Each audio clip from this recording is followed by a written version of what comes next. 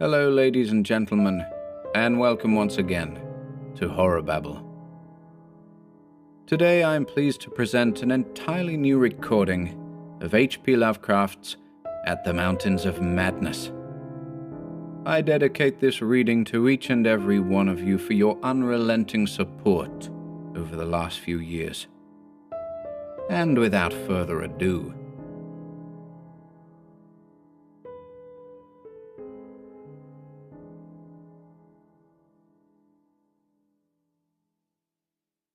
At the Mountains of Madness.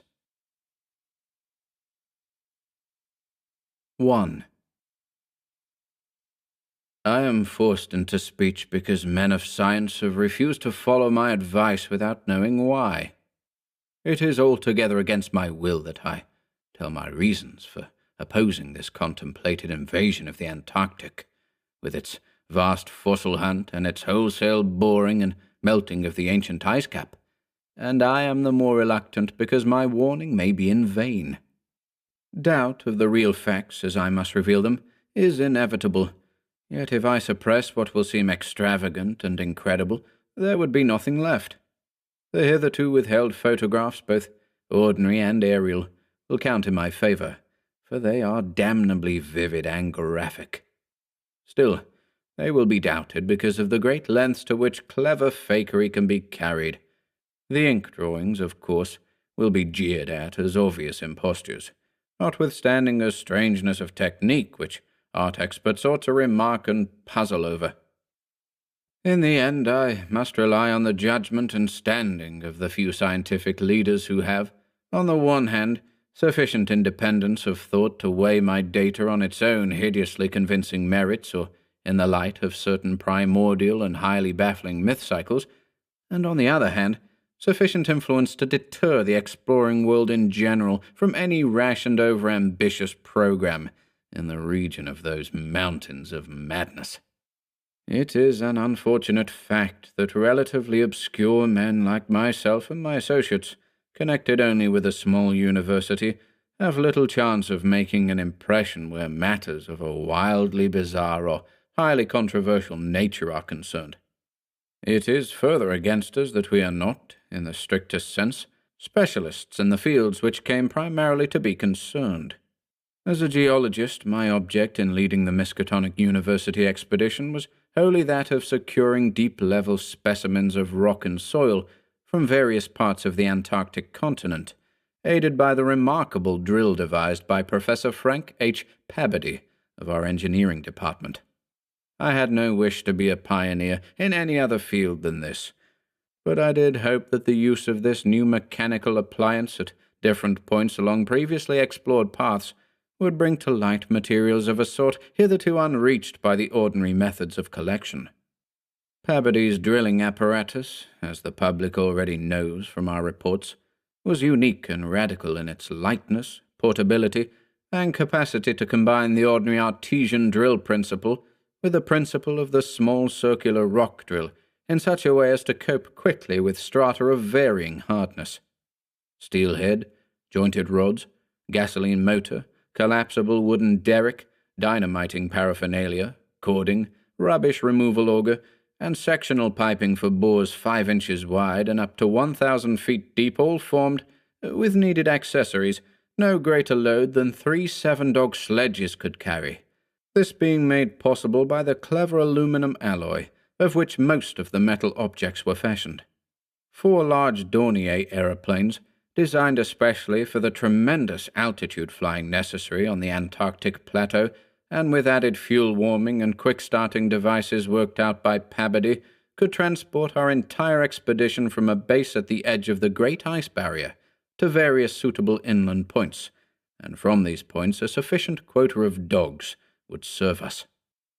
We planned to cover as great an area as one Antarctic season, or longer if absolutely necessary, would permit, operating mostly in the mountain ranges and on the plateau south of Ross Sea, regions explored in varying degree by Shackleton, Amundsen, Scott, and Byrd, with frequent changes of camp made by aeroplane and involving distances great enough to be of geological significance.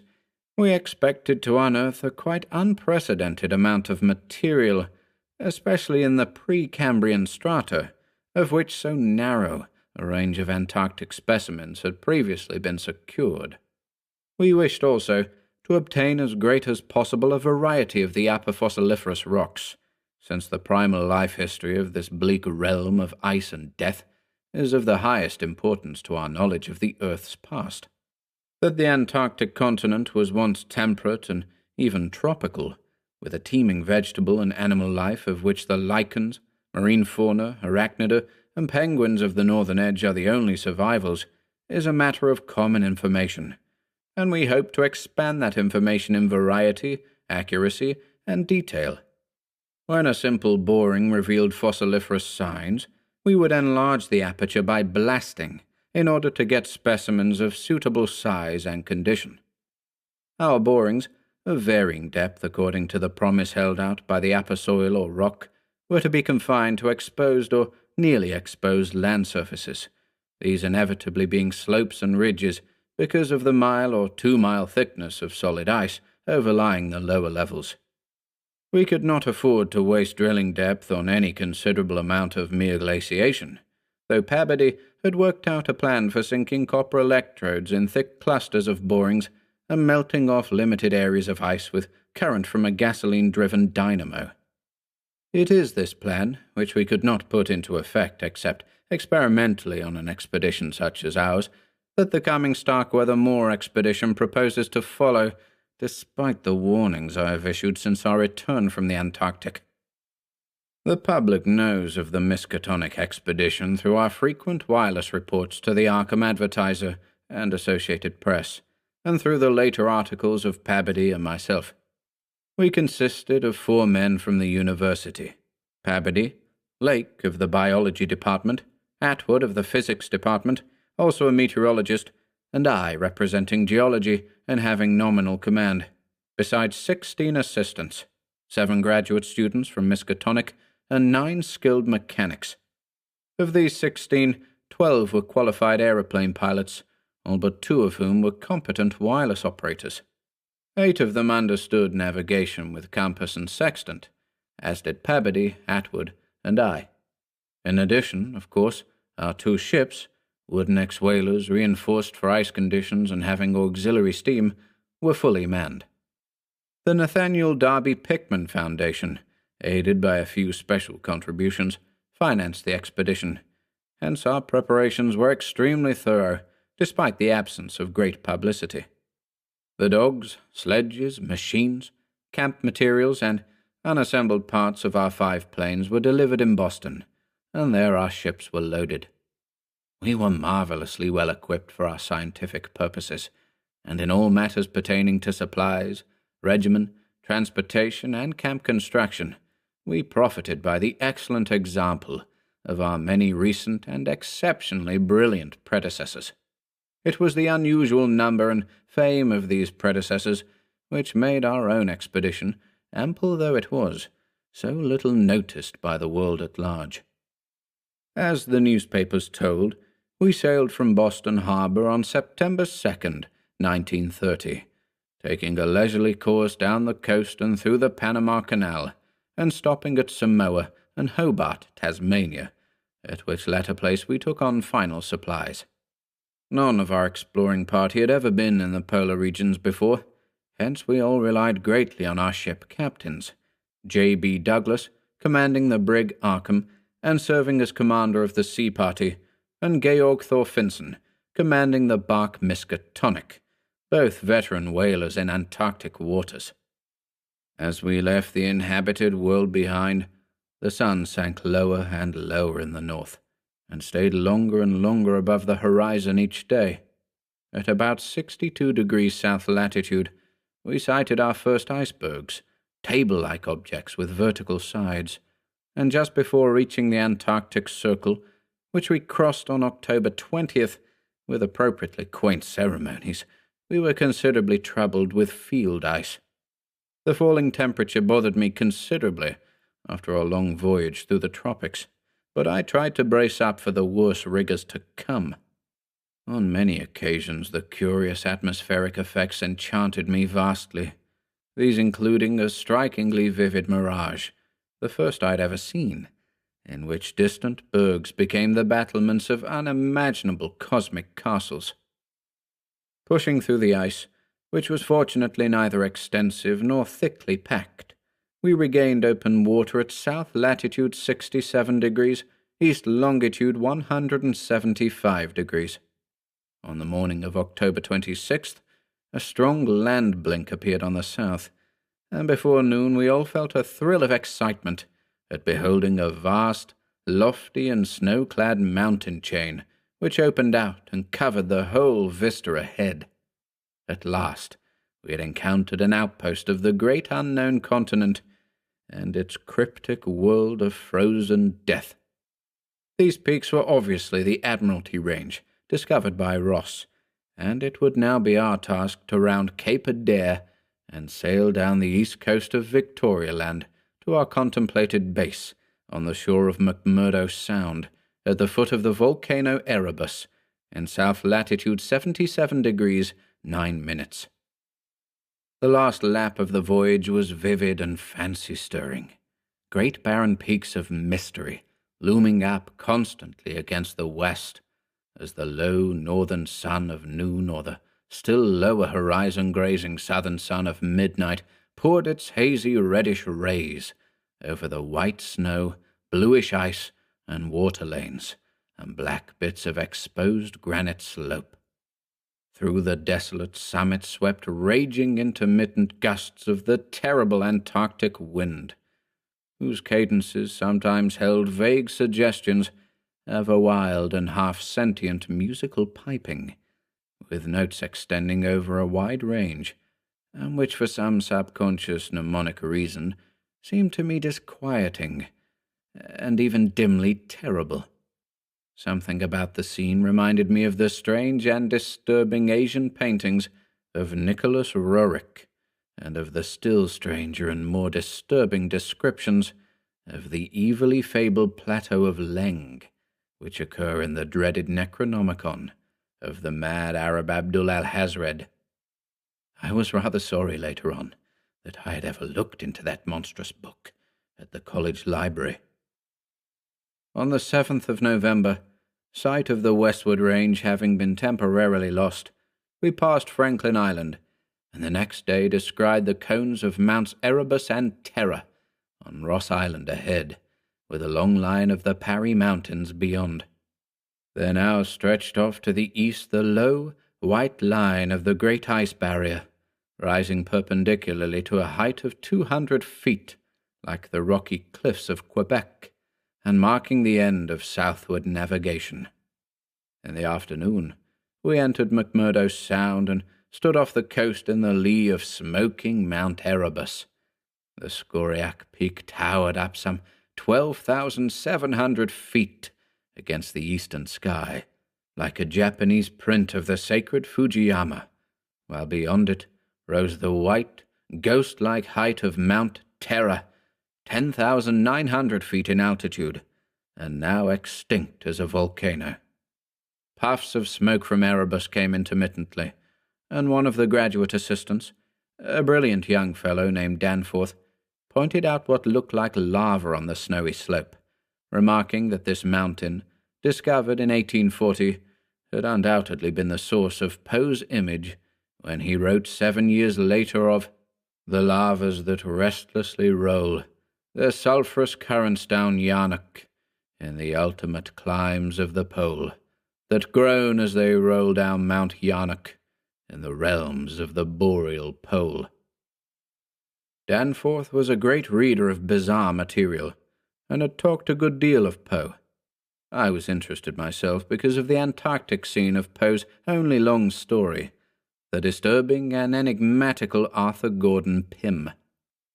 On the barren shore, and on the lofty ice barrier in the background, myriads of grotesque penguins squawked and flapped their fins, while many fat seals were visible on the water, swimming or sprawling across large cakes of slowly drifting ice. Using small boats, we effected a difficult landing on Ross Island shortly after midnight on the morning of the 9th, carrying a line of cable from each of the ships and preparing to unload supplies by means of a breeches buoy arrangement.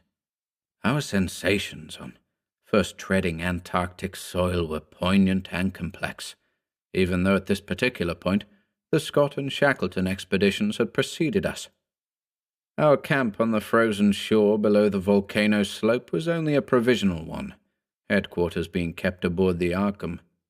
We landed all our drilling apparatus, dogs, sledges, tents, provisions, gasoline tanks, experimental ice-melting outfit, cameras both ordinary and aerial, aeroplane parts and other accessories, including 3 small portable wireless outfits, besides those in the planes, capable of communicating with the Arkham's large outfit from any part of the Antarctic continent that we would be likely to visit. The ship's outfit, communicating with the outside world, was to convey press reports to the Arkham Advertiser's powerful wireless station on Kingsport Head, Massachusetts. We hoped to complete our work during a single Antarctic summer, but if this proved impossible, we would winter on the Arkham, sending the Miskatonic north before the freezing of the ice for another summer's supplies. I need not repeat what the newspapers have already published about our early work, of our ascent of Mount Erebus, our successful mineral borings at several points on Ross Island, and the singular speed with which Pabody's apparatus accomplished them, even through solid rock layers, our provisional test of the small ice-melting equipment, our perilous ascent of the Great Barrier with sledges and supplies, and our final assembling of 5 huge aeroplanes at the camp atop the barrier. The health of our land party, 20 men and 55 Alaskan sledge dogs, was remarkable, though of course we had so far encountered no really destructive temperatures or windstorms. For the most part, the thermometer varied between 0 and 20 degrees or 25 degrees above, and our experience with New England winters had accustomed us to rigors of this sort. The barrier camp was semi-permanent and destined to be a storage cache for gasoline, provisions, dynamite, and other supplies. Only 4 of our planes were needed to carry the actual exploring material, the 5th being left with a pilot and 2 men from the ships at the storage cache to form a means of reaching us from the Arkham, in case all our exploring planes were lost. Later, when not using all the other planes for moving apparatus, we would employ 1 or 2 in a shuttle transportation service between this cache and another permanent base on the Great Plateau from 600 to 700 miles southward, beyond Beardmore Glacier. Despite the almost unanimous accounts of appalling winds and tempests that poured down from the plateau, we determined to dispense with intermediate bases, taking our chances in the interest of economy and probable efficiency. Wireless reports have spoken of the breathtaking 4-hour non-stop flight of our squadron on November 21st over the lofty shelf ice, with vast peaks rising on the west, and the unfathomed silences echoing to the sound of our engines. Wind troubled us only moderately, and our radio compasses helped us through the one opaque fog we encountered. When the vast rise loomed ahead, between latitudes 83 degrees and 84 degrees, we knew we had reached Beardmore Glacier, the largest valley glacier in the world, and that the frozen sea was now giving place to a frowning and mountainous coastline. At last, we were truly entering the white, eon-dead world of the ultimate south, and even as we realized it, we saw the peak of Mount Nansen in the eastern distance, towering up to its height of almost 15,000 feet. The successful establishment of the southern base above the glacier in latitude 86 degrees 7 minutes, east longitude 174 degrees 23 minutes, and the phenomenally rapid and effective borings and blastings made at various points reached by our sledge trips and short aeroplane flights are matters of history, as is the arduous and triumphant ascent of Mount Nansen by Pabody and 2 of the graduate students, Gedney and Carroll, on December 13th to 15th.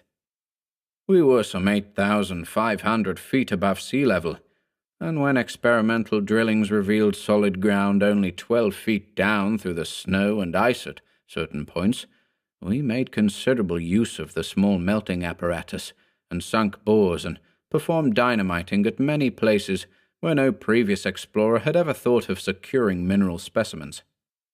The Precambrian granites and beacon sandstones thus obtained confirmed our belief that this plateau was homogeneous with the great bulk of the continent to the west, but somewhat different from the parts lying eastward below South America, which we then thought to form a separate and smaller continent, divided from the larger one by a frozen junction of Ross and Weddell seas, though Bird has since disproved the hypothesis. In certain of the sandstones, dynamited and chiseled after boring revealed their nature, we found some highly interesting fossil markings and fragments, notably ferns, seaweeds, trilobites, crinoids, and such mollusks as lingulae and gastropods, all of which seemed of real significance in connection with the region's primordial history.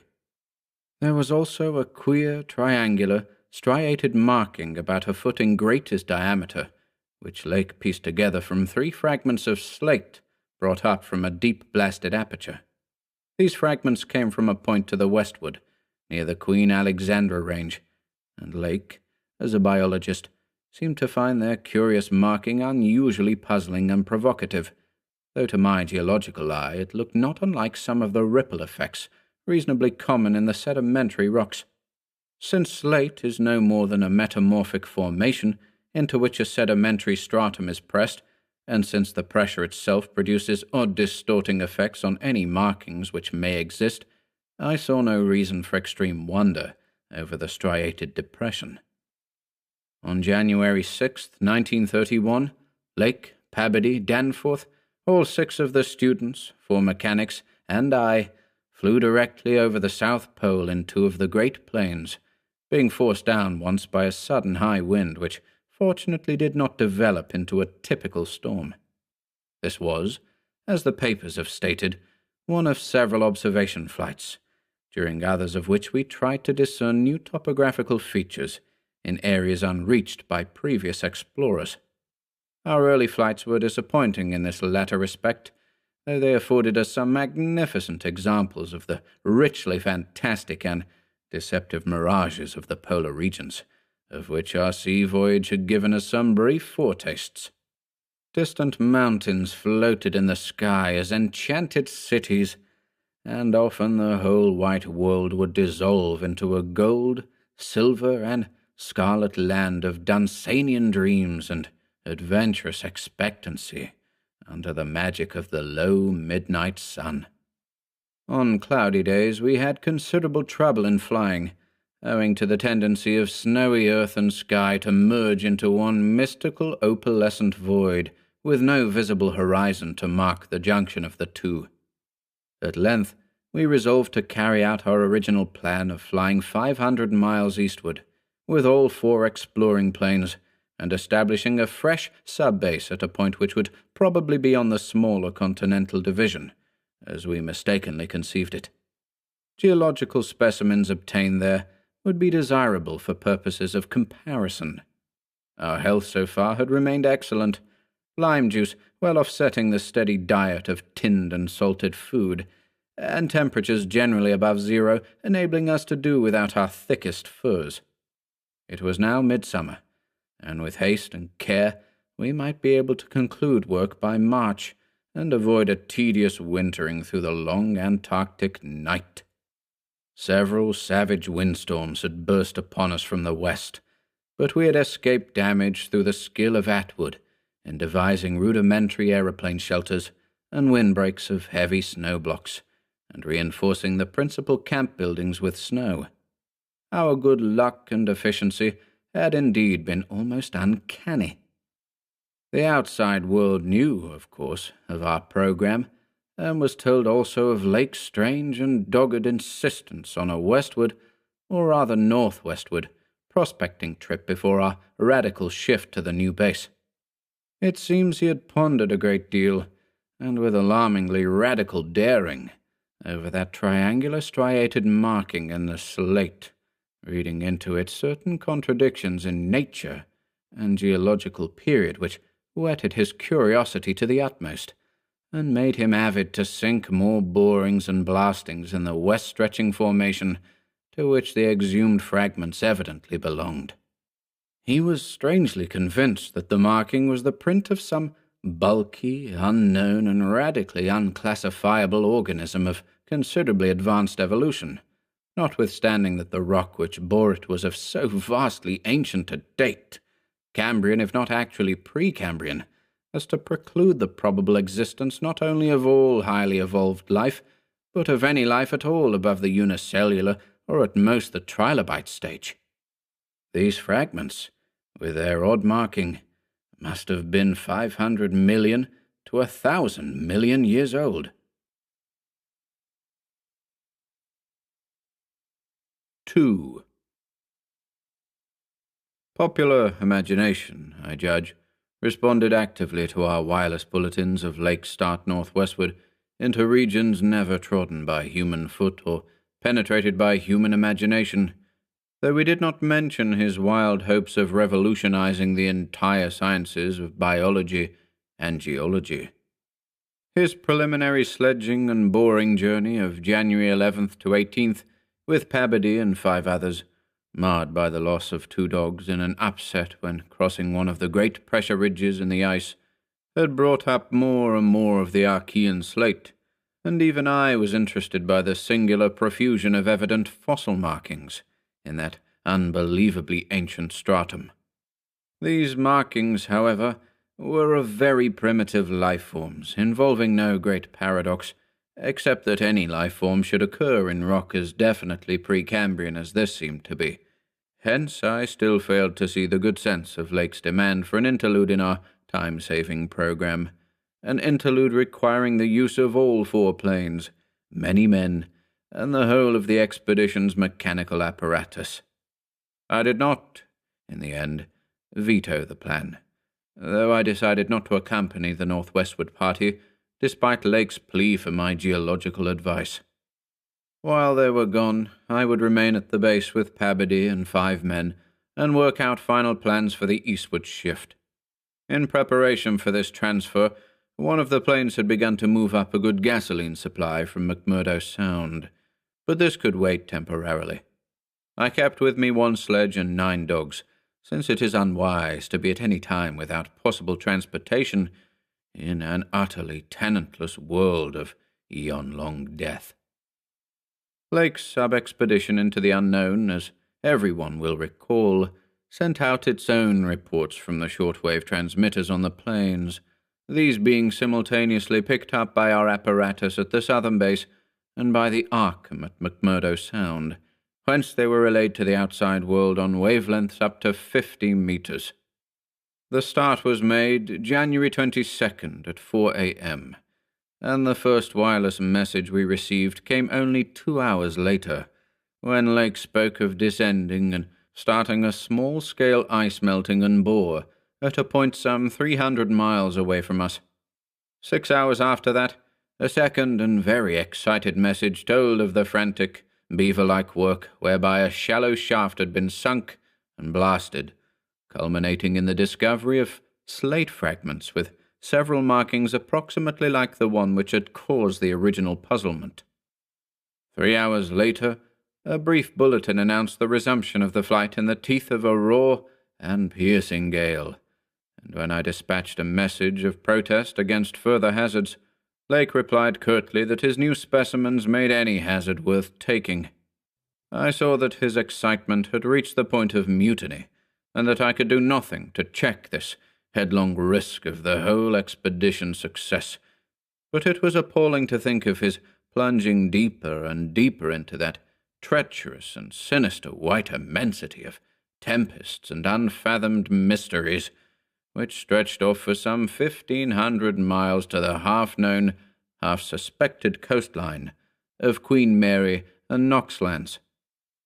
Then, in about an hour and a half more, came that doubly excited message from Lake's moving plane, which almost reversed my sentiments and made me wish I had accompanied the party. 10:05 p.m. On the wing. After snowstorm, have spied mountain range ahead higher than any hitherto seen. May equal Himalayas, allowing for height of plateau. Probable latitude 76 degrees 15 minutes, longitude 113 degrees 10 minutes east. Reach as far as can see to right and left. Suspicion of 2 smoking cones. All peaks black and bare of snow. Gale blowing off them impedes navigation. After that, Pabody, the men, and I hung breathlessly over the receiver. Thought of this titanic mountain rampart 700 miles away inflamed our deepest sense of adventure, and we rejoiced that our expedition, if not ourselves personally, had been its discoverers. In half an hour, Lake called us again. Moulton's plane forced down on plateau and foothills, but nobody hurt and perhaps can repair. She'll transfer essentials to other 3 for return or further moves if necessary, but no more heavy plane travel needed just now. Mountains surpass anything in imagination. I'm going up scouting in Carroll's plane, with all weight out. You can't imagine anything like this. The highest peaks must go over 35,000 feet. Everest out of the running. Outward to work out height with theodolite, while Carroll and I go up. Probably wrong about cones, for formations look stratified. Possibly Precambrian slate with other strata mixed in. Queer skyline effects. Regular sections of cubes clinging to highest peaks. Whole thing marvelous in red-gold light of low sun. Like land of mystery in a dream or gateway to forbidden world of untrodden wonder. Wish you were here to study. Though it was technically sleeping time, not one of us listeners thought for a moment of retiring. It must have been a good deal the same at McMurdo Sound, where the supply cache and the Arkham were also getting the messages, for Captain Douglas gave out a call congratulating everybody on the important find, and Sherman, the cache operator, seconded his sentiments. We were sorry, of course, about the damaged aeroplane, but hoped it could be easily mended. Then, at 11 p.m., came another call from Lake. Well, with Carroll over highest foothills. Don't dare try really tall peaks in present weather, but shall later. Frightful work climbing, and hard going at this altitude, but worth it. Great range fairly solid, hence can't get any glimpses beyond. Main summits exceed Himalayas, and very queer. Range looks like Precambrian slate, with plain signs of many other upheaved strata. Was wrong about volcanism. Goes farther in either direction than we can see. Swept clear of snow above 21,000 feet. Odd formations on slopes of ice mountains. Great low square blocks with exactly vertical sides, and rectangular lines of low vertical ramparts, like the old Asian castles clinging to steep mountains in Rurik's paintings. Impressive from distance. Flew close to some, and Carroll thought they were formed of smaller, separate pieces, but that is probably weathering. Most edges crumbled and rounded off as if exposed to storms and climate changes for millions of years. Parts, especially upper parts, seemed to be of lighter coloured rock than any visible strata on slopes proper, hence an evidently crystalline origin. Close flying shows many cave mouths, some unusually regular in outline, square or semicircular. You must come and investigate. Think I saw ramparts squarely on top of one peak. Height seems about 30,000 to 35,000 feet. I'm up 21,500 myself, in devilish gnawing cold. Wind whistles and pipes through passes and in and out of caves, but no flying danger so far. From then on, for another half hour, Lake kept up a running fire of comment, and expressed his intention of climbing some of the peaks on foot. I replied that I would join him as soon as he could send a plane, and that Pabody and I would work out the best gasoline plan, just where and how to concentrate our supply in view of the expedition's altered character.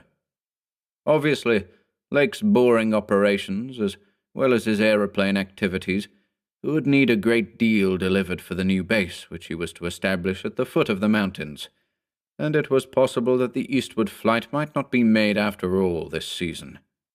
In connection with this business, I called Captain Douglas and asked him to get as much as possible out of the ships and up the barrier with a single dog team we had left there.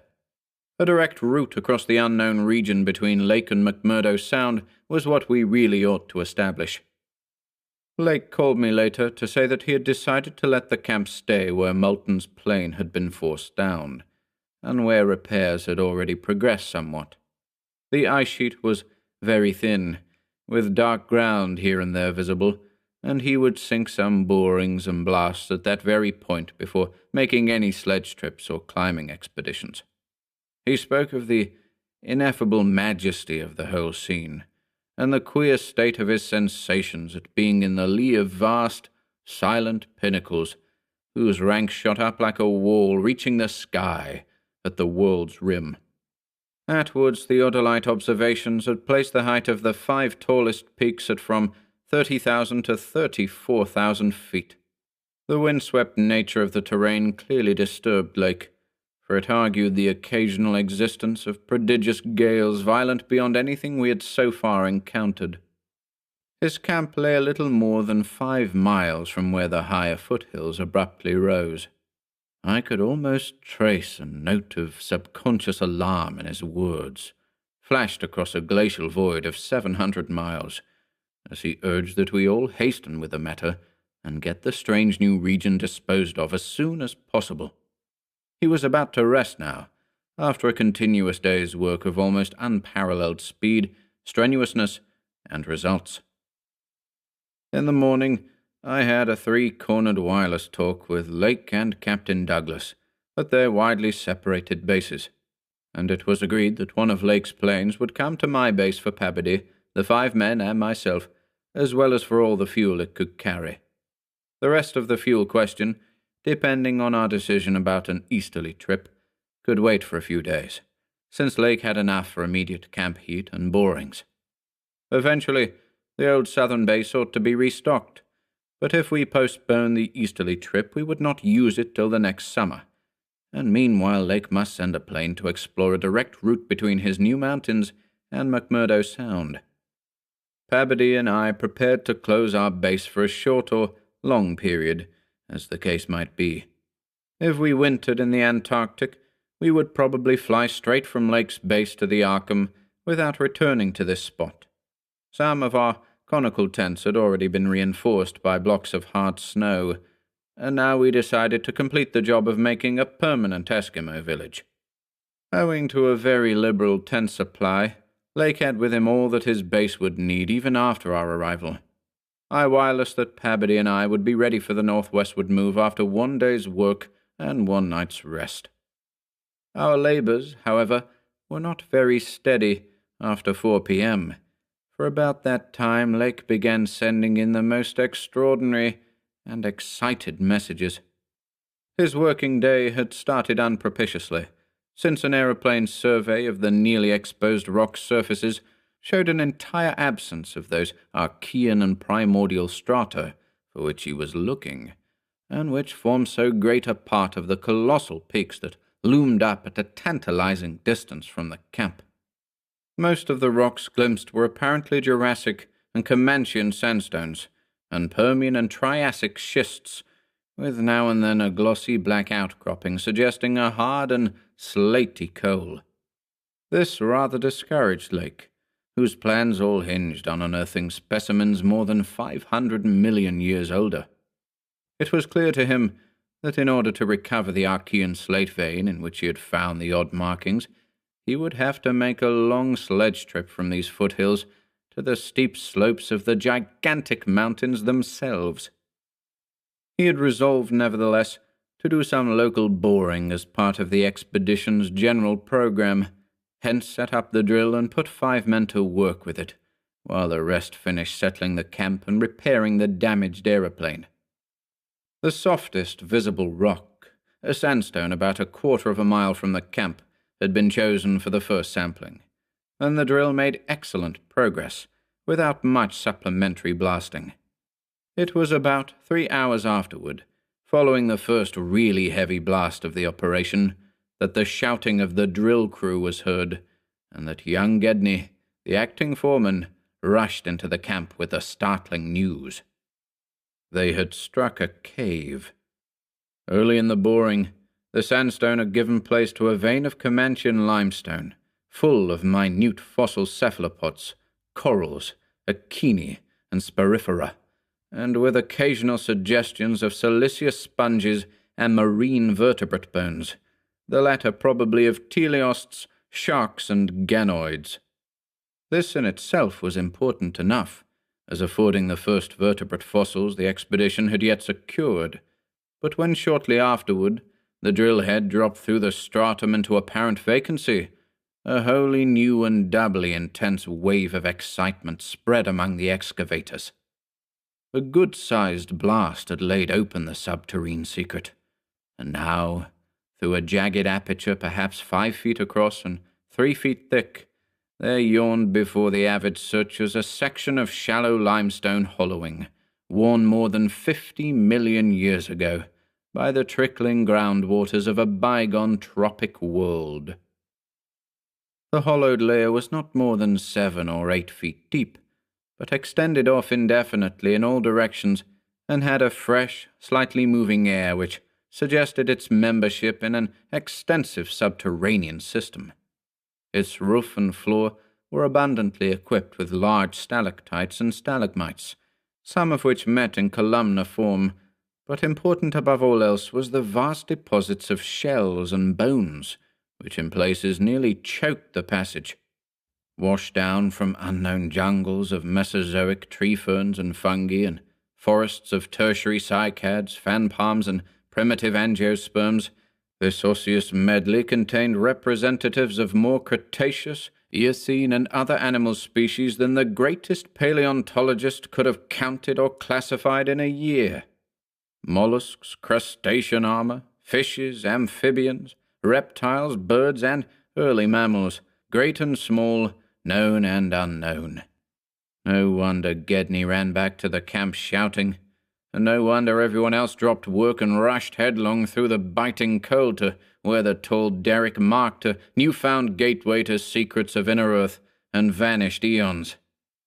When Lake had satisfied the first keen edge of his curiosity, he scribbled a message in his notebook and had young Moulton run back to the camp to dispatch it by wireless.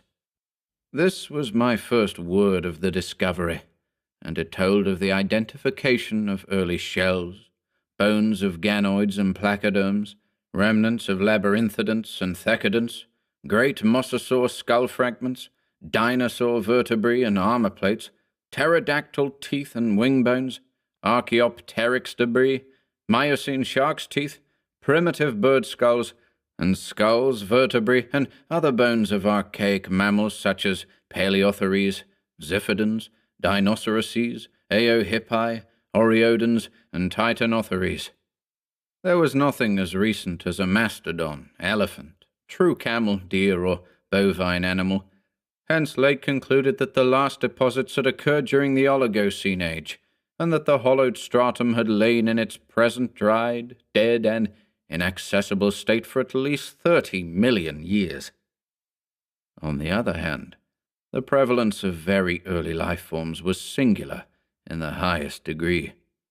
Though the limestone formation was, on the evidence of such typical embedded fossils as ventriculites, positively and unmistakably Comanchian, and not a particle earlier, the free fragments in the hollow space included a surprising proportion from organisms hitherto considered as peculiar to far older periods, even rudimentary fishes, mollusks, and corals as remote as the Silurian or Ordovician.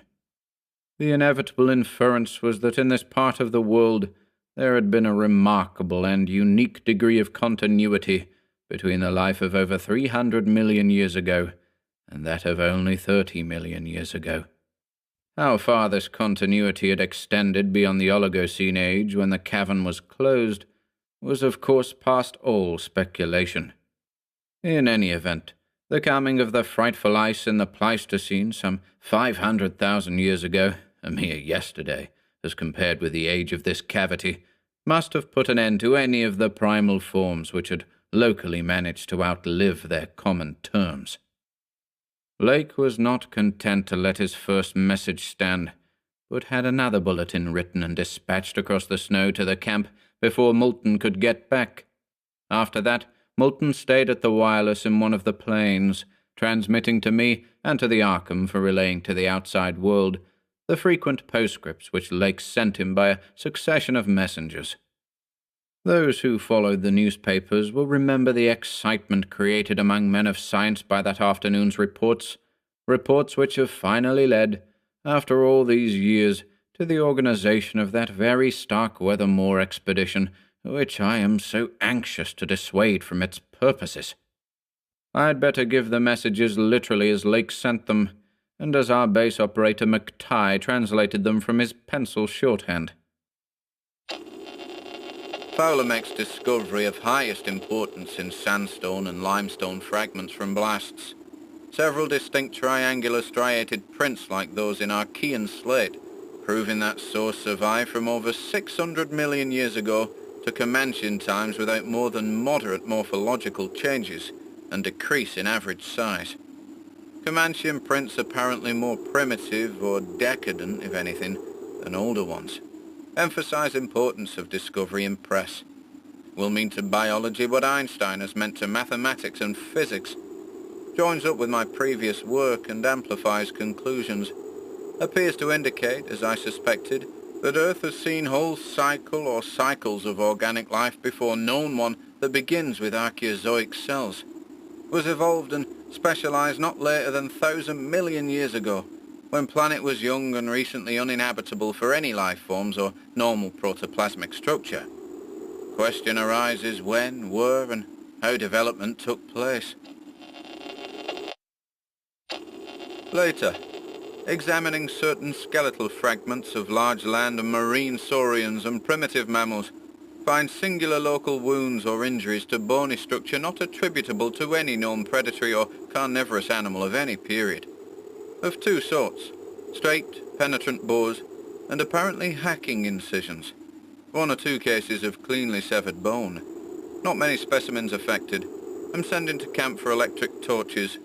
We'll extend search area underground by hacking away stalactites. Still later, have found peculiar soapstone fragment about 6 inches across and 1.5 inches thick, wholly unlike any visible local formation. Greenish, but no evidences to place its period. Has curious smoothness and regularity, shaped like 5-pointed star with tips broken off, and signs of other cleavage at inward angles and in center of surface.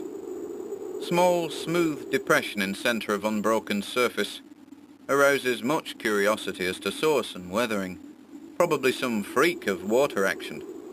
Carroll, with magnifier, thinks he can make out additional markings of geologic significance.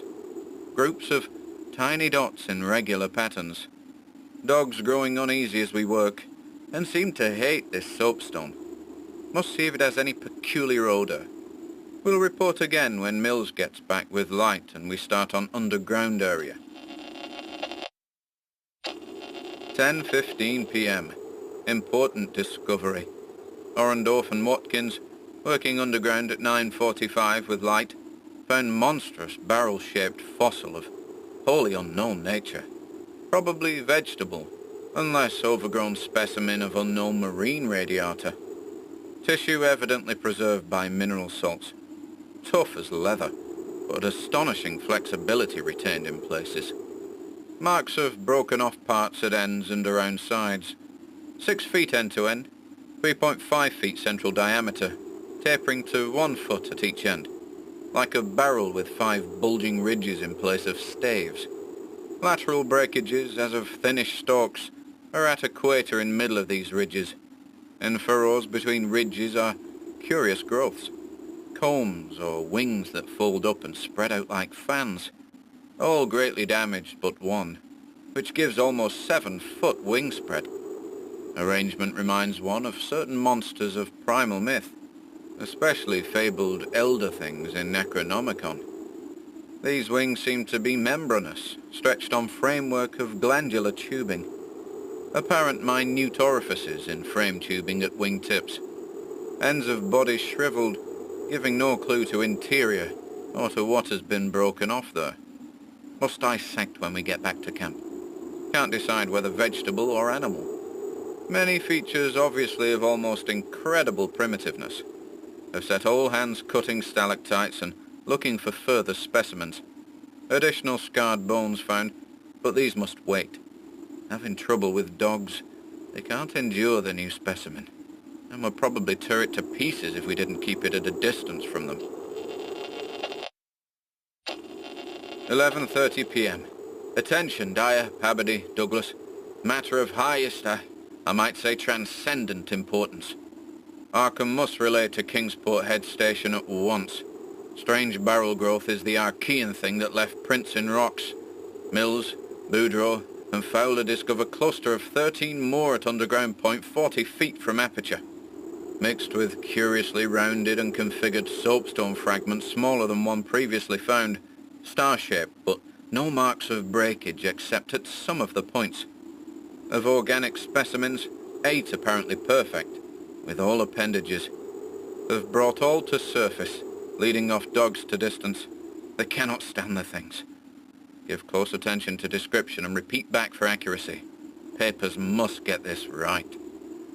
Objects are 8 feet long all over. 6'5" ridged barrel torso, 3.5 feet central diameter, 1 foot end diameters. Dark grey, flexible and infinitely tough. 7-foot membranous wings of same colour, found folded, spread out of furrows between ridges.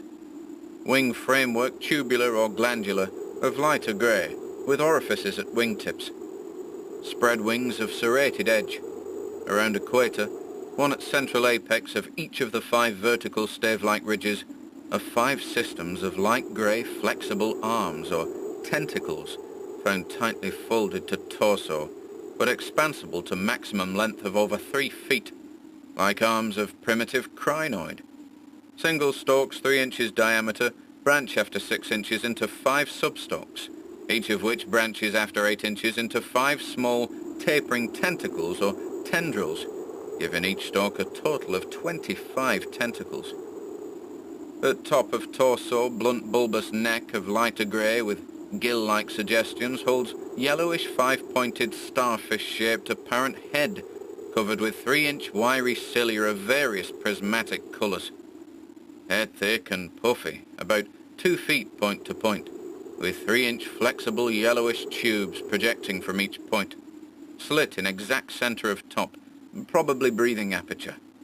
At end of each tube is spherical expansion where yellowish membrane rolls back on handling to reveal glassy, red-irised globe, evidently an eye.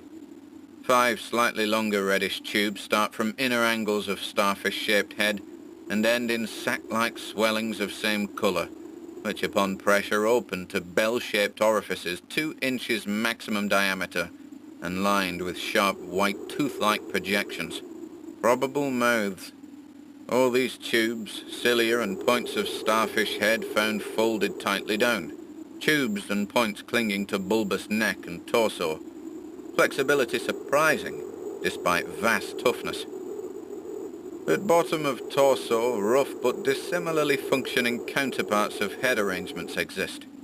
Bulbous light grey pseudo-neck, without gill suggestions, holds greenish 5-pointed starfish arrangement. Tough, muscular arms 4 feet long and tapering from 7 inches diameter at base to about 2.5 at point. To each point is attached small end of a greenish, 5-veined membranous triangle 8 inches long and 6 wide at farther end. This is the paddle, fin or pseudo-foot, which has made prints in rocks from 1,000 million to 50 or 60 million years old.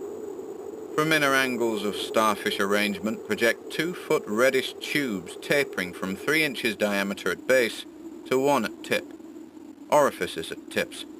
All these parts infinitely tough and leathery, but extremely flexible.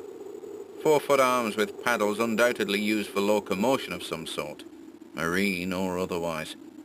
When moved, display suggestions of exaggerated muscularity.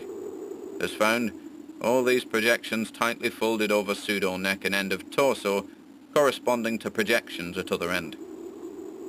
Cannot yet assign positively to animal or vegetable kingdom, but odds now favour animal.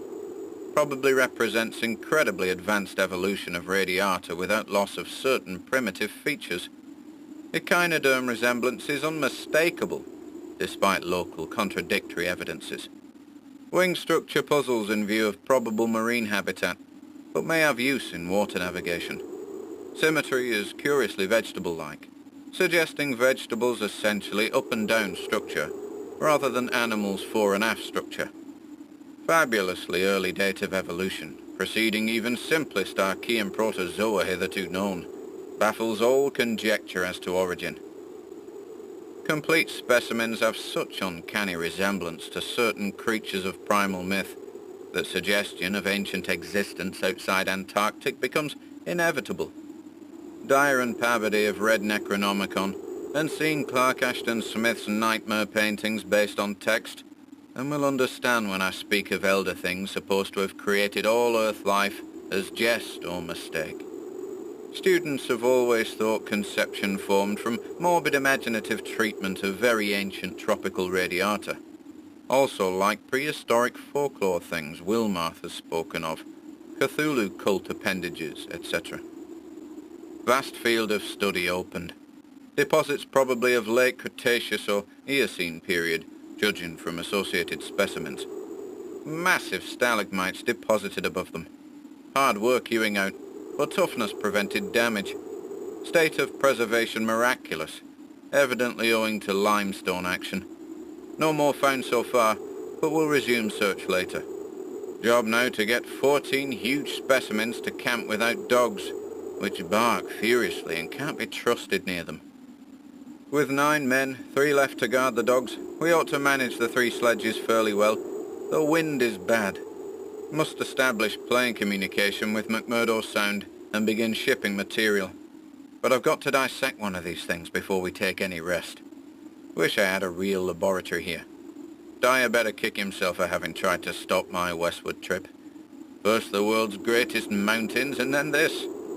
If this last isn't the high spot of the expedition, I don't know what is. We're made scientifically. Congrats, Pabody, on the drill that opened up the cave. Now, will Arkham please repeat description? The sensations of Pabody and myself at receipt of this report were almost beyond description, nor were our companions much behind us in enthusiasm. McTighe, who had hastily translated a few high spots as they came from the droning receiving set, wrote out the entire message from his shorthand version as soon as Lake's operator signed off. All appreciated the epoch-making significance of the discovery, and I sent Lake congratulations as soon as the Arkham's operator had repeated back the descriptive parts as requested, and my example was followed by Sherman from his station at the McMurdo Sound supply cache, as well as by Captain Douglas of the Arkham. Later, as head of the expedition, I added some remarks to be relayed through the Arkham to the outside world. Of course, rest was an absurd thought amidst this excitement, and my only wish was to get to Lake's camp as quickly as I could. It disappointed me when he sent word that a rising mountain gale made early aerial travel impossible. But within an hour and a half, interest again rose to banish disappointment. Lake was sending more messages, and told of the completely successful transportation of the 14 great specimens to the camp. It had been a hard pull, for the things were surprisingly heavy, but 9 men had accomplished it very neatly. Now some of the party were hurriedly building a snow corral at a safe distance from the camp, to which the dogs could be brought for greater convenience in feeding. The specimens were laid out on the hard snow near the camp, save for one on which Lake was making crude attempts at dissection. This dissection seemed to be a greater task than had been expected, for despite the heat of a gasoline stove and the newly raised laboratory tent, The deceptively flexible tissues of the chosen specimen, a powerful and intact one, lost nothing of their more than leathery toughness. Blake was puzzled as to how he might make the requisite incisions without violence destructive enough to upset all the structural niceties he was looking for. He had, it is true, 7 more perfect specimens, but these were too few to use up recklessly, unless the cave might later yield an unlimited supply. Accordingly, he removed the specimen and dragged in one which, though having remnants of the starfish arrangements at both ends, was badly crushed and partly disrupted along one of the great torso furrows. Results, quickly reported over the wireless, were baffling and provocative indeed. Nothing like delicacy or accuracy was possible with instruments hardly able to cut the anomalous tissue, but the little that was achieved left us all awed and bewildered. Existing biology would have to be wholly revised, for this thing was no product of any cell growth science knows about. There had been scarcely any mineral replacement, and despite an age of perhaps 40 million years, the internal organs were wholly intact. The leathery, undeteriorative, and almost indestructible quality was an inherent attribute of the thing's form of organization, and pertained to some Paleogean cycle of invertebrate evolution utterly beyond our powers of speculation. At first all that Lake found was dry, but as the heated tent produced its thawing effect, organic moisture of pungent and offensive odor was encountered toward the thing's uninjured side. It was not blood, but a thick, dark green fluid apparently answering the same purpose.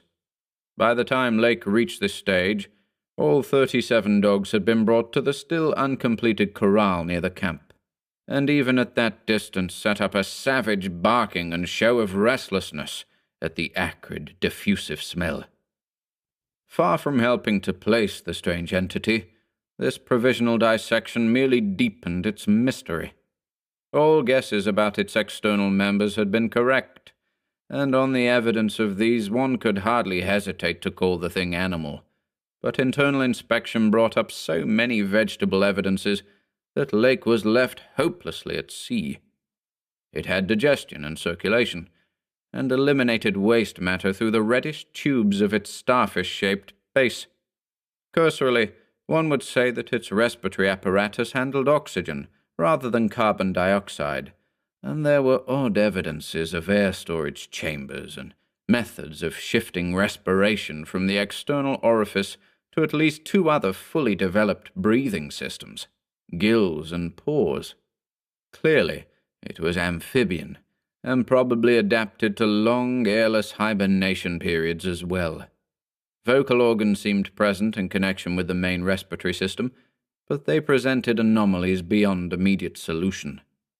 Articulate speech, in the sense of syllable utterance, seemed barely conceivable, but musical piping notes covering a wide range were highly probable. The muscular system was almost preternaturally developed. The nervous system was so complex and highly developed as to leave Lake aghast.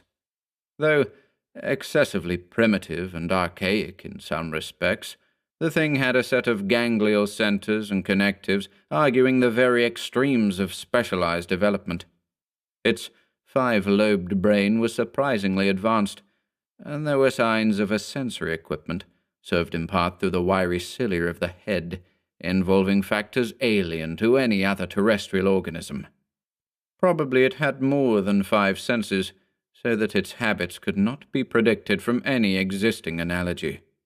It must, Lake thought, have been a creature of keen sensitiveness and delicately differentiated functions in its primal world, much like the ants and bees of today. It reproduced like the vegetable cryptogams, especially the pteridophytes, having spore cases at the tips of the wings and evidently developing from a thallus or prothallus. But to give it a name at this stage was mere folly. It looked like a radiate, but was clearly something more. It was partly vegetable, but had 3/4 of the essentials of animal structure.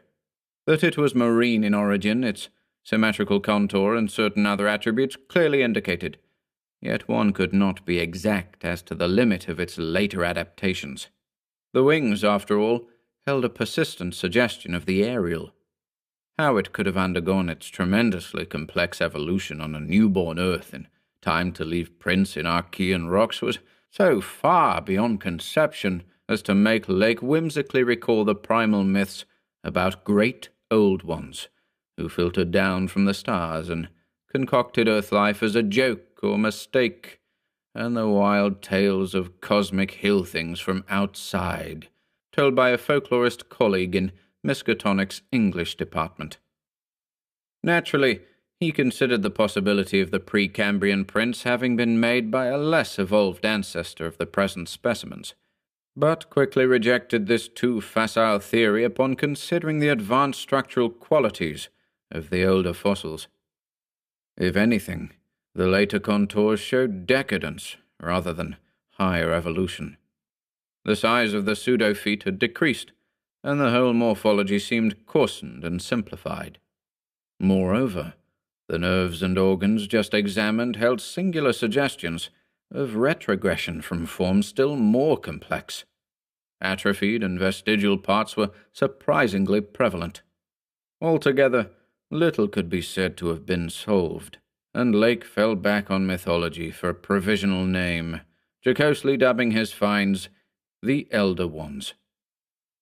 At about 2:30 a.m., having decided to postpone further work and get a little rest, he covered the dissected organism with a tarpaulin, emerged from the laboratory tent, and studied the intact specimens with renewed interest. The ceaseless Antarctic sun had begun to limber up their tissues a trifle, so that the head points and tubes of 2 or 3 showed signs of unfolding, but Lake did not believe there was any danger of immediate decomposition in the almost sub-zero air. He did, however, move all the undissected specimens closer together and throw a spare tent over them in order to keep off the direct solar rays. That would also help to keep their possible scent away from the dogs, whose hostile unrest was really becoming a problem, even at their substantial distance and behind the higher and higher snow walls, which an increased quota of the men were hastening to raise around their quarters. He had to weight down the corners of the tent cloth with heavy blocks of snow to hold it in place amidst the rising gale, for the Titan Mountains seemed about to deliver some gravely severe blasts. Early apprehensions about sudden Antarctic winds were revived, and under Atwood's supervision precautions were taken to bank the tents, new dog corral, and crude aeroplane shelters with snow on the mountainward side. These latter shelters, begun with hard snow blocks during odd moments, were by no means as high as they should have been, and Lake finally detached all hands from other tasks to work on them. It was about 4 when Lake at last prepared to sign off and advised us all to share the rest period his outfit would take when the shelter walls were a little higher. He held some friendly chat with Pabody over the ether and repeated his praise of the really marvelous drills that had helped him make his discovery. Atwood also sent greetings and praises. I gave Lake a warm word of congratulation, owning up that he was right about the western trip, and we all agreed to get in touch by wireless at 10 in the morning. If the gale was then over, Lake would send a plane for the party at my base. Just before retiring, I dispatched a final message to the Arkham, with instructions about toning down the day's news for the outside world, since the full details seemed radical enough to rouse a wave of incredulity until further substantiated. 3. None of us, I imagine, slept very heavily or continuously that morning, for both the excitement of Lake's discovery and the mounting fury of the wind were against such a thing. So savage was the blast, even where we were, that we could not help wondering how much worse it was at Lake's camp, directly under the vast unknown peaks that bred and delivered it. McTighe was awake at 10 o'clock and tried to get Lake on the wireless, as agreed, but some electrical condition and the disturbed air to the westward seemed to prevent communication. We did, however, get the Arkham, and Douglas told me that he had likewise been vainly trying to reach Lake. He had not known about the wind, for very little was blowing at McMurdo Sound, despite its persistent rage where we were. Throughout the day we all listened anxiously, and tried to get Lake at intervals, but invariably without results. About noon, a positive frenzy of wind stampeded out of the west, causing us to fear for the safety of our camp, but it eventually died down, with only a moderate relapse at 2 p.m. After 3 o'clock it was very quiet, and we redoubled our efforts to get Lake. Reflecting that he had 4 planes, each provided with an excellent shortwave outfit, we could not imagine any ordinary accident capable of crippling all his wireless equipment at once.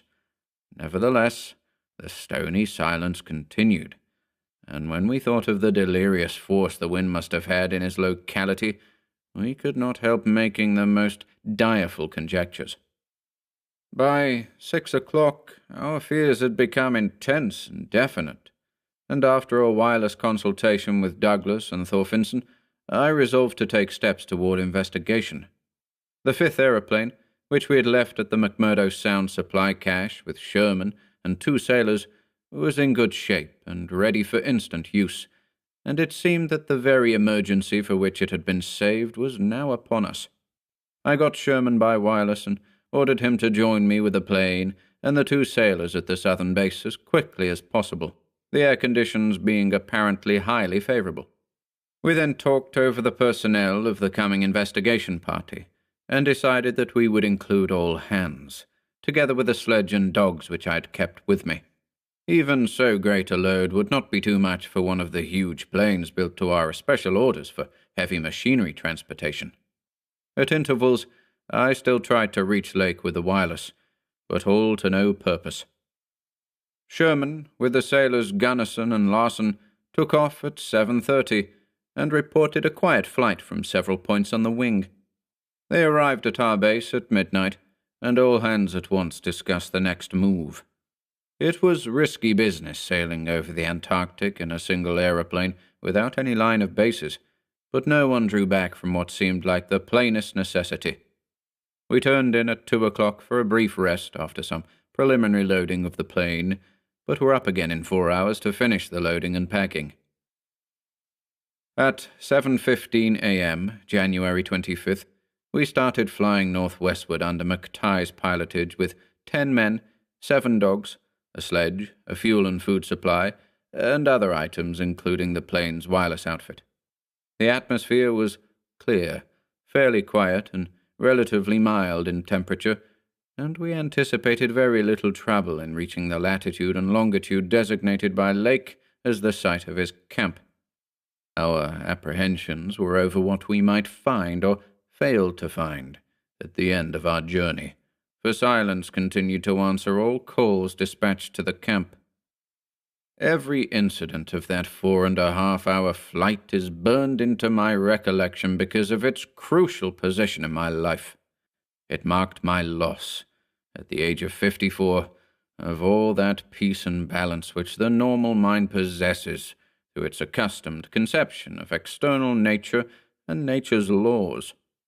Thenceforward the 10 of us, but the student Danforth and myself above all others, were to face a hideously amplified world of lurking horrors, which nothing can erase from our emotions, and which we would refrain from sharing with mankind in general if we could. The newspapers have printed the bulletins we sent from the moving plane, telling of our non-stop course, our 2 battles with treacherous upper-air gales, our glimpse of the broken surface where Lake had sunk his mid-journey shaft 3 days before, and our sight of a group of those strange fluffy snow cylinders noted by a Munson and Bird as rolling in the wind across the endless leagues of frozen plateau. There came a point, though, when our sensations could not be conveyed in any words the press would understand, and a later point when we had to adopt an actual rule of strict censorship. The sailor, Larson, was first to spy the jagged line of witch-like cones and pinnacles ahead, and his shouts sent everyone to the windows of the great cabined plane. Despite our speed, they were very slow in gaining prominence, hence we knew that they must be infinitely far off, and visible only because of their abnormal height. Little by little, however, they rose grimly into the western sky, allowing us to distinguish various bare, bleak, blackish summits, and to catch the curious sense of fantasy which they inspired as seen in the reddish Antarctic light against the provocative background of iridescent ice dust clouds. In the whole spectacle there was a persistent, pervasive hint of stupendous secrecy and potential revelation, as if these stark, nightmare spires marked the pylons of a frightful gateway into forbidden spheres of dream and complex gulfs of remote time, space, and ultradimensionality. I could not help feeling that they were evil things, mountains of madness whose farther slopes looked out over some accursed ultimate abyss.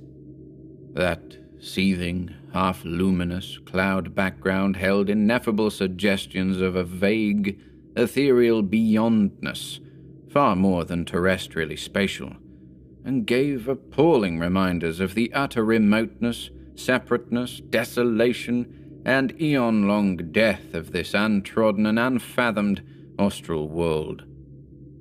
It was young Danforth who drew our notice to the curious regularities of the higher mountain skyline, regularities like clinging fragments of perfect cubes, which Lake had mentioned in his messages, and which indeed justified his comparison with the dreamlike suggestions of primordial temple ruins on cloudy Asian mountaintops, so subtly and strangely painted by Rurik. There was indeed something hauntingly Rurik-like about this whole unearthly continent of mountainous mystery. I had felt it in October when we first caught sight of Victoria Land, and I felt it afresh now. I felt, too, another wave of uneasy consciousness of Archean mythical resemblances, of how disturbingly this lethal realm corresponded to the evilly famed plateau of Leng in the primal writings. Mythologists have placed Leng in Central Asia, but the racial memory of man, or of his predecessors, is long, and it may well be that certain tales have come down from lands and mountains and temples of horror earlier than Asia, and earlier than any human world we know.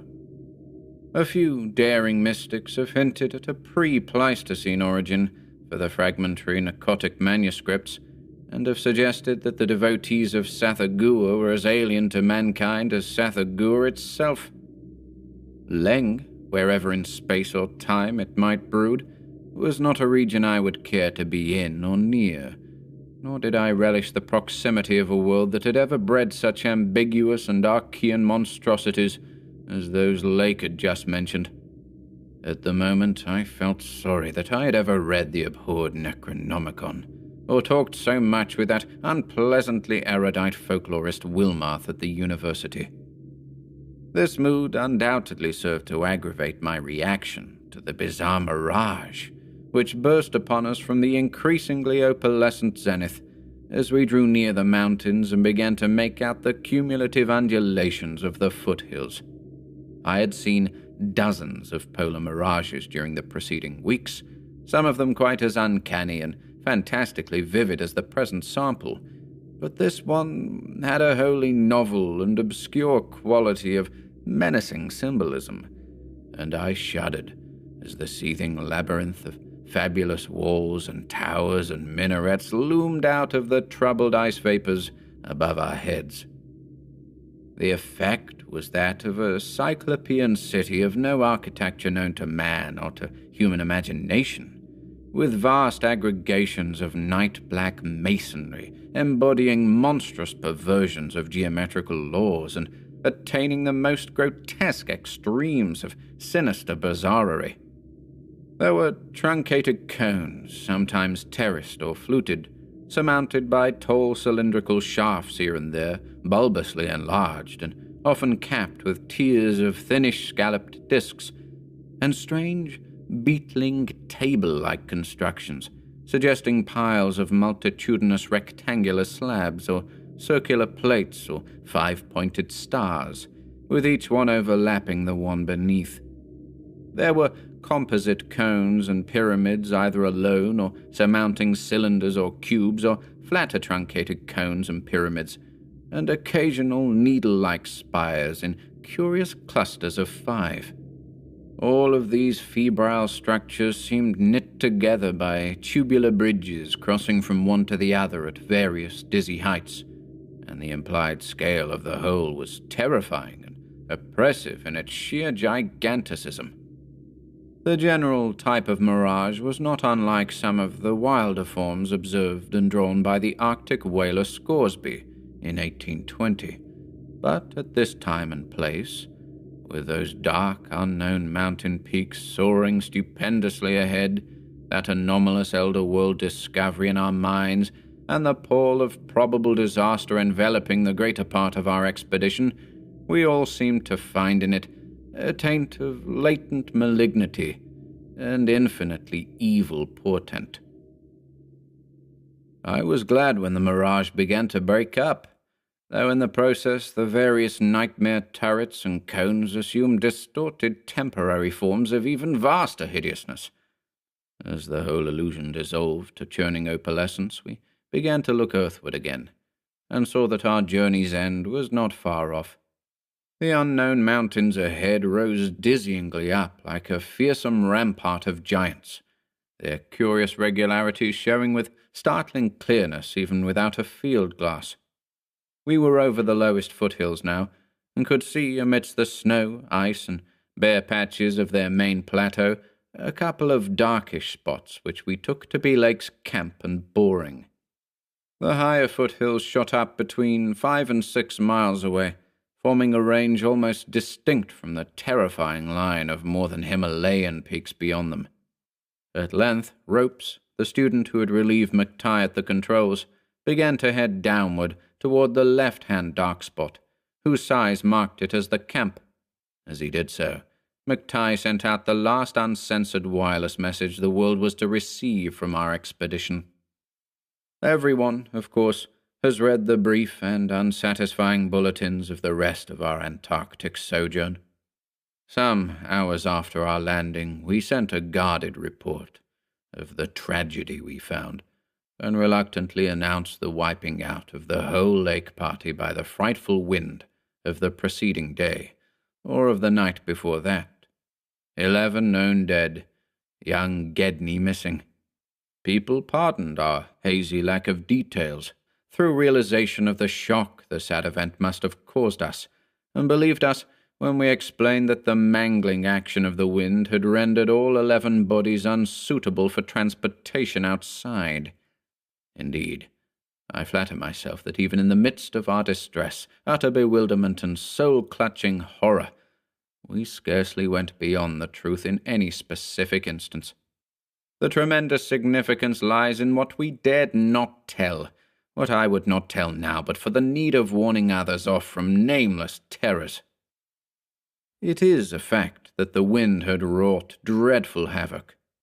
Whether all could have lived through it, even without the other thing, is gravely open to doubt.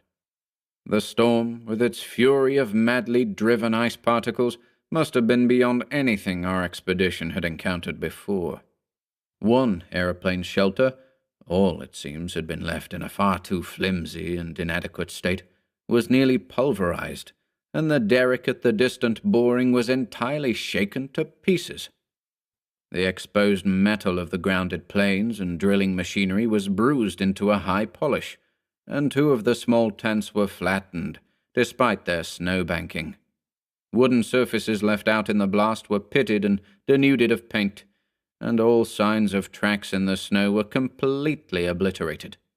It is also true that we found none of the Archean biological objects in a condition to take outside as a whole. We did gather some minerals from a vast tumbled pile, including several of the greenish soapstone fragments whose odd 5-pointed rounding and faint patterns of grouped dots caused so many doubtful comparisons, and some fossil bones, among which were the most typical of the curiously injured specimens. None of the dogs survived, their hurriedly built snow enclosure near the camp being almost wholly destroyed. The wind may have done that, though the greater breakage on the side next the camp, which was not the windward one, suggests an outward leap or break of the frantic beasts themselves. All 3 sledges were gone, and we have tried to explain that the wind may have blown them off into the unknown. The drill and ice-melting machinery at the boring were too badly damaged to warrant salvage, so we used them to choke up that subtly disturbing gateway to the past which Lake had blasted. We likewise left at the camp the 2 most shaken up of the planes, since our surviving party had only 4 real pilots, Sherman, Danforth, McTighe, and Ropes, in all, with Danforth in a poor nervous shape to navigate. We brought back all the books, scientific equipment, and other incidentals we could find, though much was rather unaccountably blown away. Spare tents and furs were either missing or badly out of condition. It was approximately 4 p.m., after wide-plane cruising had forced us to give Gedney up for lost, that we sent our guarded message to the Arkham for relaying, and I think we did well to keep it as calm and non-committal as we succeeded in doing. The most we said about agitation concerned our dogs, whose frantic uneasiness near the biological specimens was to be expected from poor Lake's accounts. We did not mention, I think, their display of the same uneasiness when sniffing around the queer greenish soapstones and certain other objects in the disordered region, objects including scientific instruments, aeroplanes, and machinery both at the camp and at the boring, whose parts had been loosened, moved, or otherwise tampered with by winds that must have harbored singular curiosity and investigativeness. About the 14 biological specimens we were pardonably indefinite. We said that the only ones we discovered were damaged, but that enough was left of them to prove Lake's description wholly and impressively accurate.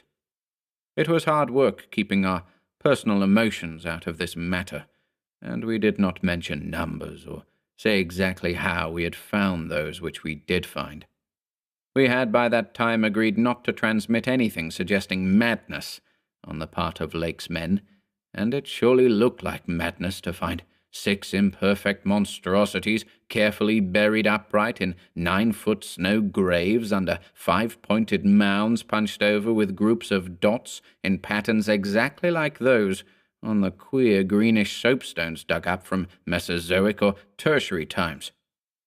The 8 perfect specimens mentioned by Lake seem to have been completely blown away. We were careful, too, about the public's general peace of mind. Hence Danforth and I said little about that frightful trip over the mountains the next day. It was the fact that only a radically lightened plane could possibly cross a range of such height which mercifully limited that scouting tour to the 2 of us. On our return at 1 a.m., Danforth was close to hysterics, but kept an admirably stiff upper lip. It took no persuasion to make him promise not to show our sketches and the other things we brought away in our pockets, not to say anything more to the others than what we had agreed to relay outside, and to hide our camera films for private development later on, so that part of my present story will be as new to Pabody, McTighe, Ropes, Sherman, and the rest as it will be to the world in general.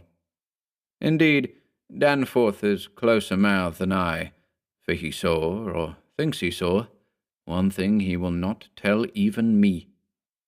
As all know, our report included a tale of a hard ascent, a confirmation of Lake's opinion that the great peaks are of Archean slate and other very primal crumpled strata unchanged since at least Middle Comanchean times, a conventional comment on the regularity of the clinging cube and rampart formations, a decision that the cave mouths indicate dissolved calcareous veins, a conjecture that certain slopes and passes would permit of the scaling and crossing of the entire range by seasoned mountaineers, and a remark that the mysterious other side holds a lofty and immense superplateau, as ancient and unchanging as the mountains themselves. 20,000 feet in elevation, with grotesque rock formations protruding through a thin glacial layer, and with low, gradual foothills between the general plateau surface and the sheer precipices of the highest peaks. This body of data is in every respect true, so far as it goes, and it completely satisfied the men at the camp. We laid our absence of 16 hours, a longer time than our announced flying, landing, reconnoitering, and rock-collecting program called for, to a long mythical spell of adverse wind conditions, and told truly of our landing on the farther foothills. Fortunately, our tale sounded realistic and prosaic enough not to tempt any of the others into emulating our flight. Had any tried to do that, I would have used every ounce of my persuasion to stop them, and I do not know what Danforth would have done. While we were gone, Pabody, Sherman, Ropes, McTighe, and Williamson had worked like beavers over Lake's two best planes, fitting them again for use despite the altogether unaccountable juggling of their operative mechanism. We decided to load all the planes the next morning and start back for our old base as soon as possible. Even though indirect, that was the safest way to work toward McMurdo Sound, for a straight-line flight across the most utterly unknown stretches of the eon-dead continent would involve many additional hazards. Further exploration was hardly feasible in view of our tragic decimation and the ruin of our drilling machinery, and the doubts and horrors around us, which we did not reveal, made us wish only to escape from this austral world of desolation and brooding madness as swiftly as we could. As the public knows, our return to the world was accomplished without further disasters. All planes reached the old base on the evening of the next day, January 27th, after a swift non-stop flight, and on the 28th we made McMurdo Sound in 2 laps, the one pause being very brief, and occasioned by a faulty rudder in the furious wind over the ice shelf after we had cleared the great plateau. In 5 days more, the Arkham and Miskatonic, with all hands and equipment on board, were shaking clear of the thickening field ice and working up Ross Sea with the mocking mountains of Victorialand looming westward against a troubled Antarctic sky and twisting the wind's wails into a wide-ranged musical piping which chilled my soul to the quick. Less than a fortnight later we left the last hint of polar land behind us, and thanked heaven that we were clear of a haunted, accursed realm where life and death, space and time, have made black and blasphemous alliances in the unknown epochs since matter first writhed and swam on the planet's scarce-cooled crust. Since our return, we have all constantly worked to discourage Antarctic exploration and have kept certain doubts and guesses to ourselves with splendid unity and faithfulness. Even young Danforth, with his nervous breakdown, has not flinched or babbled to his doctors. Indeed, as I have said, there is one thing he thinks he alone saw which he will not tell even me, though I think it would help his psychological state if he would consent to do so. It might explain and relieve much, though perhaps the thing was no more than the delusive aftermath of an earlier shock. That is the impression I gather, after those rare, irresponsible moments when he whispers disjointed things to me, things which he repudiates vehemently as soon as he gets a grip on himself again. It will be hard work deterring others from the Great White South, and some of our efforts may directly harm our cause by drawing inquiring notice. We might have known from the first that human curiosity is undying, and that the results we announced would be enough to spur others ahead on the same age-long pursuit of the unknown. Lake's reports of those biological monstrosities had aroused naturalists and paleontologists to the highest pitch, though we were sensible enough not to show the detached parts we had taken from the actual buried specimens, or our photographs of those specimens as they were found. We also refrained from showing the more puzzling of the scarred bones and greenish soapstones, while Danforth and I have closely guarded the pictures we took or drew on the super plateau across the range, and the crumpled things we smoothed, studied in terror, and brought away in our pockets. But now that Starkweather Moor party is organizing, and with a thoroughness far beyond anything our outfit attempted. If not dissuaded, they will get to the innermost nucleus of the Antarctic, and melt and bore till they bring up that which may end the world we know. So I must break through all reticences at last, even about that ultimate nameless thing, beyond the mountains of madness.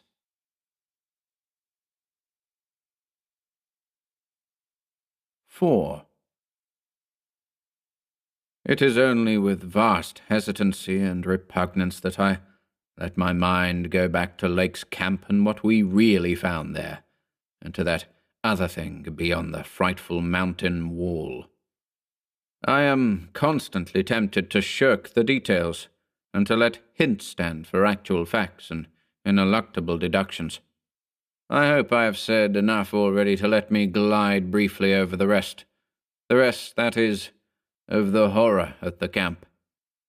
I have told of the wind-ravaged terrain, the damaged shelters, the disarranged machinery, the varied uneasinesses of our dogs, the missing sledges and other items, the deaths of men and dogs, the absence of Gedney, and the 6 insanely buried biological specimens, strangely sound in texture for all their structural injuries, from a world 40 million years dead. I do not recall whether I mentioned that upon checking up the canine bodies we found one dog missing. We did not think much about that till later. Indeed, only Danforth and I have thought of it at all. The principal things I have been keeping back relate to the bodies, and to certain subtle points which may or may not lend a hideous and incredible kind of rationale to the apparent chaos. At the time I tried to keep the men's minds off those points, for it was so much simpler, so much more normal, to lay everything to an outbreak of madness on the part of some of Lake's party. From the look of things, that demon mountain wind must have been enough to drive any man mad in the midst of this center of all earthly mystery and desolation. The crowning abnormality, of course, was the condition of the bodies, men and dogs alike. They had all been in some terrible kind of conflict, and were torn and mangled in fiendish and altogether inexplicable ways.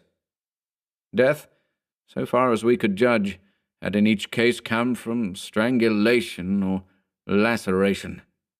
The dogs had evidently started the trouble, for the state of their ill-built corral bore witness to its forcible breakage from within. It had been set some distance from the camp because of the hatred of the animals for those hellish Archean organisms, but the precaution seemed to have been taken in vain. When left alone in that monstrous wind behind flimsy walls of insufficient height, they must have stampeded. Whether from the wind itself or from some subtle, increasing odor emitted by the nightmare specimens, one could not say. Those specimens, of course, had been covered with a tent cloth, yet the low Antarctic sun had beat steadily upon that cloth, and Lake had mentioned that solar heat tended to make the strangely sound and tough tissues of the things relax and expand.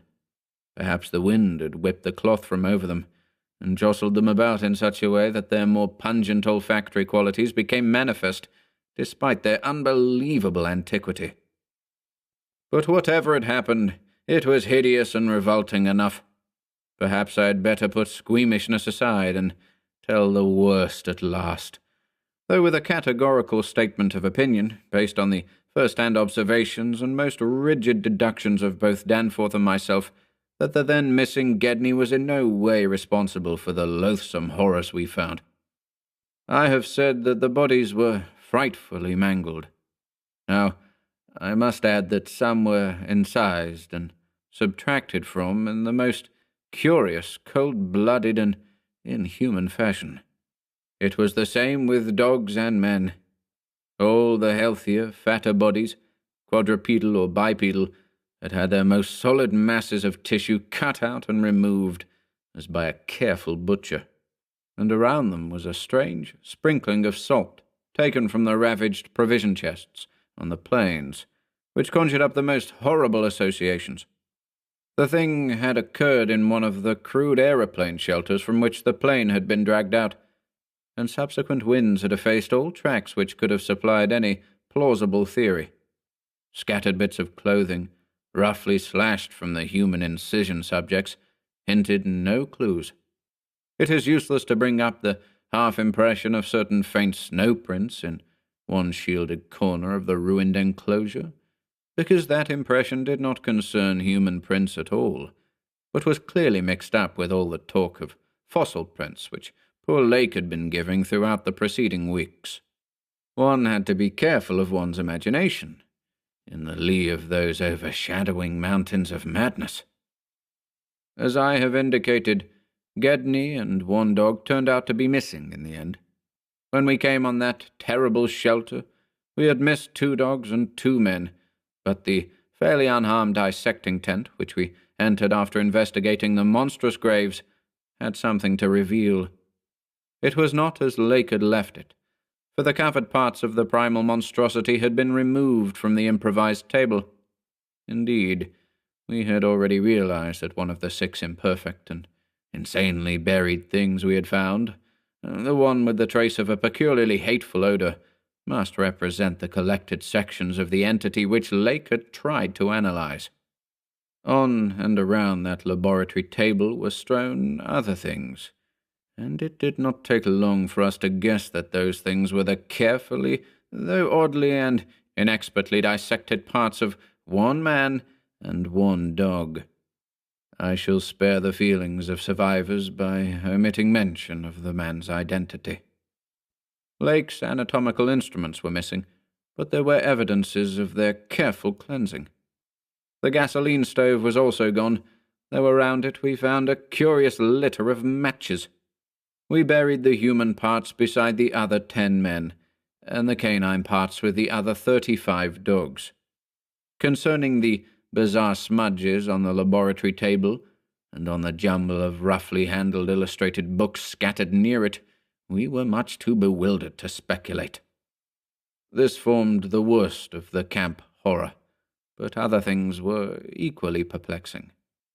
The disappearance of Gedney, the 1 dog, the 8 uninjured biological specimens, the 3 sledges, and certain instruments, illustrated technical and scientific books, writing materials, electric torches and batteries, food and fuel, heating apparatus, spare tents, fursuits, and the like, was utterly beyond sane conjecture, as were likewise the spatter-fringed ink blots on certain pieces of paper, and the evidences of curious alien fumbling and experimentation around the plains, and all other mechanical devices both at the camp and at the boring. The dogs seemed to abhor this oddly disordered machinery. Then, too, there was the upsetting of the larder, the disappearance of certain staples, and the jarringly comical heap of tin cans pried open in the most unlikely ways, and at the most unlikely places. The profusion of scattered matches, intact, broken, or spent, formed another minor enigma, as did the 2 or 3 tent cloths and fursuits which we found lying about with peculiar and unorthodox slashings conceivably due to clumsy efforts at unimaginable adaptations. The maltreatment of the human and canine bodies, and the crazy burial of the damaged Archean specimens, were all of a piece with this apparent disintegrative madness. In view of just such an eventuality as the present one, we carefully photographed all the main evidences of insane disorder at the camp, and shall use the prints to buttress our pleas against the departure of the proposed Starkweather Moor expedition. Our first act after finding the bodies in the shelter was to photograph and open the row of insane graves with the 5-pointed snow mounds. We could not help noticing the resemblance of these monstrous mounds with their clusters of group dots to poor Lake's descriptions of the strange greenish soapstones, and when we came on some of the soapstones themselves in the great mineral pile, we found the likeness very close indeed. The whole general formation, it must be made clear, seemed abominably suggestive of the starfish head of the Archean entities, and we agreed that the suggestion must have worked potently upon the sensitized minds of Lake's overwrought party. Our own first sight of the actual buried entities formed a horrible moment, and sent the imaginations of Pabody and myself back to some of the shocking primal myths we had read and heard. We all agreed that the mere sight and continued presence of the things must have cooperated with the oppressive polar solitude and demon mountain wind in driving Lake's party mad. For madness, centering in Gedney as the only possible surviving agent, was the explanation spontaneously adopted by everybody, so far as spoken utterance was concerned, though I will not be so naive as to deny that each of us may have harboured wild guesses which sanity forbade him to formulate completely. Sherman, Pabody, and McTighe made an exhaustive aeroplane cruise over all the surrounding territory in the afternoon, sweeping the horizon with field glasses in quest of Gedney and of the various missing things. But nothing came to light. The party reported that the Titan barrier range extended endlessly to right and left alike, without any diminution in height or essential structure. On some of the peaks, though, the regular cube and rampart formations were bolder and plainer, having doubly fantastic similitudes to Rurik-painted Asian hill ruins. The distribution of cryptical cave mouths on the black snow-denuded summits seemed roughly even as far as the range could be traced. In spite of all the prevailing horrors, we were left with enough sheer scientific zeal and adventurousness to wonder about the unknown realm beyond those mysterious mountains. As our guarded messages stated, we rested at midnight after our day of terror and bafflement, but not without a tentative plan for one or more range-crossing altitude flights in a lightened plane with aerial camera and geologist's outfit, beginning the following morning.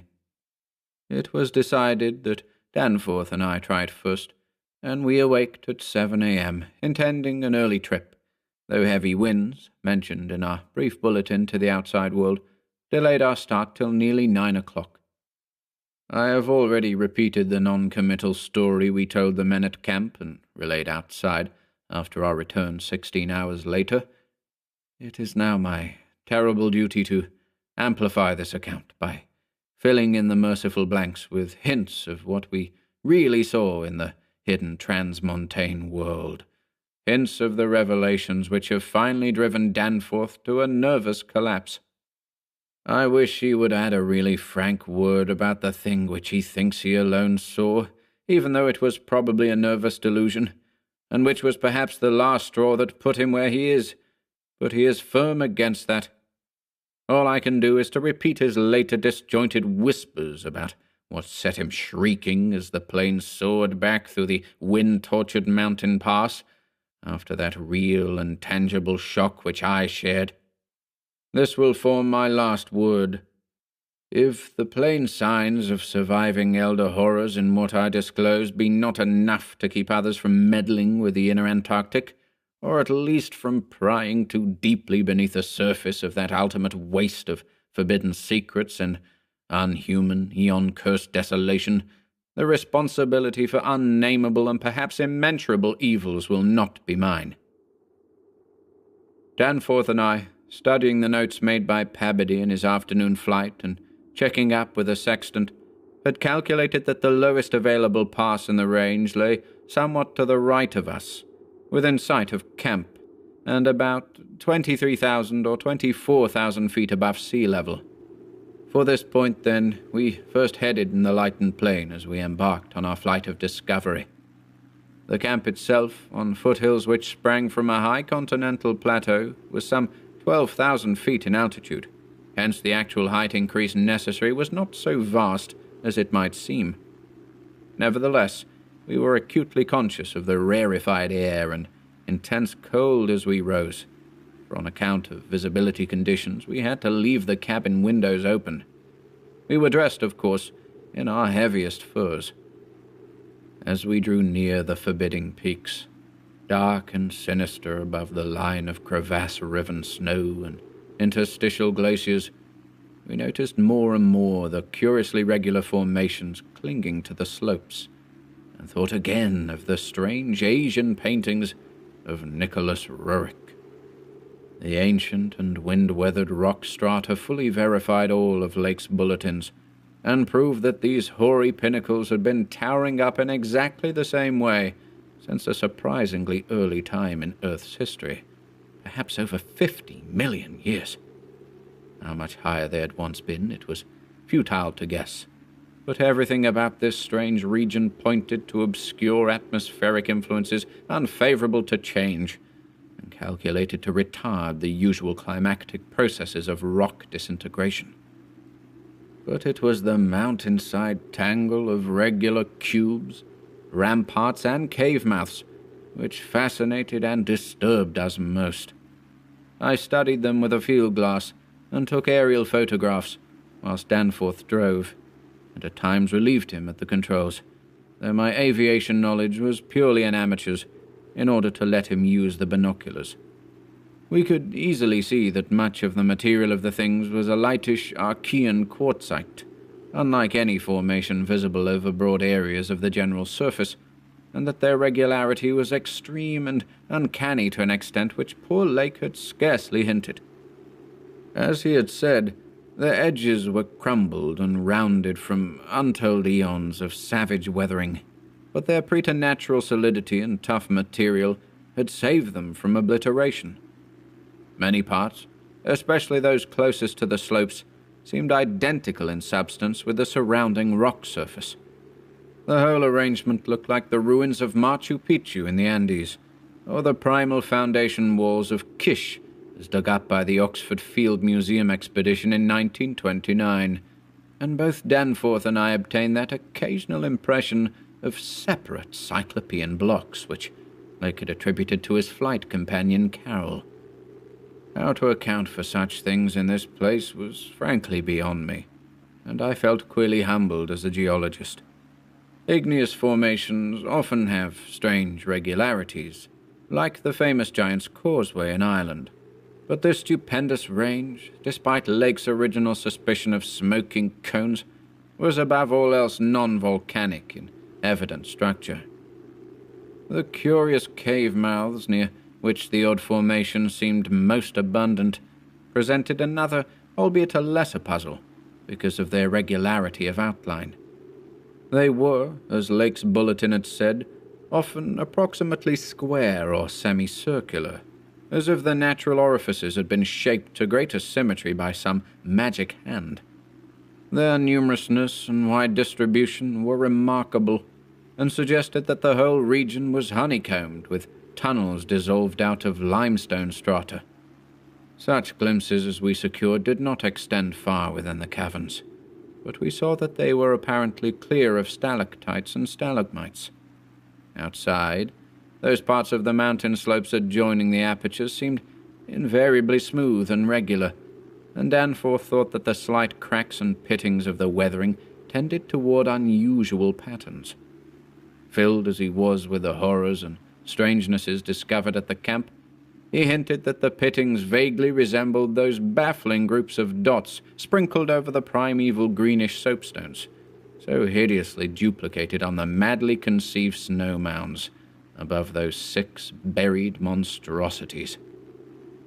We had risen gradually in flying over the higher foothills and along toward the relatively low pass we had selected. As we advanced, we occasionally looked down at the snow and ice of the land route, wondering whether we could have attempted the trip with the simpler equipment of earlier days. Somewhat to our surprise, we saw that the terrain was far from difficult as such things go, and that despite the crevasses and other bad spots, it would not have been likely to deter the sledges of a Scott, a Shackleton, or an Amundsen. Some of the glaciers appeared to lead up to wind-bared passages with unusual continuity, and upon reaching our chosen pass, we found that its case formed no exception. Our sensations of tense expectancy as we prepared to round the crest and peer out over an untrodden world can hardly be described on paper, even though we had no cause to think the regions beyond the range essentially different from those already seen and traversed. The touch of evil mystery in these barrier mountains and the beckoning sea of opalescent sky glimpsed betwixt their summits was a highly subtle and attenuated matter not to be explained in literal words. Rather was it an affair of vague psychological symbolism and aesthetic association, a thing mixed up with exotic poetry and paintings, and with archaic myths lurking in shunned and forbidden volumes. Even the wind's burden held a peculiar strain of conscious malignity, and for a second it seemed that the composite sound included a bizarre musical whistling or piping over a wide range, as the blast swept in and out of the omnipresent and resonant cave mouths. There was a cloudy note of reminiscent repulsion in the sound, as complex and unplaceable as any of the other dark impressions. We were now, after a slow ascent, at a height of 23,570 feet, according to the aneroid, and had left the region of clinging snow definitely below us. Up here were only dark, bare rock slopes and the start of rough-ribbed glaciers, but with those provocative cubes, ramparts, and echoing cave mouths to add a portent of the unnatural, the fantastic, and the dreamlike.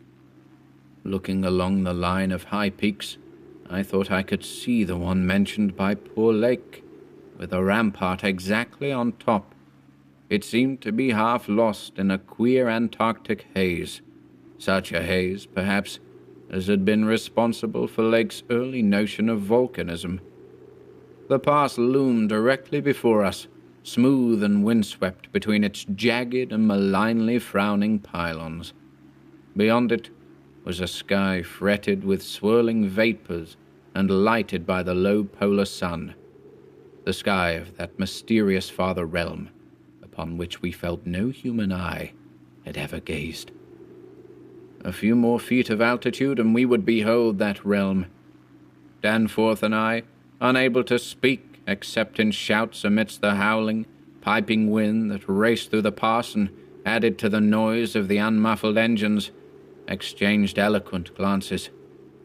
And then, having gained those last few feet, we did indeed stare across the momentous divide and over the unsampled secrets of an elder and utterly alien earth.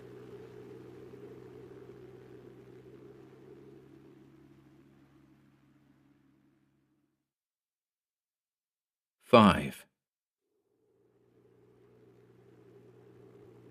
I think that both of us simultaneously cried out in mixed awe, wonder, terror, and disbelief in our own senses as we finally cleared the pass and saw what lay beyond. Of course, we must have had some natural theory in the back of our heads to steady our faculties for the moment. Probably we thought of such things as the grotesquely weathered stones of the Garden of the Gods in Colorado, or the fantastically symmetrical wind-carved rocks of the Arizona desert. Perhaps we even half thought the sight a mirage like that we had seen the morning before, on first approaching those mountains of madness. We must have had some such normal notions to fall back upon as our eyes swept that limitless, tempest-scarred plateau and grasped the almost endless labyrinth of colossal, regular, and geometrically eurythmic stone masses which reared their crumbled and pitted crests above a glacial sheet not more than 40 or 50 feet deep at its thickest, and in places obviously thinner. The effect of the monstrous sight was indescribable, for some fiendish violation of known natural law seemed certain at the outset.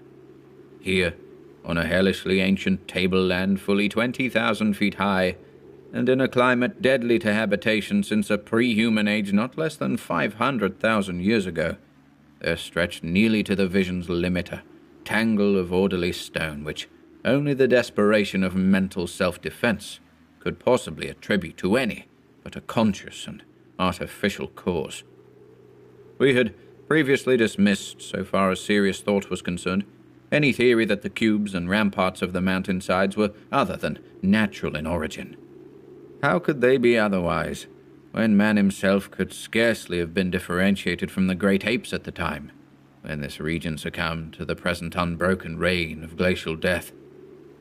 Yet now the sway of reason seemed irrefutably shaken, for this cyclopean maze of squared, curved, and angled blocks had features which cut off all comfortable refuge. It was, very clearly, the blasphemous city of the mirage in stark, objective, and ineluctable reality. That damnable portent had had a material basis after all. There had been some horizontal stratum of ice dust in the upper air, and this shocking stone survival had projected its image across the mountains according to the simple laws of reflection. Of course, the phantom had been twisted and exaggerated, and to contain things which the real source did not contain. Yet now, as we saw that real source, we thought it even more hideous and menacing than its distant image. Only the incredible, unhuman massiveness of these vast stone towers and ramparts had saved the frightful thing from utter annihilation. In the hundreds of thousands, perhaps millions of years it had brooded there amidst the blasts of a bleak upland. Corona Mundi, roof of the world. All sorts of fantastic phrases sprang to our lips as we looked dizzily down at the unbelievable spectacle. I thought again of the eldritch primal myths that had so persistently haunted me since my first sight of this dead Antarctic world, of the demoniac plateau of Leng, of the Mi-Go, or abominable snowmen of the Himalayas, of the Narcotic manuscripts with their pre-human implications, of the Cthulhu cult, of the Necronomicon, and of the Hyperborean legends of formless Sathagua, and the worse-than-formless star-spawn associated with that semi-entity. For boundless miles in every direction the thing stretched off with very little thinning. Indeed, as our eyes followed it to the right and left along the base of the low, gradual foothills which separated it from the actual mountain rim, we decided that we could see no thinning at all, except for an interruption at the left of the pass through which we had come. We had merely struck, at random, a limited part of something of incalculable extent. The foothills were more sparsely sprinkled with grotesque stone structures, linking the terrible city to the already familiar cubes and ramparts which evidently formed its mountain outposts. These latter, as well as the queer cave mouths, were as thick on the inner as on the outer sides of the mountains.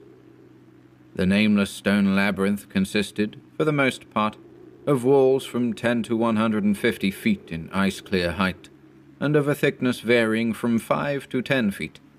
It was composed mostly of prodigious blocks of dark primordial slate, schist, and sandstone, blocks in many cases as large as 4 by 6 by 8 feet, though in several places it seemed to be carved out of a solid, uneven bedrock of Precambrian slate.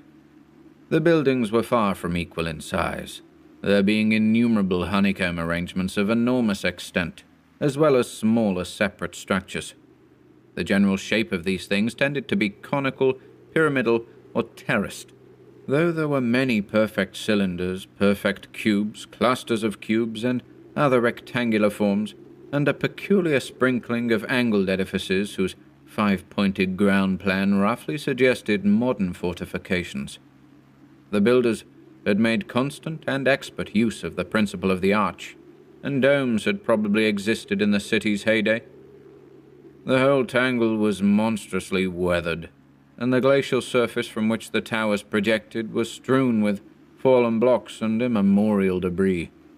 Where the glaciation was transparent, we could see the lower parts of the gigantic piles, and notice the ice-preserved stone bridges which connected the different towers at varying distances above the ground.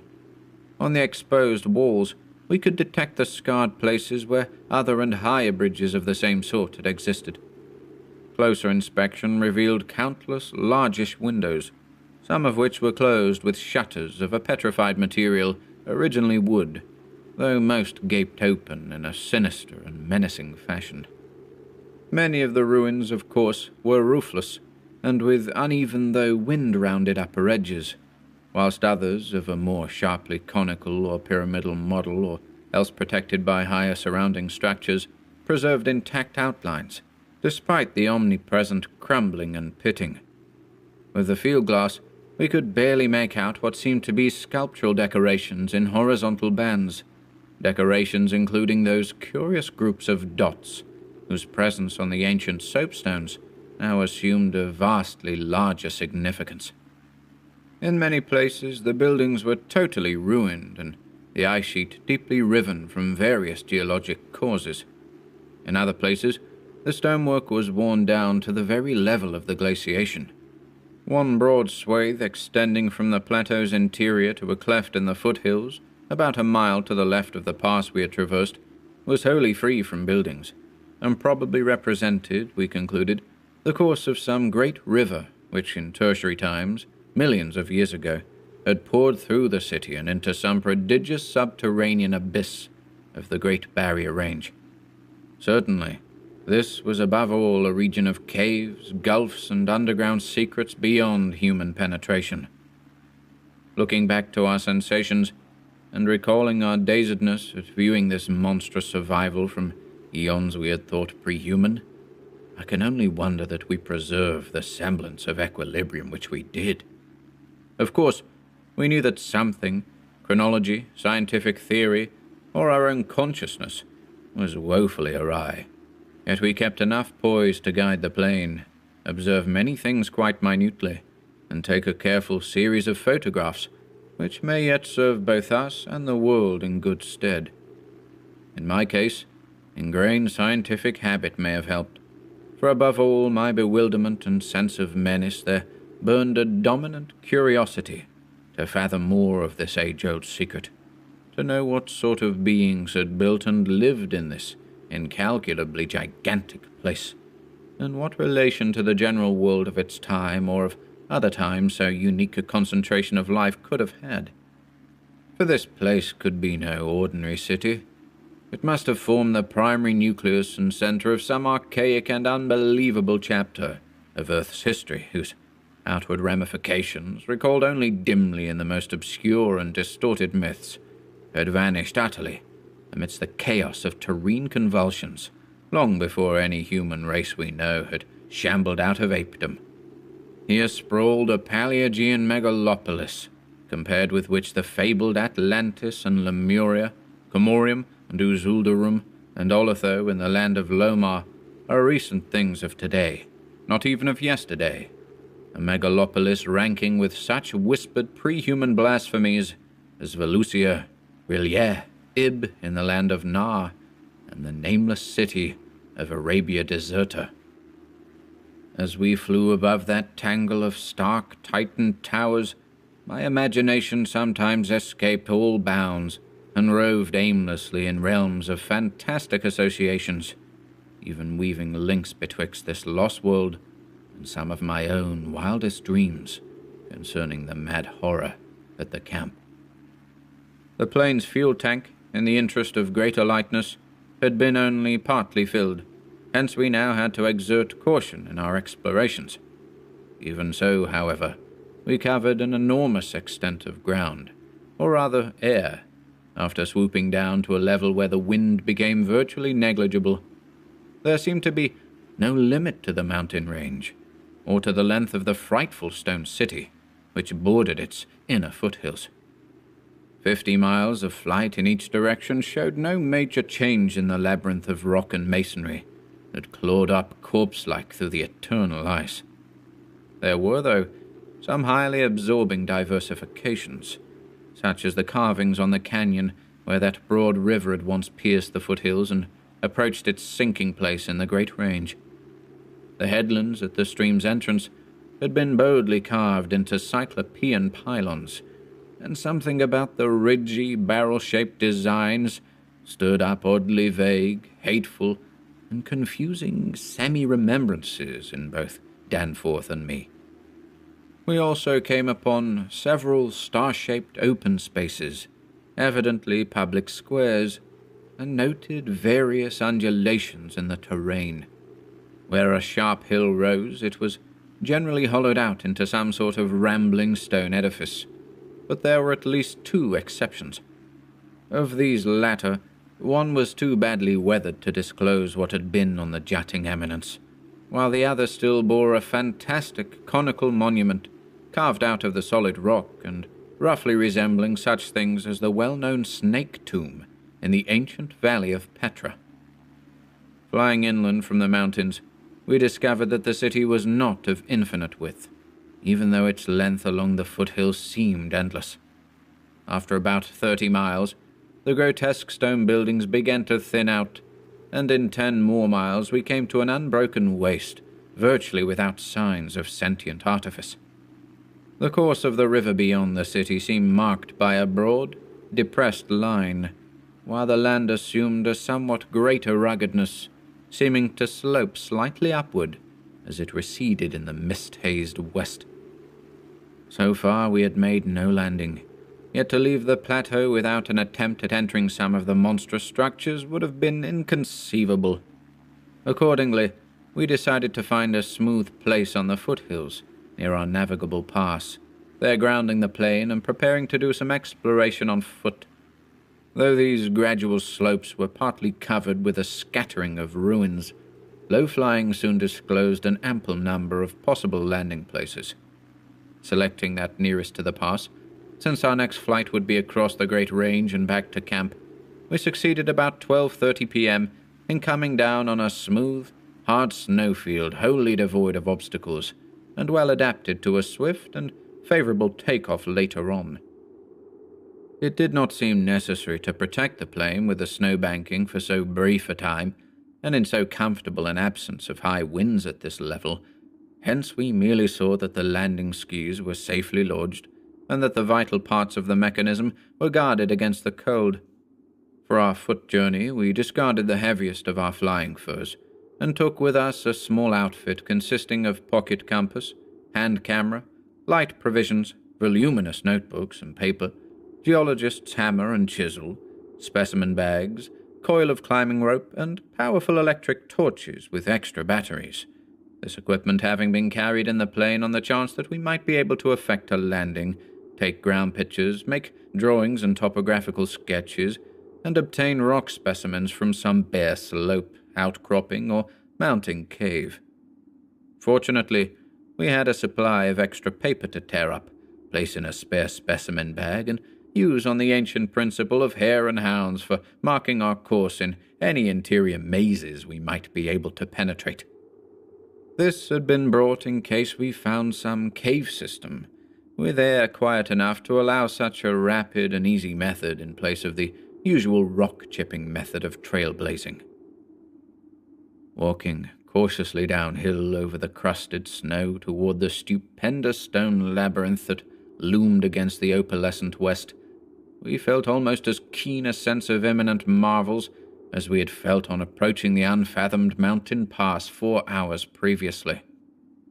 True, we had become visually familiar with the incredible secret concealed by the barrier peaks, yet the prospect of actually entering primordial walls, reared by conscious beings perhaps millions of years ago, before any known race of men could have existed, was none the less awesome and potentially terrible in its implications of cosmic abnormality. Though the thinness of the air at this prodigious altitude made exertion somewhat more difficult than usual, both Danforth and I found ourselves bearing up very well, and felt equal to almost any task which might fall to our lot. It took only a few steps to bring us to a shapeless ruin, worn level with the snow, while 10 or 15 rods farther on there was a huge roofless rampart, still complete in its gigantic 5-pointed outline, and rising to an irregular height of 10 or 11 feet. For this latter we headed, and when at last we were able actually to touch its weathered cyclopean blocks, we felt that we had established an unprecedented and almost blasphemous link with forgotten eons normally closed to our species. This rampart, shaped like a star, and perhaps 300 feet from point to point, was built of Jurassic sandstone blocks of irregular size, averaging 6 by 8 feet in surface. There was a row of arched loopholes or windows, about 4 feet wide and 5 feet high, spaced quite symmetrically along the points of the star and at its inner angles, and with the bottoms about 4 feet from the glaciated surface. Looking through these, we could see that the masonry was fully 5 feet thick, that there were no partitions remaining within, and that there were traces of bended carvings or bas-reliefs on the interior walls, facts we had indeed guessed before, when flying low over this rampart and others like it. Though lower parts must have originally existed, all traces of such things were now wholly obscured by the deep layer of ice and snow at this point. We crawled through one of the windows and vainly tried to decipher the nearly effaced mural designs, but did not attempt to disturb the glaciated floor. Our orientation flights had indicated that many buildings in the city proper were less ice-choked, and that we might perhaps find wholly clear interiors, leading down to the true ground level, if we entered those structures still roofed at the top. Before we left the rampart, we photographed it carefully and studied its mortarless cyclopean masonry with complete bewilderment. We wished that Pabodie were present, for his engineering knowledge might have helped us guess how such titanic blocks could have been handled in that unbelievably remote age when the city and its outskirts were built up. The half-mile walk downhill to the actual city, with the upper wind shrieking vainly and savagely through the skyward peaks in the background, was something whose smallest details will always remain engraved on my mind. Only in fantastic nightmares could any human beings but Danforth and me conceive such optical effects.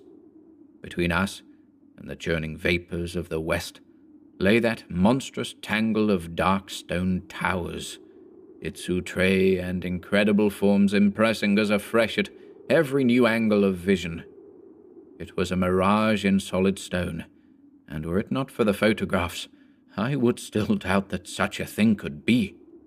The general type of masonry was identical with that of the rampart we had examined, but the extravagant shapes which this masonry took in its urban manifestations were past all description.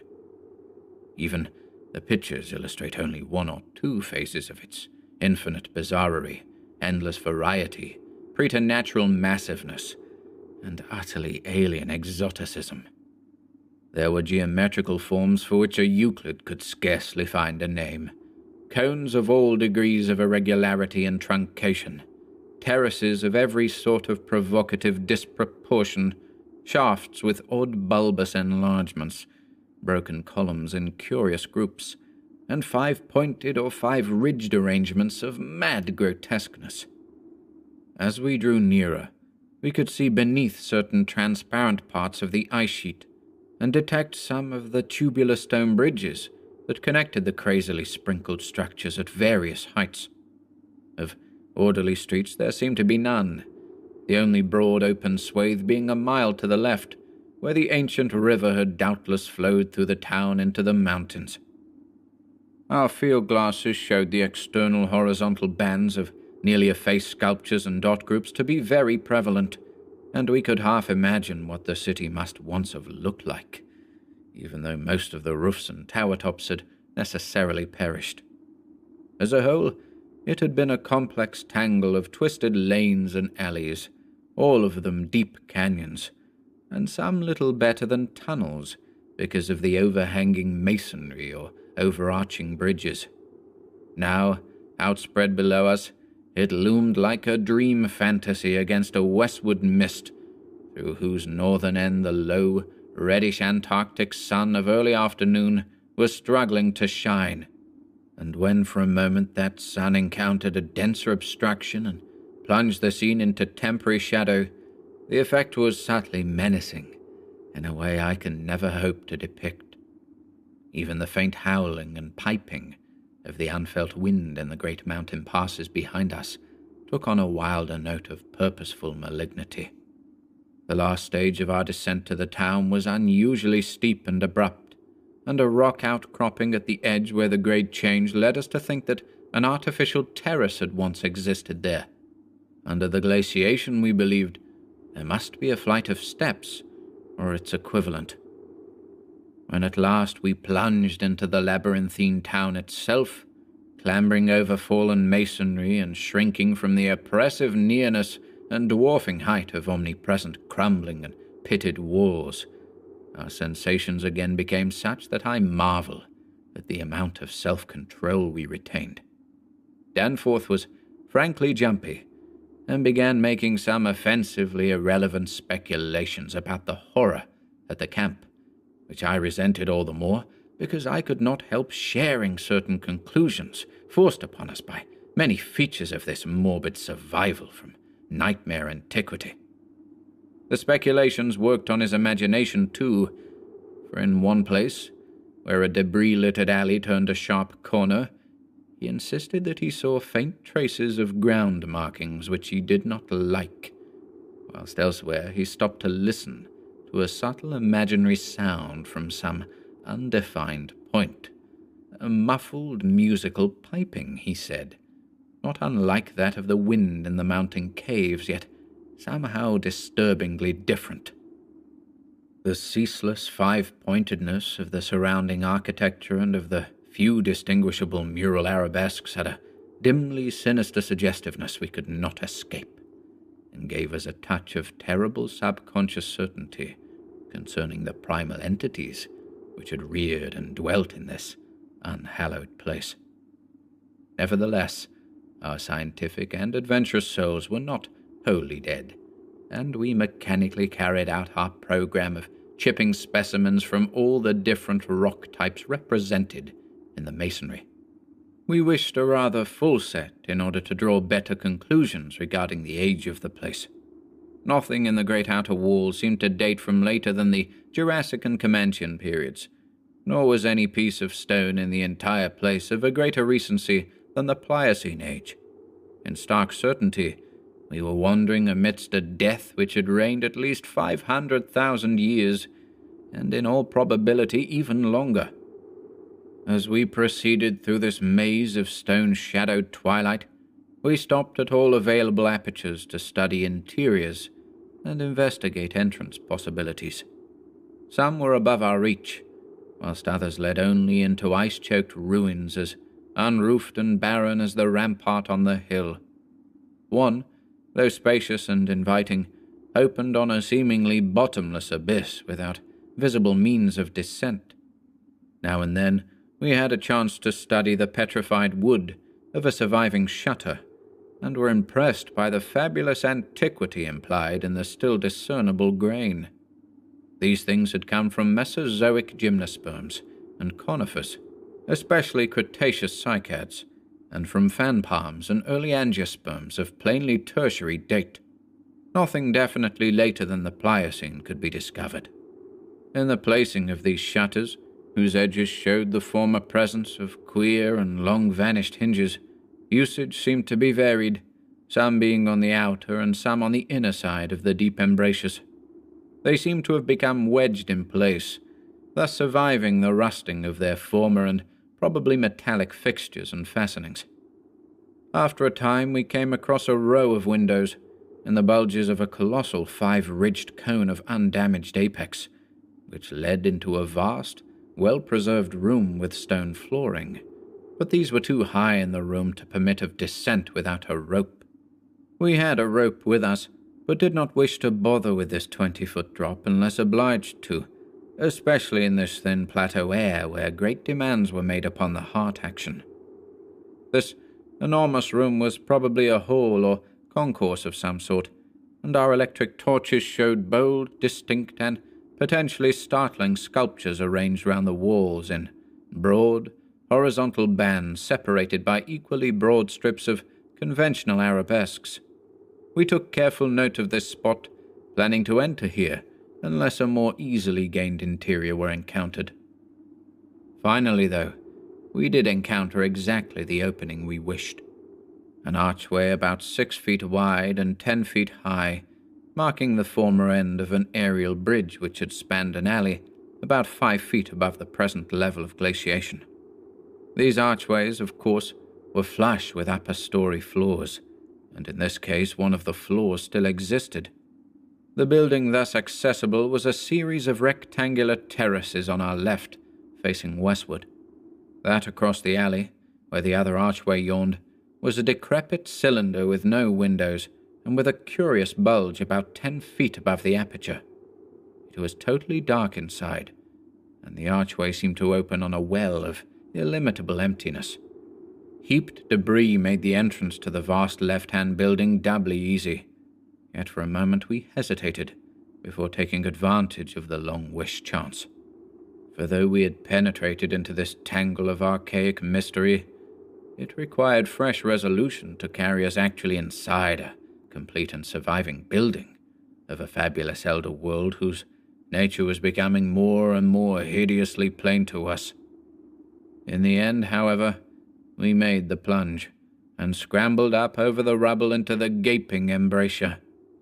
The floor beyond was of great slate slabs and seemed to form the outlet of a long, high corridor with sculptured walls.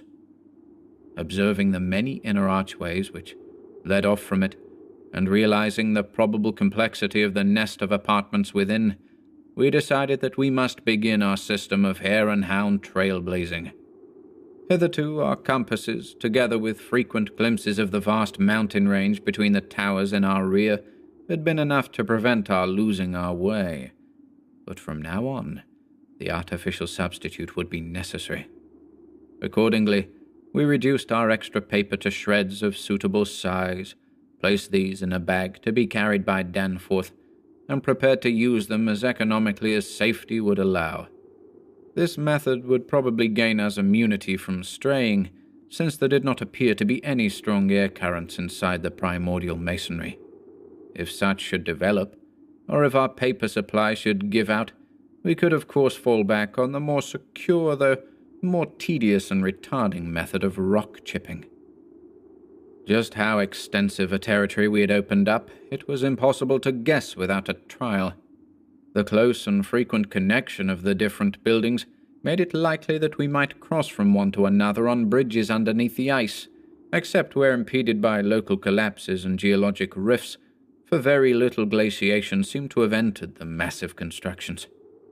Almost all the areas of transparent ice had revealed the submerged windows as tightly shuttered, as if the town had been left in that uniform state until the glacial sheet came to crystallize the lower part for all succeeding time. Indeed, one gained a curious impression that this place had been deliberately closed and deserted in some dim, bygone eon, rather than overwhelmed by any sudden calamity or even gradual decay. Had the coming of the ice been foreseen, and had a nameless population left en masse to seek a less doomed abode? The precise physiographic conditions attending the formation of the ice sheet at this point would have to wait for later solution. It had not, very plainly, been a grinding drive. Perhaps the pressure of accumulated snows had been responsible, and perhaps some flood from the river, or from the bursting of some ancient glacial dam in the Great Range, had helped to create the special state now observable. Imagination could conceive almost anything in connection with this place.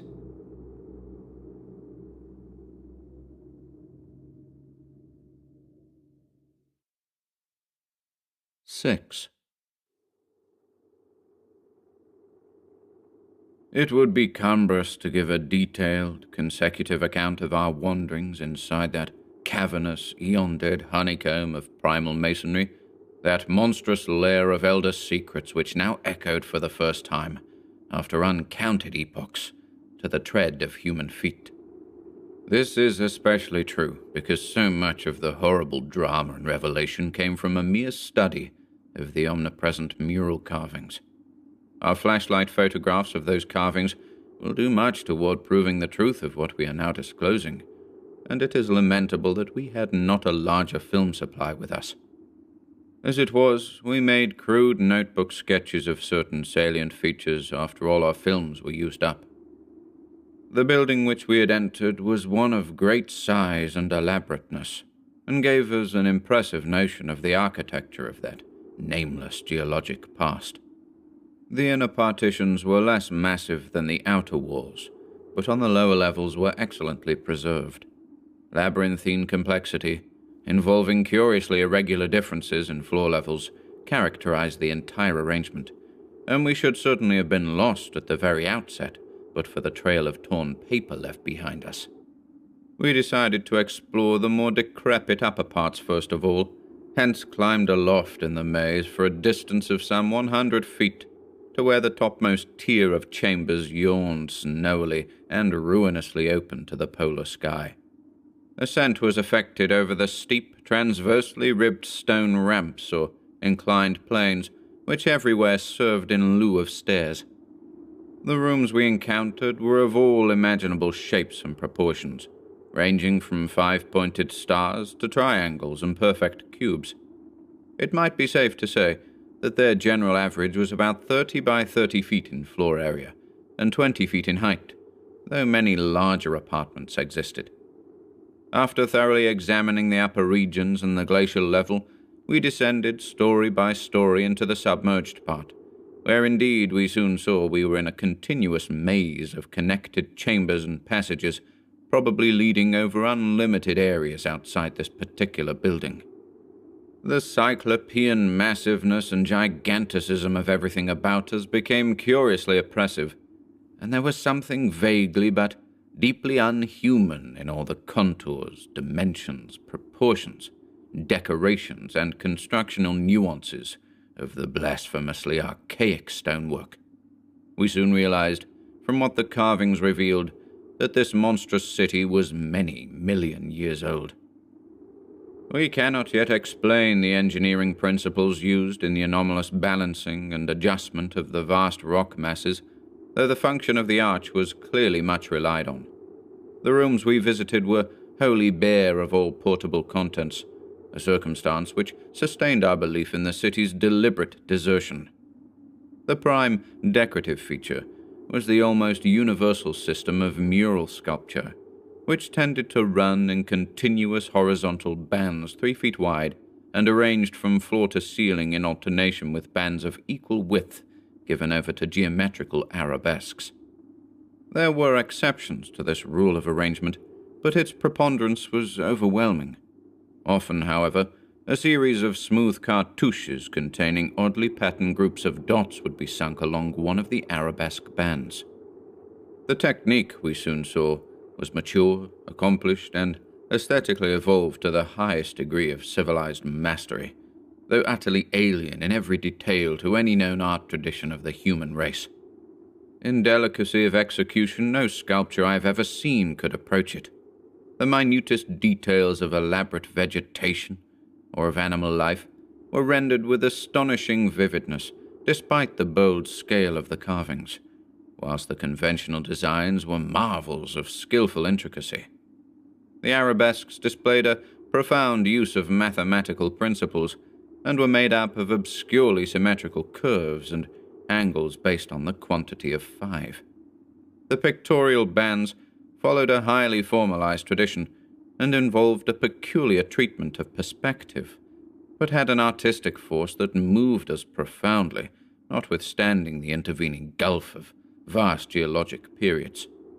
Their method of design hinged on a singular juxtaposition of the cross-section with the two-dimensional silhouette, and embodied an analytical psychology beyond that of any known race of antiquity. It is useless to try to compare this art with any represented in our museums. Those who see our photographs will probably find its closest analogue in certain grotesque conceptions of the most daring futurists. The arabesque tracery consisted altogether of depressed lines whose depth on unweathered walls varied from 1 to 2 inches. When cartouches with dot groups appeared, evidently as inscriptions in some unknown and primordial language and alphabet, the depression of the smooth surface was perhaps 1.5 inches, and of the dots perhaps 1/2 inch more. The pictorial bands were in countersunk low relief, their background being depressed about 2 inches from the original wall surface. In some specimens, marks of a former coloration could be detected, though for the most part the untold eons had disintegrated and banished any pigments which may have been applied. The more one studied the marvelous technique, the more one admired the things. Beneath their strict conventionalism, one could grasp the minute and accurate observation and graphic skill of the artists, and indeed, the very conventions themselves served to symbolize and accentuate the real essence or vital differentiation of every object delineated. We felt, too, that besides these recognizable excellences, there were others lurking beyond the reach of our perceptions.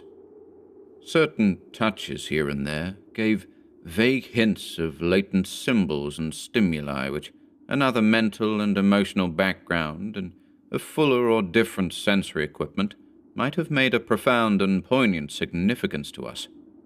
The subject matter of the sculptures obviously came from the life of the vanished epoch of their creation, and contained a large proportion of evident history. It is this abnormal historic mindedness of the primal race, a chance circumstance operating, through coincidence, miraculously in our favor, which made the carvings so awesomely informative to us, and which caused us to place their photography and transcription above all other considerations. In certain rooms, the dominant arrangement was varied by the presence of maps, astronomical charts, and other scientific designs on an enlarged scale, these things giving a naive and terrible corroboration to what we gathered from the pictorial friezes and dados. In hinting at what the whole revealed, I can only hope that my account will not arouse a curiosity greater than sane caution on the part of those who believe me at all. It would be tragic if any were to be allured to that realm of death and horror by the very warning meant to discourage them. Interrupting these sculptured walls were high windows and massive 12-foot doorways, both now and then retaining the petrified wooden planks, elaborately carved and polished, of the actual shutters and doors. All metal fixtures had long ago vanished, but some of the doors remained in place and had to be forced aside as we progressed from room to room. Window frames with odd transparent panes, mostly elliptical, survived here and there, though in no considerable quantity. There were also frequent niches of great magnitude, generally empty, but once in a while containing some bizarre object carved from green soapstone, which was either broken or perhaps held too inferior to warrant removal. Other apertures were undoubtedly connected with bygone mechanical facilities, heating, lighting, and the like, of a sort suggested in many of the carvings. Ceilings tended to be plain, but had sometimes been inlaid with green soapstone or other tiles, mostly fallen now. Floors were also paved with such tiles, though plain stonework predominated. As I have said, all furniture and other movables were absent, but the sculptures gave a clear idea of the strange devices which had once filled these tomb-like, echoing rooms. Above the glacial sheet, the floors were generally thick with detritus, litter, and debris, but farther down this condition decreased. In some of the lower chambers and corridors, there was little more than gritty dust or ancient incrustations, while occasional areas had an uncanny air of newly swept immaculateness. Of course, where rifts or collapses had occurred, the lower levels were as littered as the upper ones. A central court, as in other structures we had seen from the air, saved the inner regions from total darkness, so that we seldom had to use our electric torches in the upper rooms, except when studying sculptured details. Below the ice cap, however, the twilight deepened, and in many parts of the tangled ground level there was an approach to absolute blackness. To form even a rudimentary idea of our thoughts and feelings as we penetrated this eon-silent maze of unhuman masonry, one must correlate a hopelessly bewildering chaos of fugitive moods, memories, and impressions. The sheer appalling antiquity and lethal desolation of the place were enough to overwhelm almost any sensitive person. But added to these elements were the recent unexplained horror at the camp, and the revelations all too soon effected by the terrible mural sculptures around us. The moment we came upon a perfect section of carving, where no ambiguity of interpretation could exist, it took only a brief study to give us the hideous truth.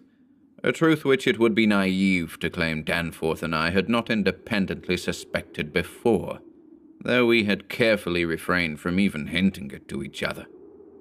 There could now be no further merciful doubt about the nature of the beings which had built and inhabited this monstrous dead city millions of years ago, when man's ancestors were primitive archaic mammals, and vast dinosaurs roamed the tropical steppes of Europe and Asia. We had previously clung to a desperate alternative, and insisted, each to himself, that the omnipresence of the five-pointed motif meant only some cultural or religious exaltation of the Archean natural object which had so patently embodied the quality of five-pointedness, as the decorative motifs of Minoan Crete exalted the sacred bull, those of Egypt the scarabæus, those of Rome the wolf and the eagle, and those of various savage tribes some chosen totem animal.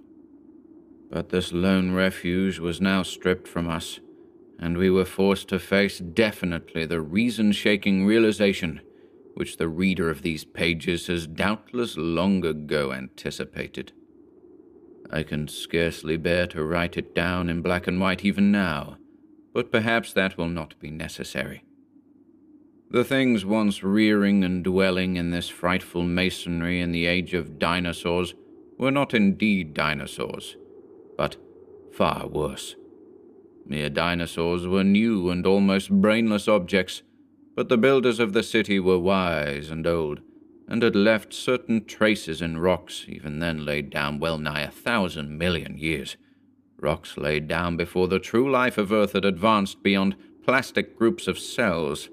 Rocks laid down before the true life of Earth had existed at all.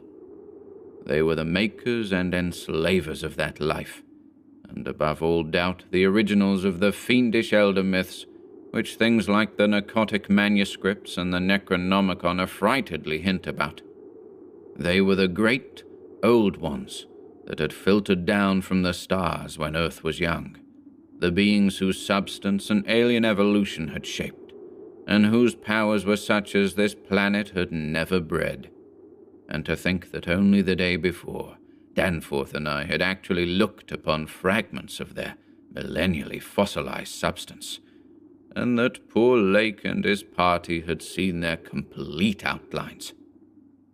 It is, of course, impossible for me to relate in proper order the stages by which we picked up what we know of that monstrous chapter of pre-human life. After the first shock of the certain revelation, we had to pause a while to recuperate, and it was fully 3 o'clock before we got started on our actual tour of systematic research. The sculptures in the building we entered were of relatively late date, perhaps 2 million years ago, as checked up by geological, biological, and astronomical features, and embodied an art which would be called decadent, in comparison with that of specimens we found in older buildings after crossing bridges under the glacial sheet. One edifice hewn from the solid rock seemed to go back 40 or possibly even 50 million years, to the lower Eocene or upper Cretaceous, and contained bas-reliefs of an artistry surpassing anything else, with one tremendous exception that we encountered. That was, we've since agreed, the oldest domestic structure we traversed. Were it not for the support of those flashlights soon to be made public, I would refrain from telling what I found and inferred, lest I be confined as a madman. Of course, the infinitely early parts of the patchwork tale, representing the pre-terrestrial life of the star-headed beings on other planets and in other galaxies and in other universes, can readily be interpreted as the fantastic mythology of those beings themselves. Yet such parts sometimes involve designs and diagrams so uncannily close to the latest findings of mathematics and astrophysics that I scarcely know what to think. Let others judge when they see the photographs I shall publish. Naturally, no one set of carvings which we encountered told more than a fraction of any connected story, nor did we even begin to come upon the various stages of that story in their proper order. Some of the vast rooms were independent units so far as their designs were concerned, whilst in other cases a continuous chronicle would be carried through a series of rooms and corridors. The best of the maps and diagrams were on the walls of a frightful abyss below even the ancient ground level, a cavern perhaps 200 feet square and 60 feet high, which had almost undoubtedly been an educational center of some sort. There were many provoking repetitions of the same material in different rooms and buildings, since certain chapters of experience and certain summaries or phases of racial history had evidently been favorites with different decorators or dwellers. Sometimes, though, variant versions of the same theme proved useful in settling debatable points and filling in gaps. I still wonder that we deduce so much in the short time at our disposal. Of course, we even now have only the barest outline, and much of that was obtained later on from a study of the photographs and sketches we made.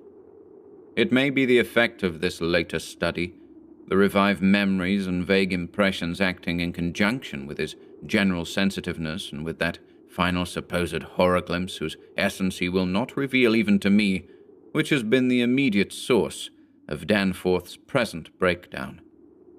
But it had to be, for we could not issue our warning intelligently without the fullest possible information, and the issuance of that warning is a prime necessity. Certain lingering influences in that unknown Antarctic world of disordered time and alien natural law make it imperative that further exploration be discouraged.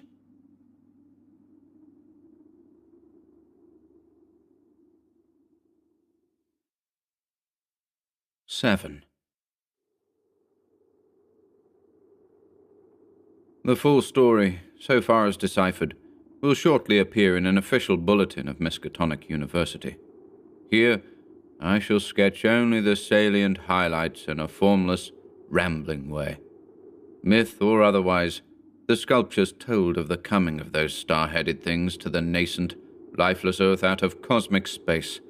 Their coming, and the coming of many other alien entities, such as at certain times embark upon spatial pioneering.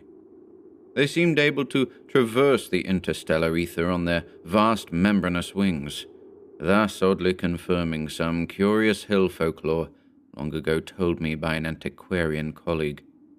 They had lived under the sea a good deal, building fantastic cities and fighting terrific battles with nameless adversaries by means of intricate devices employing unknown principles of energy.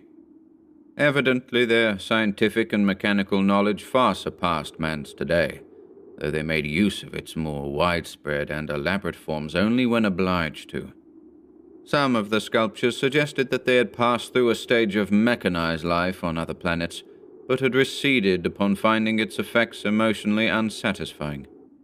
Their preternatural toughness of organization and simplicity of natural wants made them peculiarly able to live on a high plane without the more specialized fruits of artificial manufacture, and even without garments, except for occasional protection against the elements.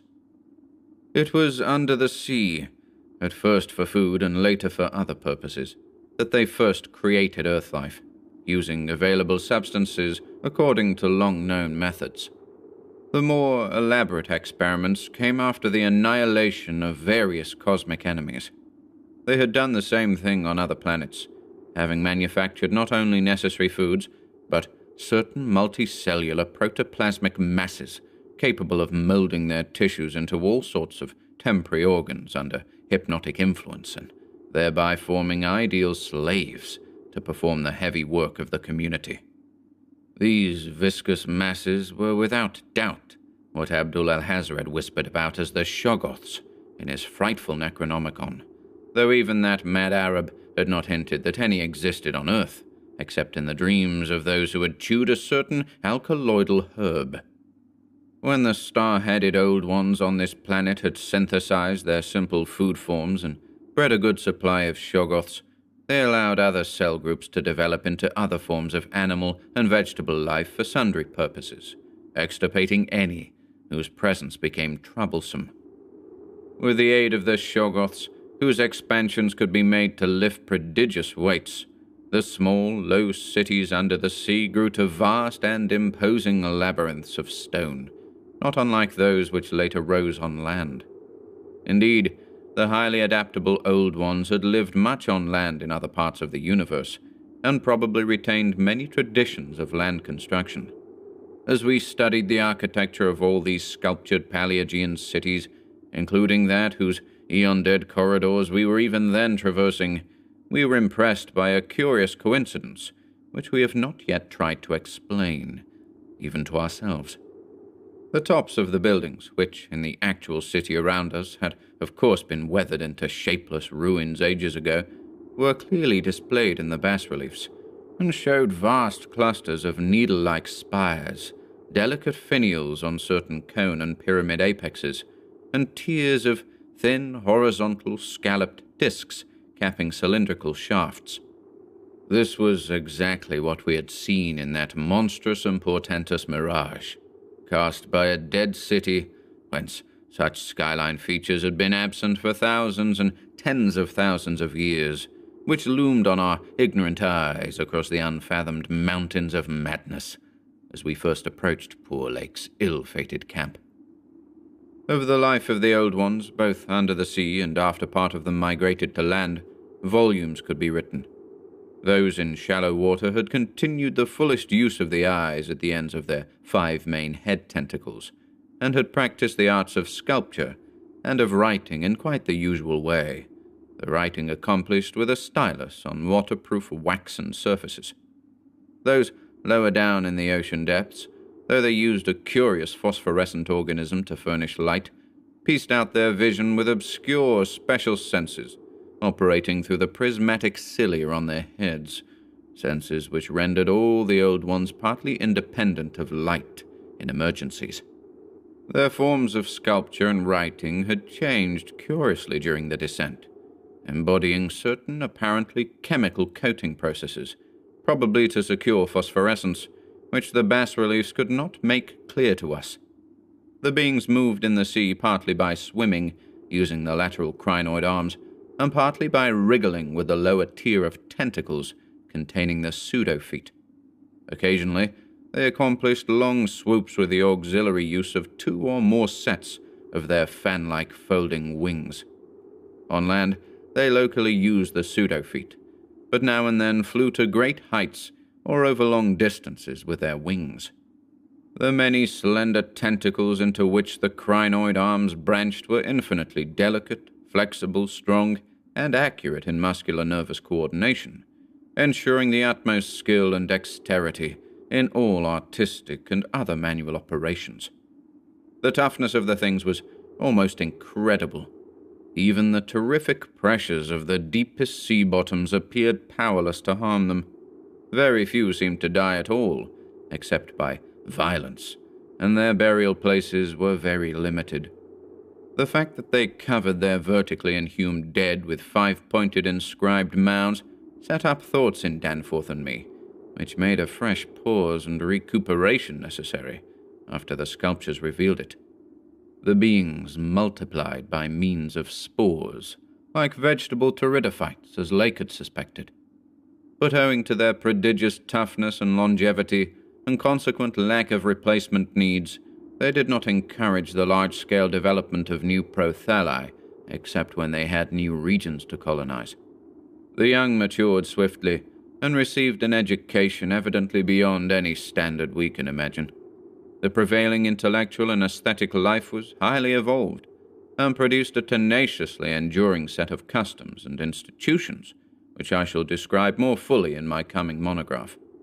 These varied slightly according to sea or land residence, but had the same foundations and essentials. Though able, like vegetables, to derive nourishment from inorganic substances, they vastly preferred organic and especially animal food. They ate uncooked marine life under the sea, but cooked their viands on land. They hunted game and raised meat herds, slaughtering with sharp weapons whose odd marks on certain fossil bones our expedition had noted. They resisted all ordinary temperatures marvelously, and in their natural state could live in water down to freezing. When the great chill of the Pleistocene drew on, however, Nearly 1 million years ago, the land dwellers had to resort to special measures, including artificial heating, until at last the deadly cold appears to have driven them back into the sea. For their prehistoric flights through cosmic space, legend said they had absorbed certain chemicals and became almost independent of eating, breathing, or heat conditions. But by the time of the Great Cold, they had lost track of the method. In any case, they could not have prolonged the artificial state indefinitely without harm. Being non-pairing and semi-vegetable in structure, the Old Ones had no biological basis for the family phase of mammal life, but seemed to organize large households on the principles of comfortable space utility and, as we deduce from the pictured occupations and diversions of co-dwellers, congenial mental association. In furnishing their homes, they kept everything in the center of the huge rooms, leaving all the wall spaces free for decorative treatment. Lighting, in the case of the land inhabitants, was accomplished by a device probably electrochemical in nature. Both on land and underwater they used curious tables, chairs, and couches like cylindrical frames, for they rested and slept upright, with folded-down tentacles, and racks for the hinged seats of dotted surfaces forming their books. Government was evidently complex and probably socialistic, though no certainties in this regard could be deduced from the sculptures we saw. There was extensive commerce, both local and between different cities, certain small, flat counters, 5-pointed and inscribed, serving as money. Probably the smaller of the various greenish soapstones found by our expedition were pieces of such currency. Though the culture was mainly urban, some agriculture and much stock raising existed. Mining and a limited amount of manufacturing were also practiced. Travel was very frequent, but permanent migration seemed relatively rare, except for the vast colonizing movements by which the race expanded. For personal locomotion, no external aid was used, since in land, air, and water movement alike, the Old Ones seemed to possess excessively vast capacities for speed. Loads, however, were drawn by beasts of burden, shoggoths under the sea, and a curious variety of primitive vertebrates in the later years of land existence. These vertebrates, as well as an infinity of other life forms, animal and vegetable, marine, terrestrial, and aerial, were the products of unguided evolution acting on life cells made by the Old Ones, but escaping beyond their radius of attention. They had been suffered to develop unchecked because they had not come in conflict with the dominant beings. Bothersome forms, of course, were mechanically exterminated. It interested us to see in some of the very last and most decadent sculptures a shambling primitive mammal, used sometimes for food and sometimes as an amusing buffoon by the land dwellers, whose vaguely simian and human foreshadowings were unmistakable. In the building of land cities, the huge stone blocks of the high towers were generally lifted by vast winged pterodactyls of a species heretofore unknown to paleontology. The persistence with which the Old Ones survived various geologic changes and convulsions of the Earth's crust was little short of miraculous. Though few or none of their first cities seem to have remained beyond the Archean age, there was no interruption in their civilization or in the transmission of their records. Their original place of advent to the planet was the Antarctic Ocean, and it is likely that they came not long after the matter forming the moon was wrenched from the neighboring South Pacific. According to one of the sculptured maps, the whole globe was then under water, with stone cities scattered farther and farther from the Antarctic as eons passed. Another map shows a vast bulk of dry land around the South Pole, where it is evident that some of the beings made experimental settlements, though their main centers were transferred to the nearest sea bottom. Later maps, which display this landmass as cracking and drifting, and sending certain detached parts northward, uphold in a striking way the theories of continental drift lately advanced by Taylor, Wegener, and Joly. With the upheaval of new land in the South Pacific, tremendous events began. Some of the marine cities were hopelessly shattered, yet that was not the worst misfortune. Another race, a land race of beings shaped like octopi and probably corresponding to the fabulous pre-human spawn of Cthulhu, soon began filtering down from cosmic infinity and precipitated a monstrous war, which for a time drove the Old Ones wholly back to the sea, a colossal blow in view of the increasing land settlements. Later, peace was made, and the new lands were given to the Cthulhu spawn, whilst the Old Ones held the sea and the Elder Lands. New land cities were founded, the greatest of them in the Antarctic, for this region of first arrival was sacred. From then on, as before, the Antarctic remained the center of the Old One civilization, and all the discoverable cities built there by the Cthulhu spawn were blotted out. Then suddenly the lands of the Pacific sank again, taking with them the frightful stone city of R'lyeh and all the cosmic octopi, so that the Old Ones were again supreme on the planet, except for one shadowy fear, about which they did not like to speak. At a rather later age, their cities dotted all the land and water areas of the globe, hence the recommendation in my coming monograph that some archaeologists make systematic borings with Pabadie's type of apparatus in certain widely separated regions. The steady trend down the ages was from water to land, a movement encouraged by the rise of new land masses, though the ocean was never wholly deserted.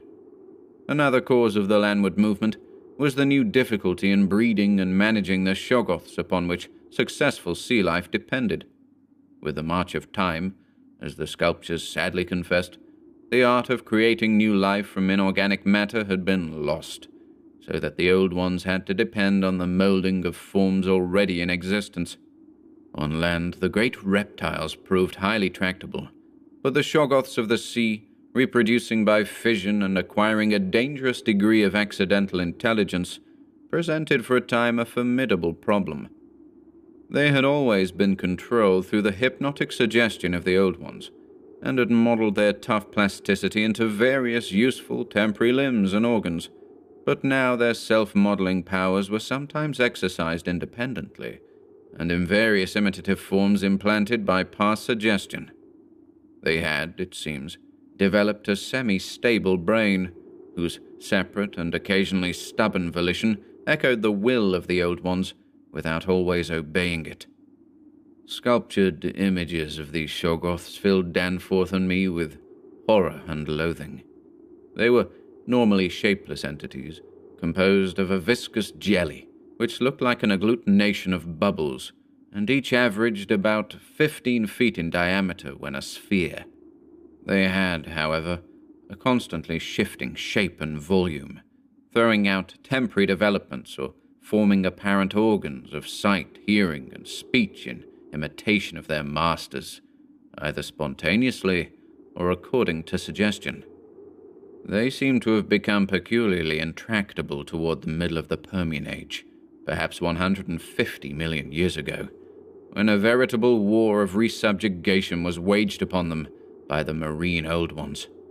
Pictures of this war, and of the headless, slime-coated fashion in which the shoggoths typically left their slain victims, held a marvelously fearsome quality, despite the intervening abyss of untold ages.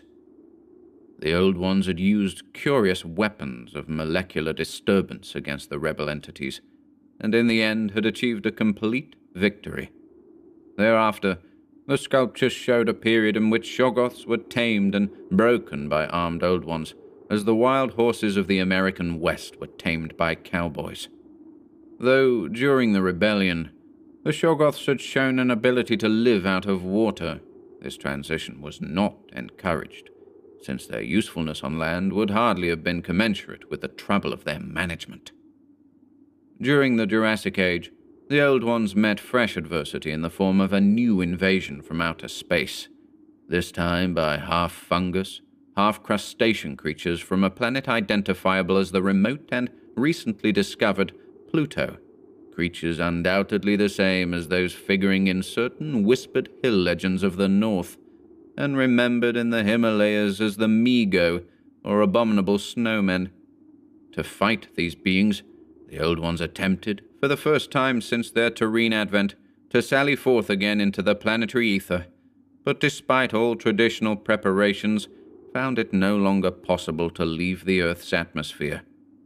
Whatever the old secret of interstellar travel had been, it was now definitely lost to the race. In the end, the Mi-Go drove the Old Ones out of all the northern lands, though they were powerless to disturb those in the sea. Little by little, the slow retreat of the elder race to their original Antarctic habitat was beginning. It was curious to note from the pictured battles that both the Cthulhu spawn and the Mi-Go seem to have been composed of matter more widely different from that which we know than was the substance of the Old Ones. They were able to undergo transformations and reintegrations impossible for their adversaries, and seem therefore to have originally come from even remoter gulfs of cosmic space. The Old Ones, but for their abnormal toughness and peculiar vital properties, were strictly material, and must have had their absolute origin within the known space-time continuum, whereas the first sources of the other beings can only be guessed at with bated breath. All this, of course, assuming that the non-terrestrial linkages and the anomalies ascribed to the invading foes are not pure mythology. Conceivably, the Old Ones might have invented a cosmic framework to account for their occasional defeats, since historical interest and pride obviously form their chief psychological element. It is significant that their annals failed to mention many advanced and potent races of beings, whose mighty cultures and towering cities figure persistently in certain obscure legends. The changing state of the world through long geologic ages appeared with startling vividness in many of the sculptured maps and scenes. In certain cases, existing science will require revision, while in other cases its bold deductions are magnificently confirmed.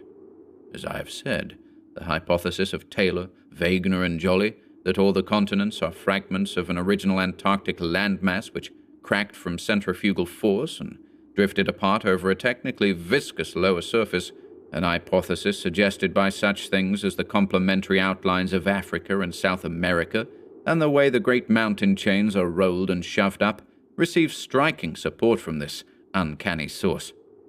Maps evidently showing the Carboniferous world of 100 million or more years ago displayed significant rifts and chasms destined later to separate Africa from the once continuous realms of Europe, then the Volusia of hellish primal legend, Asia, the Americas, and the Antarctic continent. Other charts, and most significantly one in connection with the founding 50 million years ago of the vast dead city around us, showed all the present continents well differentiated. And in the latest discoverable specimen, dating perhaps from the Pliocene age, the approximate world of today appeared quite clearly, despite the linkage of Alaska with Siberia, of North America with Europe through Greenland, and of South America with the Antarctic continent through Grahamland. In the Carboniferous map, the whole globe, ocean floor and rifted landmass alike, bore symbols of the Old Ones' vast stone cities, but in the later charts, the gradual recession toward the Antarctic became very plain. The final Pliocene specimen showed no land cities, except on the Antarctic continent and the tip of South America, nor any ocean cities north of the 50th parallel of south latitude. Knowledge and interest in the northern world, save for a study of coastlines probably made during long exploration flights on those fan-like membranous wings, had evidently declined to zero among the Old Ones. Destruction of cities through the upthrust of mountains, the centrifugal rending of continents, the seismic convulsions of land or sea bottom, and other natural causes was a matter of common record, and it was curious to observe how fewer and fewer replacements were made as the ages wore on. The vast, dead megalopolis that yawned around us seemed to be the last general center of the race, built early in the Cretaceous age, after a titanic earth-buckling had obliterated a still vaster predecessor, not far distant. It appeared that this general region was the most sacred spot of all, where reputedly the first Old Ones had settled on a primal sea bottom.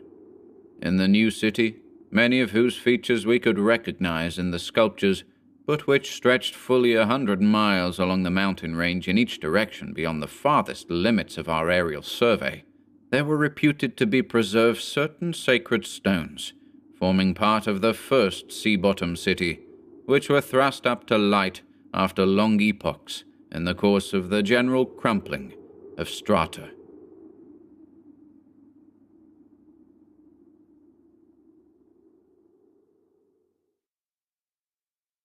Eight.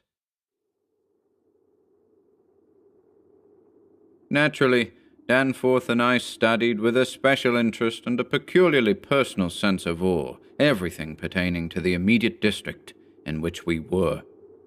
Of this local material there was naturally a vast abundance, and on the tangled ground level of the city we were lucky enough to find a house of very late date, whose walls, though somewhat damaged by a neighboring rift, contained sculptures of decadent workmanship, carrying the story of the region much beyond the period of the Pliocene map, whence we derived our last general glimpse of the pre-human world. This was the last place we examined in detail, since what we found there gave us a fresh, immediate objective. Certainly, we were in one of the strangest, weirdest, and most terrible of all the corners of Earth's globe. Of all existing lands, it was infinitely the most ancient, and the conviction grew upon us that this hideous upland must indeed be the fabled nightmare plateau of Leng, which even the mad author of the Necronomicon was reluctant to discuss. The great mountain chain was tremendously long, starting as a low range at Luitpold Land on the coast of Weddell Sea and virtually crossing the entire continent. The really high part stretched in a mighty arc from about latitude 82 degrees, east longitude 60 degrees, to latitude 70 degrees, east longitude 115 degrees, with its concave side toward our camp and its seaward end in the region of that long, ice-locked coast whose hills were glimpsed by Wilkes and Mawson at the Antarctic Circle. Yet even more monstrous exaggerations of nature seemed disturbingly close at hand. I've said that these peaks are higher than the Himalayas, but the sculptures forbid me to say that they are Earth's highest. That grim honor is beyond doubt reserved for something which half the sculptures hesitated to record at all, whilst others approached it with obvious repugnance and trepidation. It seems that there was one part of the ancient land, the first part that ever rose from the waters after the earth had flung off the moon and the old ones had seeped down from the stars, which had come to be shunned as vaguely and namelessly evil. Cities built there had crumbled before their time and had been found suddenly deserted. Then, when the first great earth buckling had convulsed the region in the Comanchean Age, a frightful line of peaks had shot suddenly up amidst the most appalling din and chaos, and earth had received her loftiest and most terrible mountains. If the scale of the carvings was correct, these abhorred things must have been much over 40,000 feet high, radically vaster than even the shocking mountains of madness we had crossed. They extended, it appeared, from about latitude 77 degrees, east longitude 70 degrees, to latitude 70 degrees, east longitude 100 degrees, less than 300 miles away from the dead city, so that we would have spied their dreaded summits in the dim western distance had it not been for that vague opalescent haze. Their northern end must likewise be visible from the long Antarctic Circle coastline at Queen Mary Land. Some of the old ones in the decadent days had made strange prayers to those mountains, but none ever went near them or dared to guess what lay beyond. No human eye had ever seen them, and as I studied the emotions conveyed in the carvings, I prayed that none ever might. There are protecting hills along the coast beyond them, Queen Mary and Kaiser Wilhelm lands, and I thank heaven no one has been able to land and climb those hills. I am not as skeptical about old tales and fears as I used to be, and I do not laugh now at the pre-human sculptor's notion that lightning paused meaningfully now and then at each of the brooding crests, and that an unexplained glow shone from one of those terrible pinnacles all through the long polar night. There may be a very real and very monstrous meaning in the old narcotic whispers about Kadath and the cold waste. But the terrain close at hand was hardly less strange, even if less namelessly accursed. Soon after the founding of the city, the great mountain range became the seat of the principal temples, and many carvings showed what grotesque and fantastic towers had pierced the sky, where now we saw only the curiously clinging cubes and ramparts. In the course of ages the caves had appeared, and had been shaped into adjuncts of the temples. With the advance of still later epochs, all the limestone veins of the region were hollowed out by groundwaters, so that the mountains, the foothills, and the plains below them were a veritable network of connected caverns and galleries. Many graphic sculptures told of explorations deep underground, and of the final discovery of the Stygian sunless sea that lurked at Earth's bowels. This vast, nighted gulf had undoubtedly been worn by the great river which flowed down from the nameless and horrible westward mountains, and which had formerly turned at the base of the Old Ones range and flowed beside that chain into the Indian Ocean between Baden-Tottenlands on Wilkes's coastline.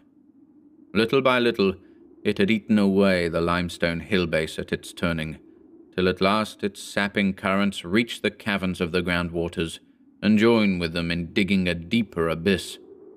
Finally, its whole bulk emptied into the hollow hills and left the old bed toward the ocean dry. Much of the later city, as we now found it, had been built over that former bed. The old ones, understanding what had happened, and exercising their always keen artistic sense, had carved into ornate pylons those headlands of the foothills where the great stream began its descent into eternal darkness.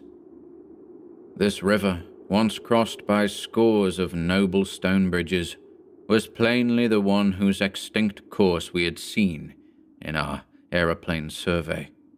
Its position in different carvings of the city helped us to orient ourselves to the scene, as it had been at various stages of the region's age-long, eon-dead history, so that we were able to sketch a hasty but careful map of the salient features, squares, important buildings, and the like, for guidance in further explorations.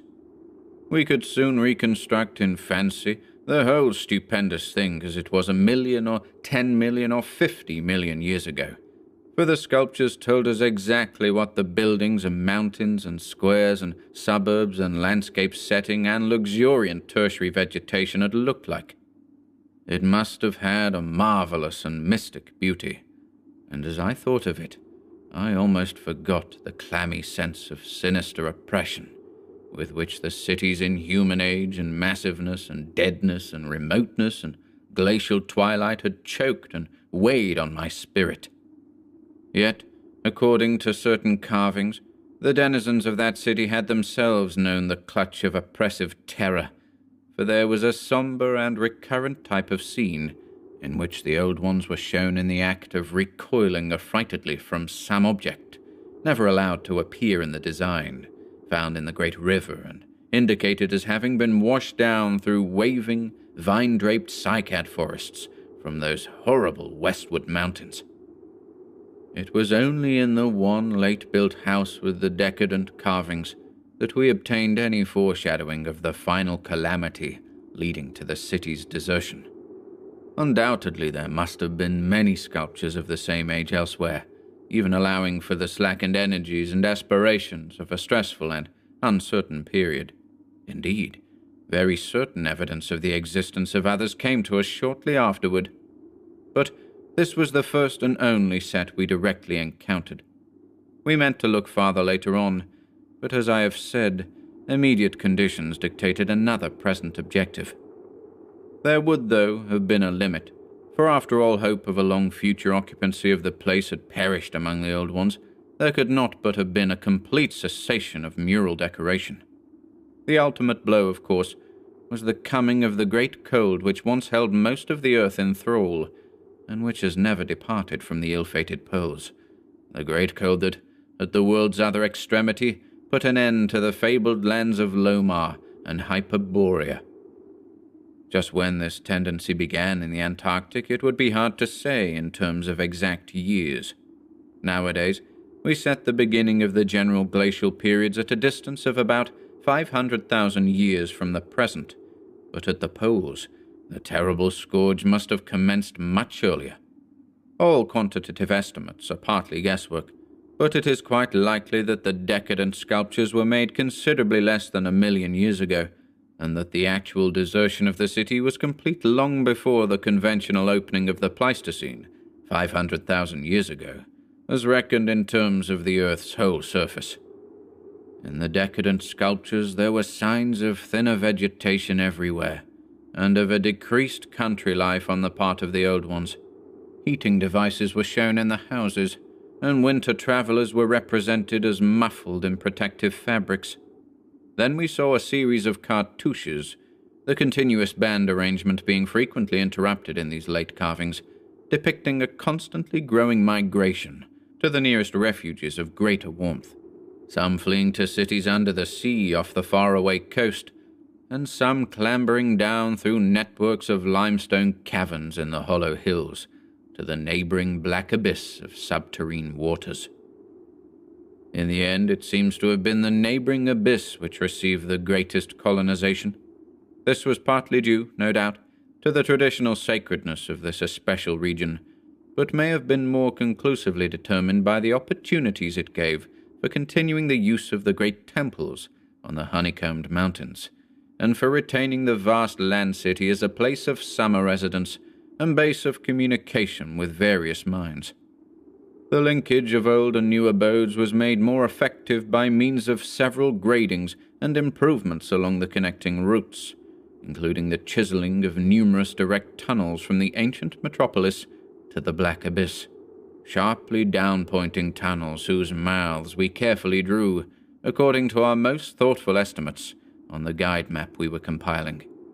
It was obvious that at least 2 of these tunnels lay within a reasonable exploring distance of where we were, both being on the mountainward edge of the city, one less than a quarter-mile toward the ancient river course, and the other perhaps twice that distance in the opposite direction.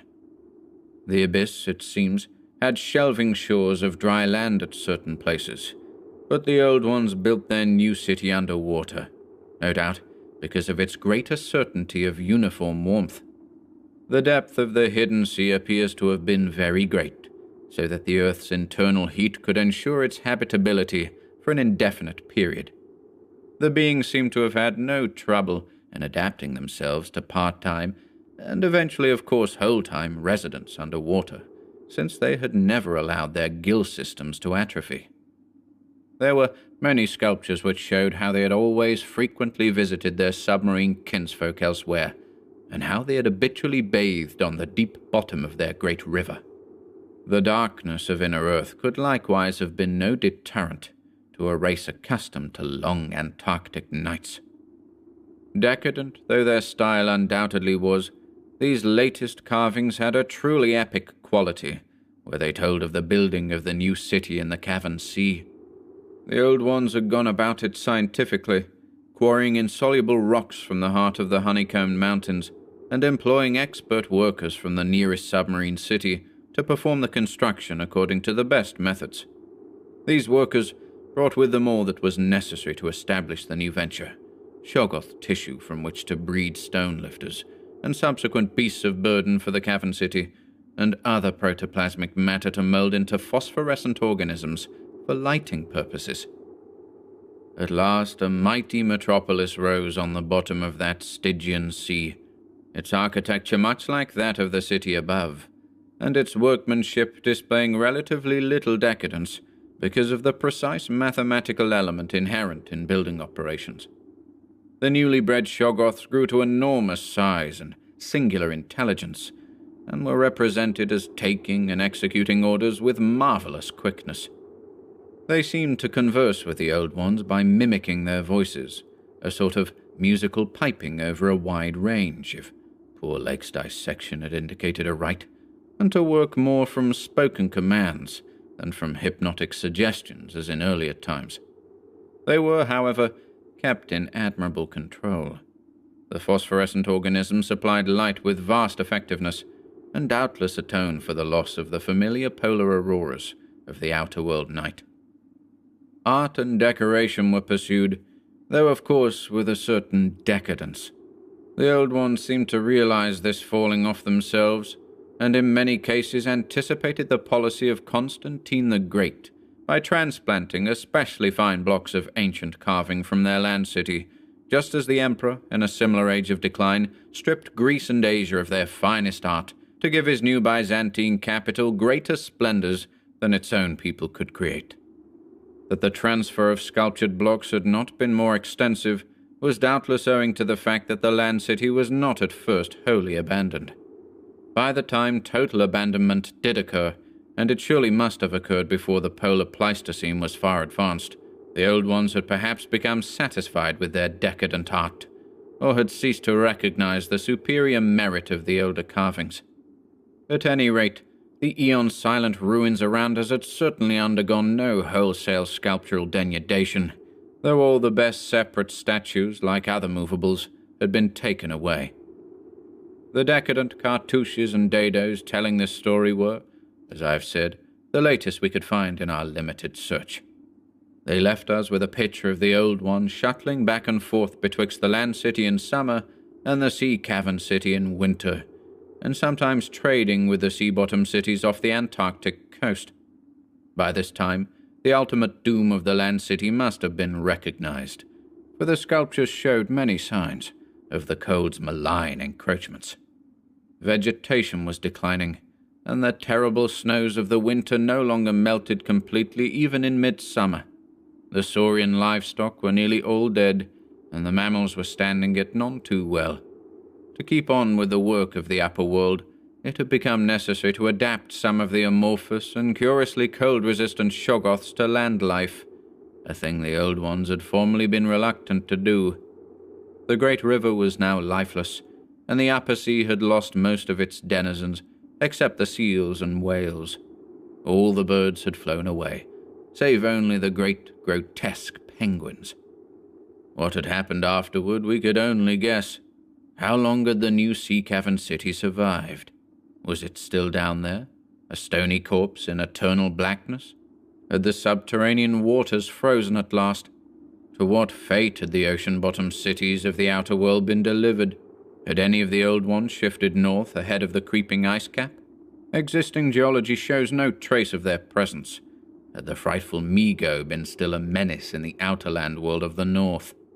Could one be sure of what might or might not linger even to this day in the lightless and unplumbed abysses of Earth's deepest waters? Those things had seemingly been able to withstand any amount of pressure, and men of the sea have fished up curious objects at times. And has the killer whale theory really explained the savage and mysterious scars on Antarctic seals noticed a generation ago by Borchgrevink? The specimens found by Poor Lake did not enter into these guesses, for their geologic setting proved them to have lived at what must have been a very early date in the land city's history. They were, according to their location, certainly not less than 30 million years old, and we reflected that in their day the sea cavern city, and indeed the cavern itself, had no existence. They would have remembered an older scene, with lush tertiary vegetation everywhere, a younger land city of flourishing arts around them, and a great river sweeping northward along the base of the mighty mountains toward a far-away tropic ocean.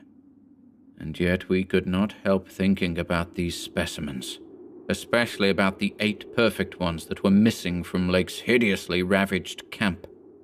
There was something abnormal about that whole business, the strange things we had tried so hard to lay to somebody's madness, those frightful graves, the amount and nature of the missing material, Gedney, the unearthly toughness of those archaic monstrosities, and the queer, vital freaks the sculptures now showed the race to have. Danforth and I had seen a good deal in the last few hours, and were prepared to believe and keep silent about many appalling and incredible secrets of primal nature.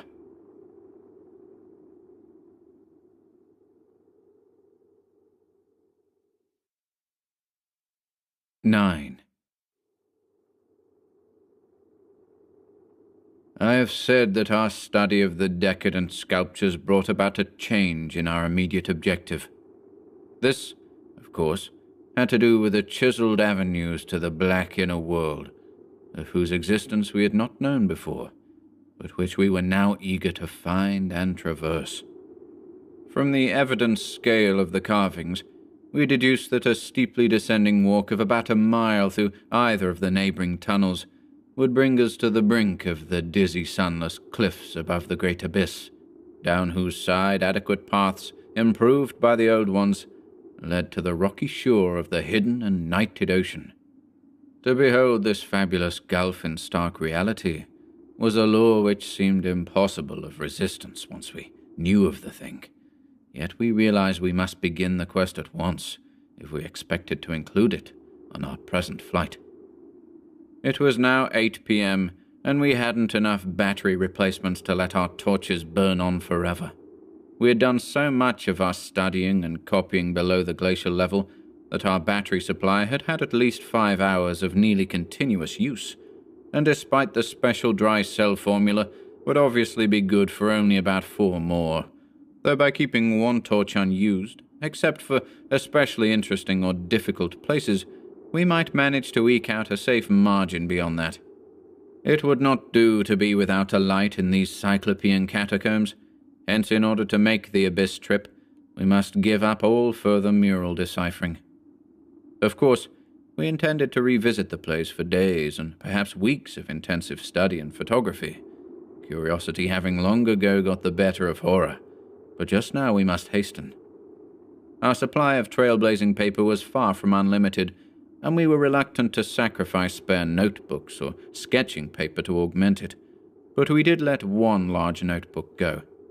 If worst came to worst, we could resort to rock chipping, and of course it would be possible, even in case of really lost direction, to work up to full daylight by one channel or another, if granted sufficient time for plentiful trial and error. So at last, we set off eagerly in the indicated direction of the nearest tunnel. According to the carvings from which we had made our map, the desired tunnel mouth could not be much more than a quarter mile from where we stood, the intervening space showing solid-looking buildings quite likely to be penetrable still at a subglacial level.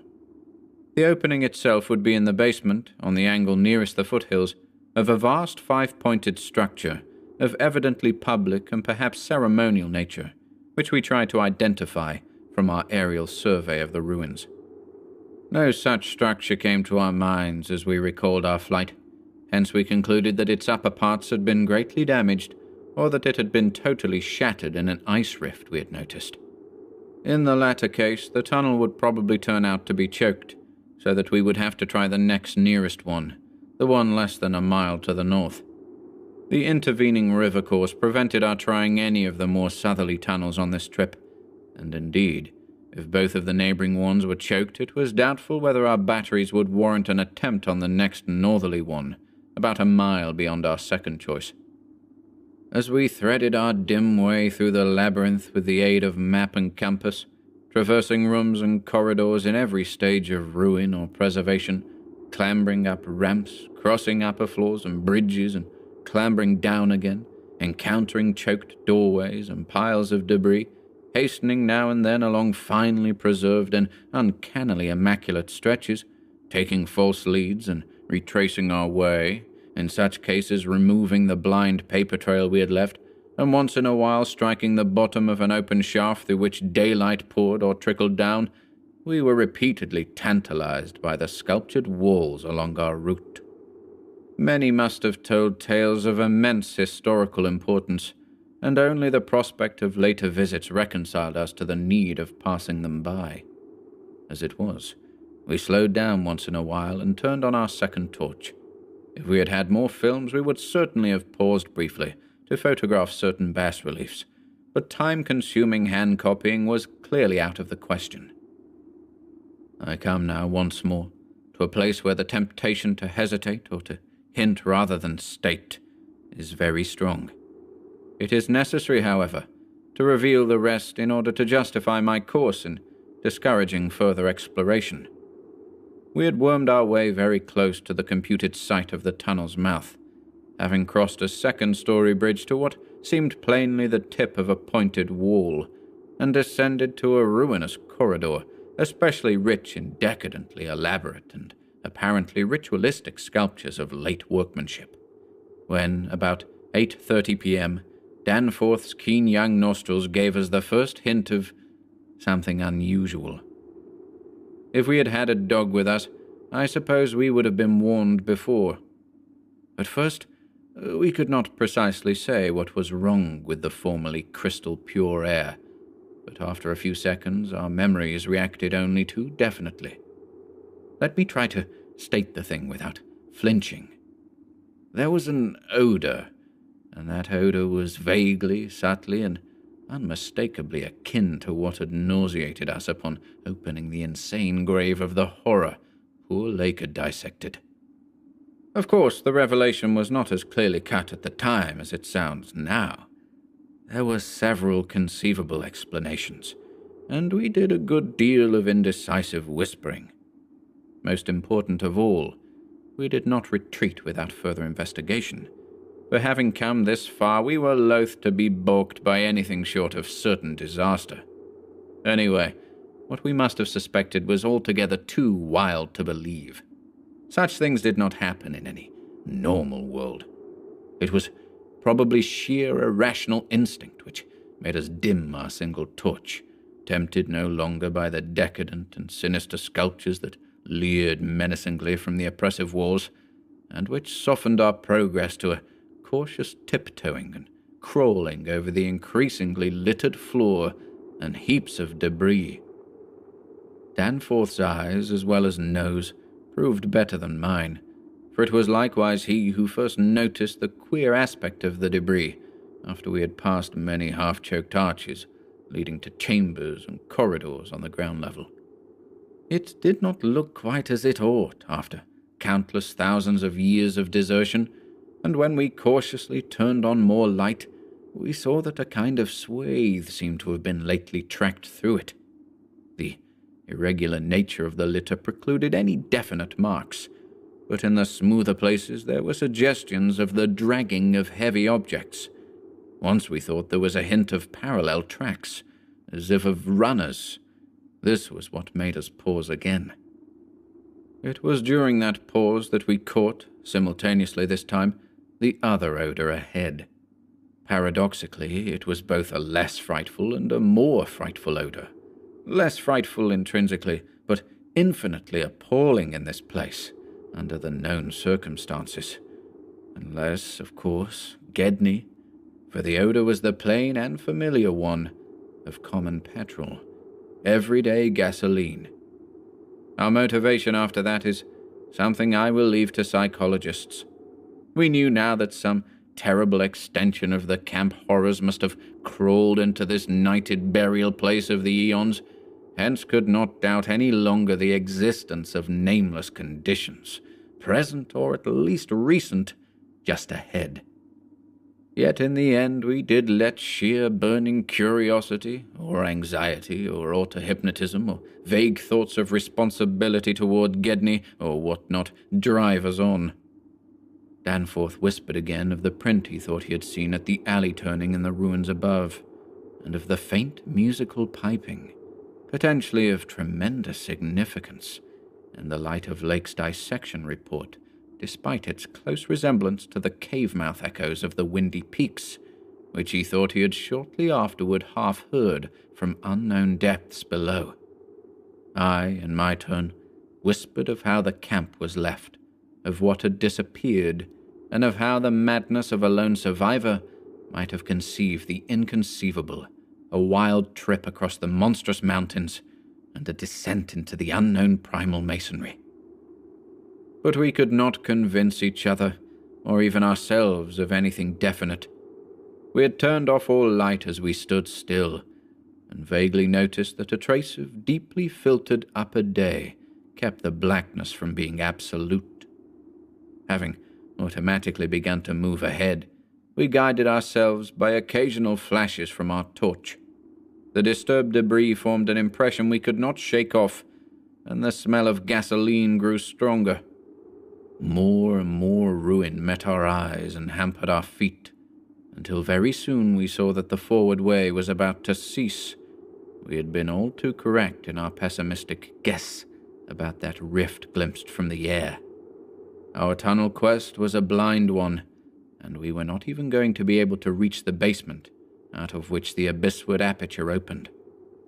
The torch, flashing over the grotesquely carven walls of the blocked corridor in which we stood, showed several doorways in various states of abstraction, and from one of them the gasoline odor, quite submerging that other hint of odor, came with a special distinctness. As we looked more steadily, we saw that beyond a doubt there had been a slight and recent clearing away of debris from that particular opening. Whatever the lurking horror might be, we believed the direct avenue toward it was now plainly manifest. I do not think anyone will wonder that we waited an appreciable time before making any further motion. And yet, when we did venture inside that black arch, our first impression was one of anticlimax. For amidst the littered expanse of that sculptured crypt, a perfect cube with sides of about 20 feet, there remained no recent object of instantly discernible size, so that we looked instinctively, though in vain, for a farther doorway. In another moment, however, Danforth's sharp vision had descried a place where the floor debris had been disturbed, and we turned on both torches full strength.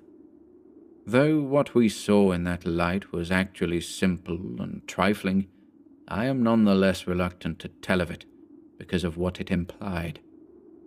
It was a rough leveling of the debris, upon which several small objects lay carelessly scattered, and at one corner of which a considerable amount of gasoline must have been spilled lately enough to leave a strong odor, even at this extreme super-plateau altitude. In other words, it could not be other than a sort of camp, a camp made by questing beings who, like us, had been turned back by the unexpectedly choked way to the abyss. Let me be plain. The scattered objects were, so far as substance was concerned, all from Lake's camp, and consisted of tin cans as queerly opened as those we had seen at that ravaged place, many spent matches, 3 illustrated books more or less curiously smudged, an empty ink bottle with its pictorial and instructional carton, a broken fountain pen, some oddly snipped fragments of fur and tent cloth, a used electric battery with circular of directions, a folder that came with our type of tent heater, and a sprinkling of crumpled papers. It was all bad enough, but when we smoothed out the papers and looked at what was on them, we felt we had come to the worst. We had found certain inexplicably blotted papers at the camp, which might have prepared us, yet the effect of the sight down there in the pre-human vaults of a nightmare city was almost too much to bear.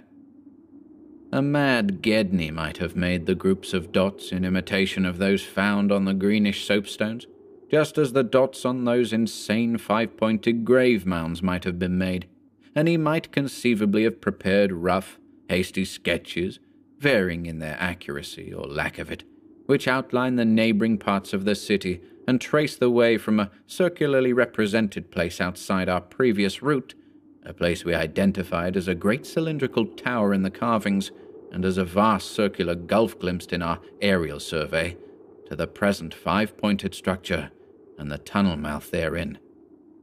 He might, I repeat, have prepared such sketches, for those before us were quite obviously compiled as our own had been, from late sculptures somewhere in the glacial labyrinth, though not from the ones which we had seen and used. But what this art-blind bungler could never have done was to execute those sketches in a strange and assured technique perhaps superior, despite haste and carelessness, to any of the decadent carvings from which they were taken, the characteristic and unmistakable technique of the old ones themselves in the dead city's heyday. There are those who will say Danforth and I were utterly mad not to flee for our lives after that, since our conclusions were now, notwithstanding their wildness, completely fixed, and of a nature I need not even mention to those who have read my account as far as this.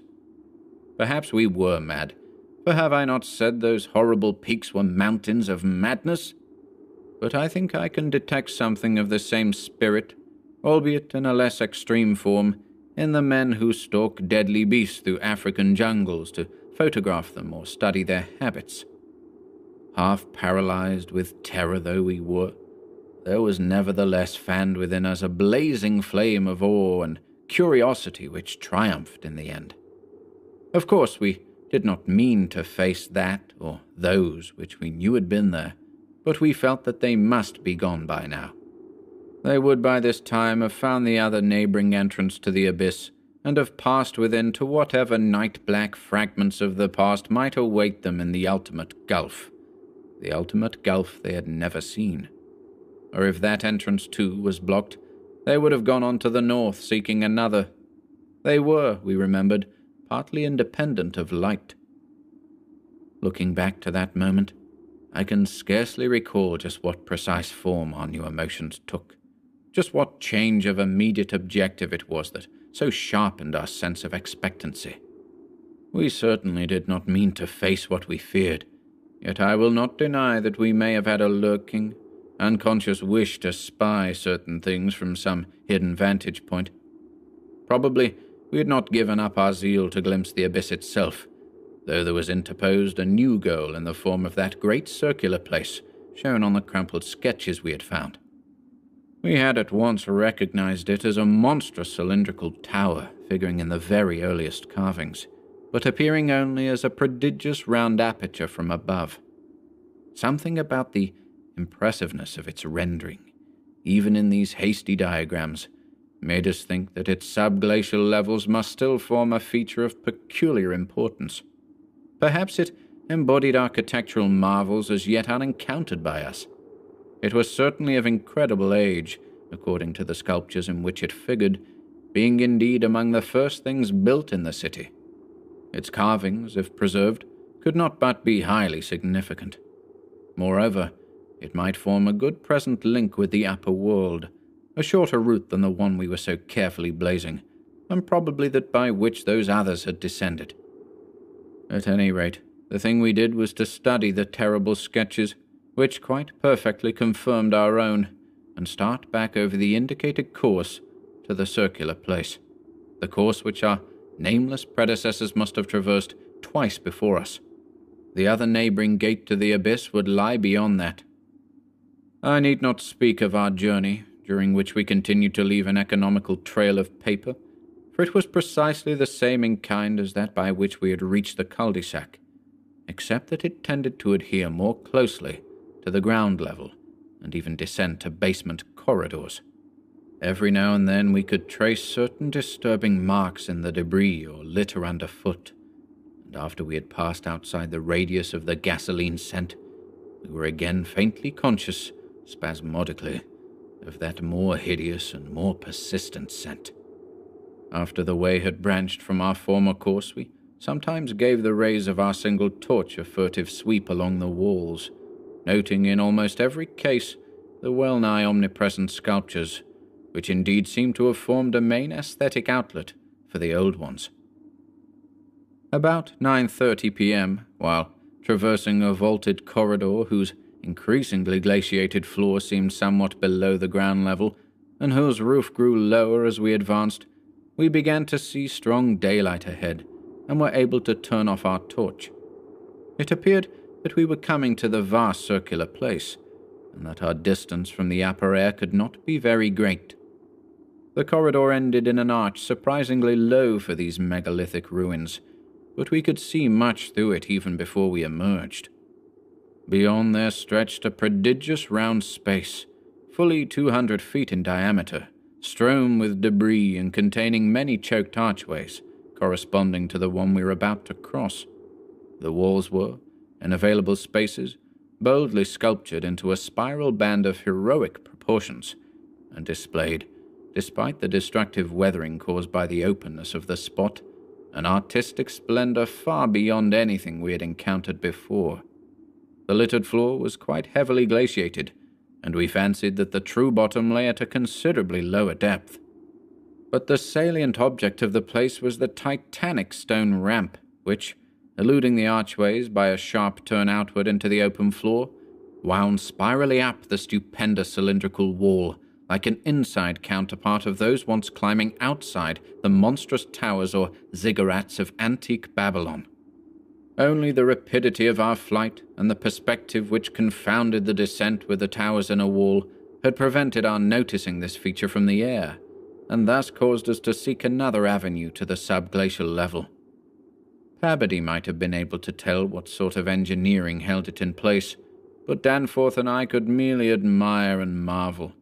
We could see mighty stone corbels and pillars here and there, but what we saw seemed inadequate to the function performed. The thing was excellently preserved up to the present top of the tower, a highly remarkable circumstance in view of its exposure, and its shelter had done much to protect the bizarre and disturbing cosmic sculptures on the walls.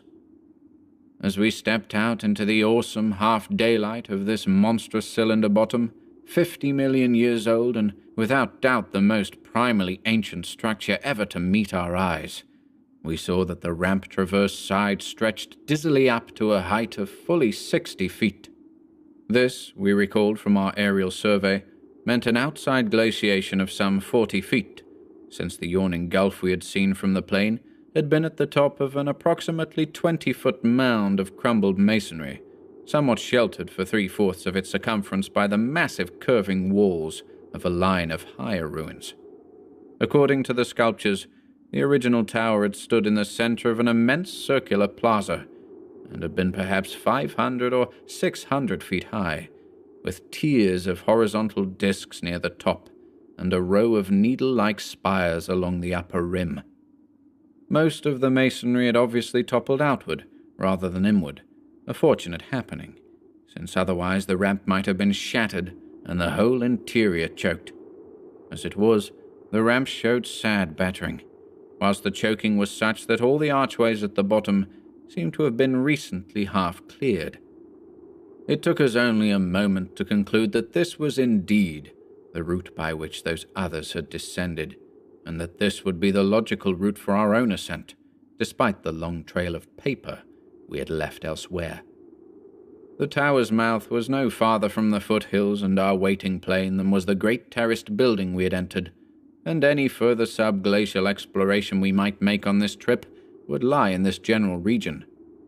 Oddly, we were still thinking about possible later trips, even after all we had seen and guessed. Then, as we picked our way cautiously over the debris of the great floor, there came a sight which for the time excluded all other matters. It was the neatly huddled array of 3 sledges in that farther angle of the ramp's lower and outward projecting course, which had hitherto been screened from our view. There they were, the 3 sledges missing from Lake's camp, shaken by a hard usage which must have included forcible dragging along great reaches of snowless masonry and debris, as well as much hand portage over utterly unnavigable places. They were carefully and intelligently packed and strapped, and contained things memorably familiar enough: the gasoline stove, fuel cans, instrument cases, provision tins, tarpaulins obviously bulging with books, and some bulging with less obvious contents. Everything derived from Lake's equipment. After what we had found in that other room, we were in a measure prepared for this encounter.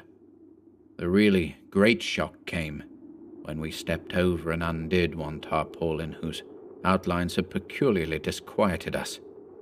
It seems that others as well as Lake had been interested in collecting typical specimens, for there were 2 here, both stiffly frozen, perfectly preserved, patched with adhesive plaster, where some wounds around the neck had occurred, and wrapped with patent care to prevent further damage. They were the bodies of young Gedney and the missing dog.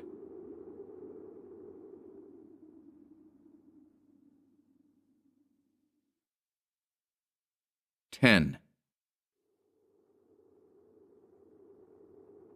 Many people will probably judge us callous as well as mad for thinking about the Northwood Tunnel and the abyss so soon after our somber discovery, and I am not prepared to say that we would have immediately revived such thoughts, but for a specific circumstance which broke in upon us and set up a whole new train of speculations. We had replaced the tarpaulin over poor Gedney, and were standing in a kind of mute bewilderment when the sounds finally reached our consciousness, the first sounds we had heard since descending out of the open, where the mountain wind whined faintly from its unearthly heights. Well-known and mundane though they were, their presence in this remote world of death was more unexpected and unnerving than any grotesque or fabulous tones could possibly have been, since they gave a fresh upsetting to all our notions of cosmic harmony. Had it been some trace of that bizarre musical piping over a wide range which Blake's dissection report had led us to expect in those others, and which, indeed, our overwrought fancies had been reading into every wind howl we had heard since coming on the camp horror, it would have had a kind of hellish congruity with the eon-dead region around us. A voice from other epochs belongs in a graveyard of other epochs. As it was, however, the noise shattered all our profoundly seated adjustments, all our tacit acceptance of the inner Antarctic as a waste, as utterly and irrevocably void of every vestige of normal life as the sterile disk of the moon.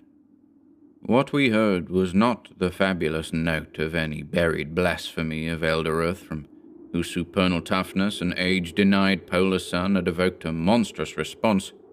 Instead, it was a thing so mockingly normal and so unerringly familiarized by our sea days off Victorialand and our camp days at McMurdo Sound that we shuddered to think of it here, where such things ought not to be.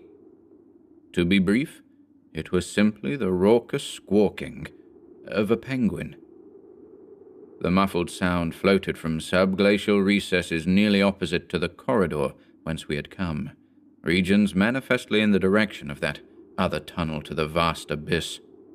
The presence of a living water bird in such a direction, in a world whose surface was one of age-long and uniform lifelessness, could lead to only one conclusion. Hence our first thought was to verify the objective reality of the sound. It was, indeed, repeated, and seemed at times to come from more than one throat. Seeking its source, we entered an archway from which much debris had been cleared, resuming our trailblazing with an added paper supply taken with curious repugnance from one of the tarpaulin bundles on the sledges when we left daylight behind. As the glaciated floor gave place to a litter of detritus, we plainly discerned some curious dragging tracks, and once Danforth found a distinct print of a sort whose description would be only too superfluous. The course indicated by the penguin cries was precisely what our map and compass prescribed as an approach to the more northerly tunnel mouth, and we were glad to find that a bridgeless thoroughfare on the ground and basement levels seemed open. The tunnel, according to the chart, ought to start from the basement of a large pyramidal structure, which we seemed vaguely to recall from our aerial survey as remarkably well preserved. Along our path the single torch showed a customary profusion of carvings, but we did not pause to examine any of these.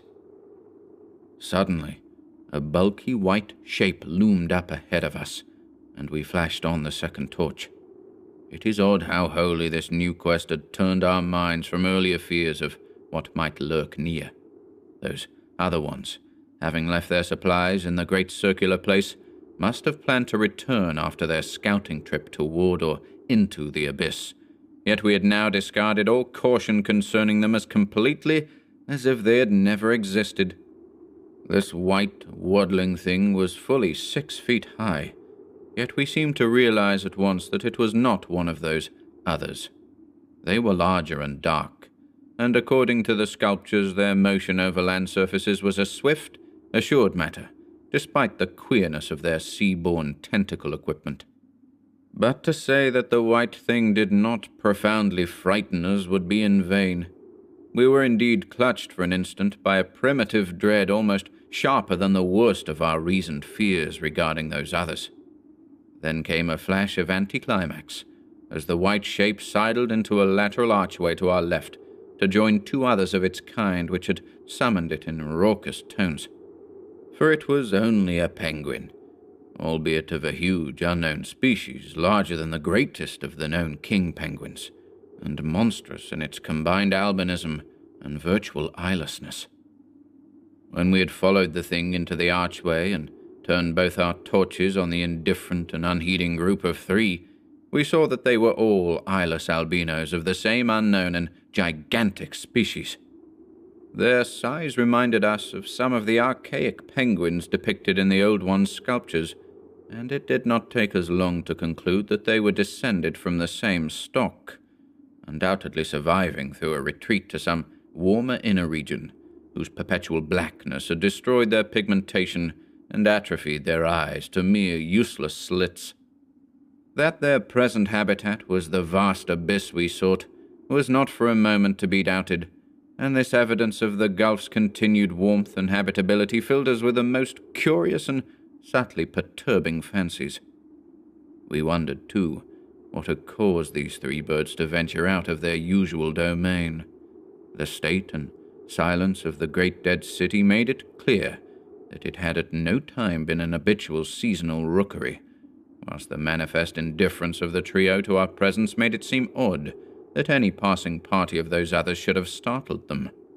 Was it possible that those others had taken some aggressive action or tried to increase their meat supply?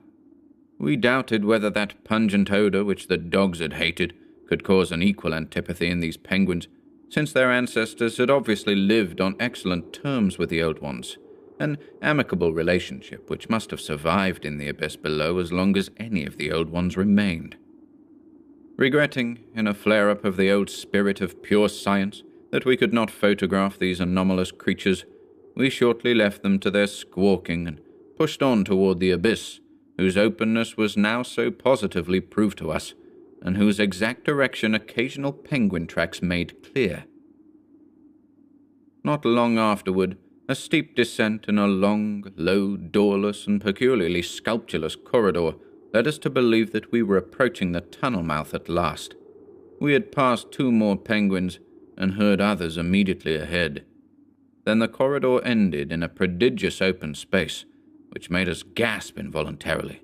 A perfect inverted hemisphere, obviously deep underground, fully 100 feet in diameter and 50 feet high, with low archways opening around all parts of the circumference but one, and that one yawning cavernously with a black, arched aperture, which broke the symmetry of the vault to a height of nearly 15 feet.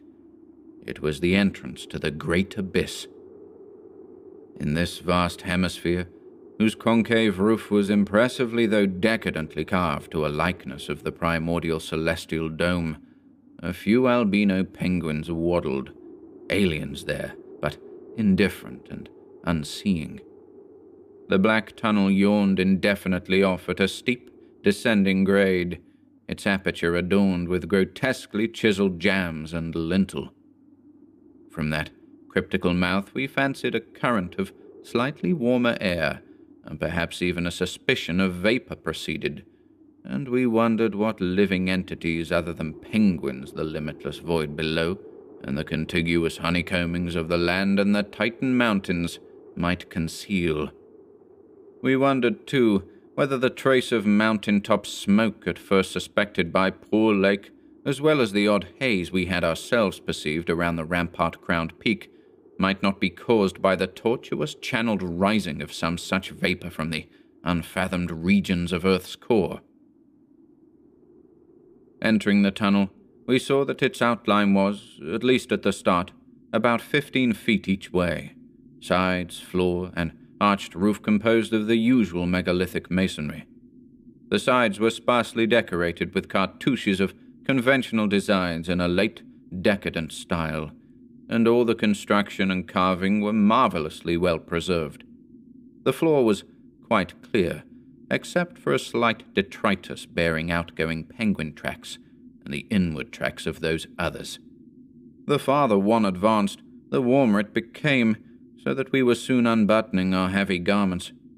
We wondered whether there were any actually igneous manifestations below, and whether the waters of that sunless sea were hot.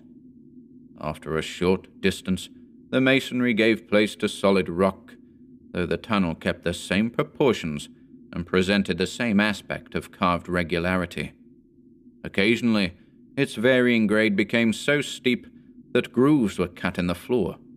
Several times we noted the mouths of small lateral galleries not recorded in our diagrams, none of them such as to complicate the problem of our return, and all of them welcome as possible refuges in case we met unwelcome entities on their way back from the abyss. The nameless scent of such things was very distinct. Doubtless, it was suicidally foolish to venture into that tunnel under the known conditions, but the lure of the unplumbed is stronger in certain persons than most suspect. Indeed, it was just such a lure which had brought us to this unearthly polar waste in the first place. We saw several penguins as we passed along, and speculated on the distance we would have to traverse. The carvings had led us to expect a steep downhill walk of about a mile to the abyss, but our previous wanderings had shown us that matters of scale were not wholly to be depended on. After about a quarter of a mile, that nameless scent became greatly accentuated, and we kept very careful track of the various lateral openings we passed. There was no visible vapors at the mouth, but this was doubtless due to the lack of contrasting cooler air. The temperature was rapidly ascending, and we were not surprised to come upon a careless heap of material shudderingly familiar to us. It was composed of furs and tent cloth taken from Lake's camp, and we did not pause to study the bizarre forms into which the fabrics had been slashed. Slightly beyond this point, we noticed a decided increase in the size and number of the side galleries, and concluded that the densely honeycombed region beneath the higher foothills must now have been reached. The nameless scent was now curiously mixed with another and scarcely less offensive odor, of what nature we could not guess, though we thought of decaying organisms and perhaps unknown subterrane fungi. Then came a startling expansion of the tunnel for which the carvings had not prepared us, a broadening and rising into a lofty, natural-looking elliptical cavern with a level floor, some 75 feet long and 50 broad, and with many immense side passages leading away into cryptical darkness. Though this cavern was natural in appearance, an inspection with both torches suggested that it had been formed by the artificial destruction of several walls between adjacent honeycombings.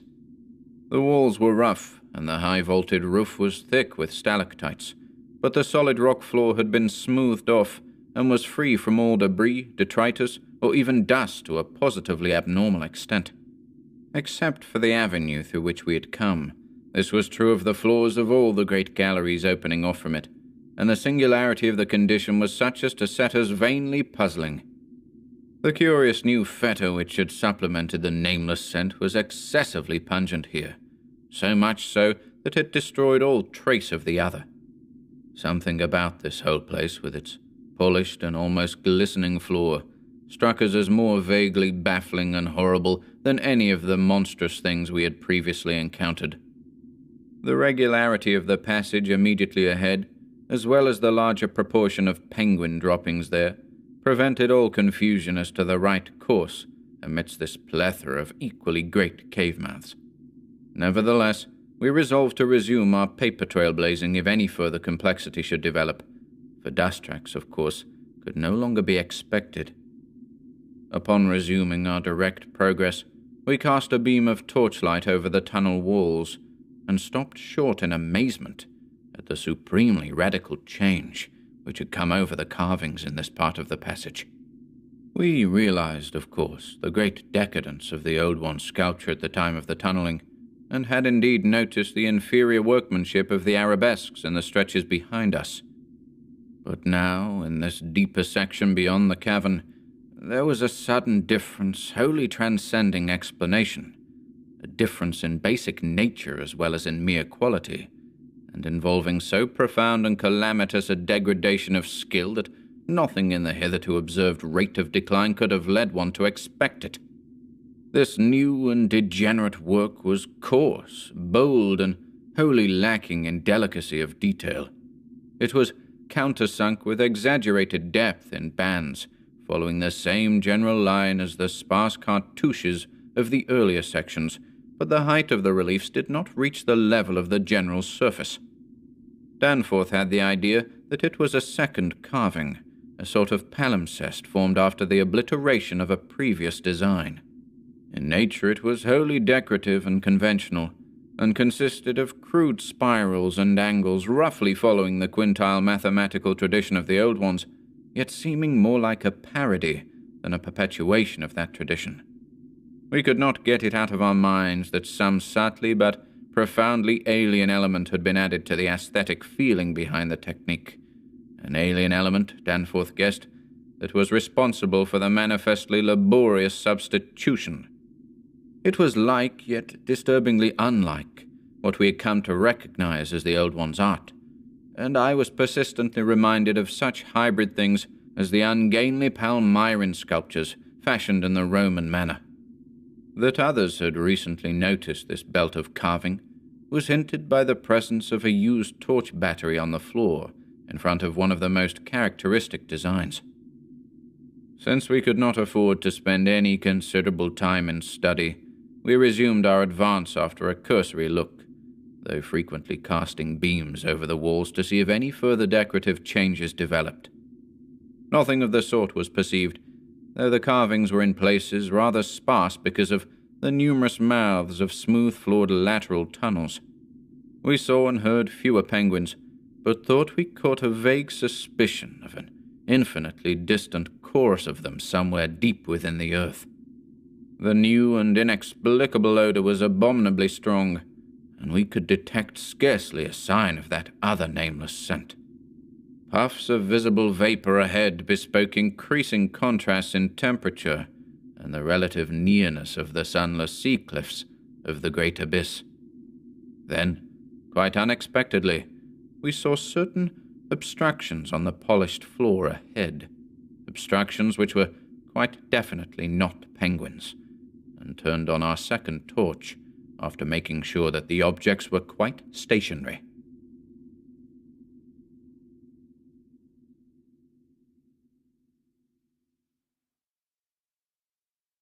"11. Still another time have I come to a place where it is very difficult to proceed. I ought to be hardened by this stage, but there are some experiences and intimations which scar too deeply to permit of healing, and leave only such an added sensitiveness that memory re-inspires all the original horror. We saw, as I have said, certain obstructions on the polished floor ahead, and I may add that our nostrils were assailed almost simultaneously by a very curious intensification of the strange prevailing fetor, now quite plainly mixed with the nameless stench of those others which had gone before us. The light of the second torch left no doubt of what the obstructions were, and we dared approach them only because we could see, even from a distance, that they were quite as past all harming power as had been the 6 similar specimens unearthed from the monstrous star-mounded graves at Poor Lake's camp. They were, indeed, as lacking in completeness as most of those we had unearthed, though it grew plain from the thick, dark green pool gathering around them that their incompleteness was of an infinitely greater recency. There seemed to be only 4 of them, whereas Lake's bulletins would have suggested no less than 8 as forming the group which had preceded us. To find them in this state was wholly unexpected, and we wondered what sort of monstrous struggle had occurred down here in the dark. Penguins, attacked in a body, retaliate savagely with their beaks, and our ears now made certain the existence of a rookery far beyond. Had those others disturbed such a place and aroused murderous pursuit? The obstructions did not suggest it, for penguin beaks against the tough tissues Lake had dissected could hardly account for the terrible damage our approaching glance was beginning to make out. Besides, the huge blind birds we had seen appeared to be singularly peaceful. Had there, then, been a struggle among those others, and were the absent 4 responsible? If so, where were they? Were they close at hand and likely to form an immediate menace to us? We glanced anxiously at some of the smooth-floored lateral passages as we continued our slow and frankly reluctant approach. Whatever the conflict was, it had clearly been that which had frightened the penguins into their unaccustomed wandering. It must, then, have arisen near that faintly heard rookery in the incalculable gulf beyond, since there were no signs that any birds had normally dwelt here. Perhaps, we reflected, there had been a hideous running fight, with the weaker party seeking to get back to the cache sledges when their pursuers finished them. One could picture the demoniac fray between namelessly monstrous entities as it surged out of the black abyss with great clouds of frantic penguins squawking and scurrying ahead. I say that we approached those sprawling and incomplete obstructions slowly and reluctantly. Would to heaven we had never approached them at all, but had run back at top speed out of that blasphemous tunnel with the greasily smooth floors and the degenerate murals aping and mocking the things they had superseded, run back before we had seen what we did see, and before our minds were burned with something which will never let us breathe easily again. Both of our torches were turned on the prostrate objects, so that we soon realized the dominant factor in their incompleteness. Mold, compressed, twisted, and ruptured as they were, their chief common injury was total decapitation. From each one, the tentacled starfish head had been removed, and as we drew near, we saw that the manner of removal looked more like some hellish tearing or suction than like any ordinary form of cleavage. Their noisome dark green ichor formed a large, spreading pool, but its stench was half overshadowed by that newer and stranger stench, here more pungent than at any other point along our route.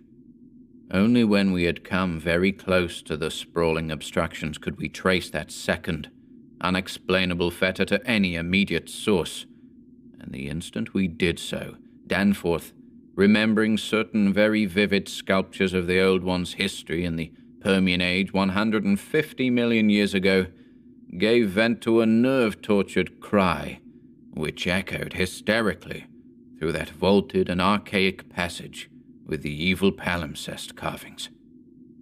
I came only just short of echoing his cry myself, for I had seen those primal sculptures too, and had shudderingly admired the way the nameless artist had suggested that hideous slime coating found on certain incomplete and prostrate Old Ones, those whom the frightful Shoggoths had characteristically slain and sucked to a ghastly headlessness in the great war of resubjugation.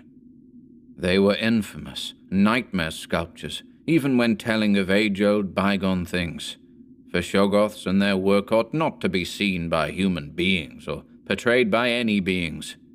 The mad author of the Necronomicon had nervously tried to swear that none had been bred on this planet, and that only drug dreamers had ever conceived them.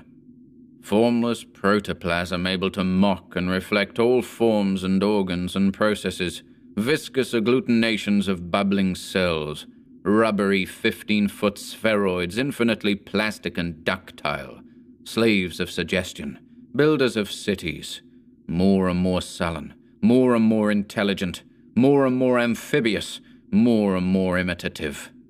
Great God! What madness made even those blasphemous Old Ones willing to use and to carve such things? And now, when Danforth and I saw the freshly glistening and reflectively iridescent black slime which clung thickly to those headless bodies and stank obscenely with that new, unknown odor whose cause only a diseased fancy could envisage, clung to those bodies and sparkled less voluminously on a smooth part of the accursedly resculptured wall in a series of grouped dots, we understood the quality of cosmic fear to its uttermost depths. It was not fear of those 4 missing others, for all too well did we suspect they would do no harm again. Poor devils. After all, they were not evil things of their kind. They were the men of another age and another order of being. Nature had played a hellish jest on them, as it will on any others that human madness, callousness, or cruelty may hereafter drag up in that hideously dead or sleeping polar waste. and this was their tragic homecoming. They had not been even savages, for what indeed had they done? That awful awakening in the cold of an unknown epoch? Perhaps an attack by the furry, frantically barking quadrupeds and a dazed defense against them, and the equally frantic white simians with the queer wrappings and paraphernalia? Poor Lake, poor Gedney, and poor old ones. Scientists to the last. What had they done that we would not have done in their place? God, what intelligence and persistence!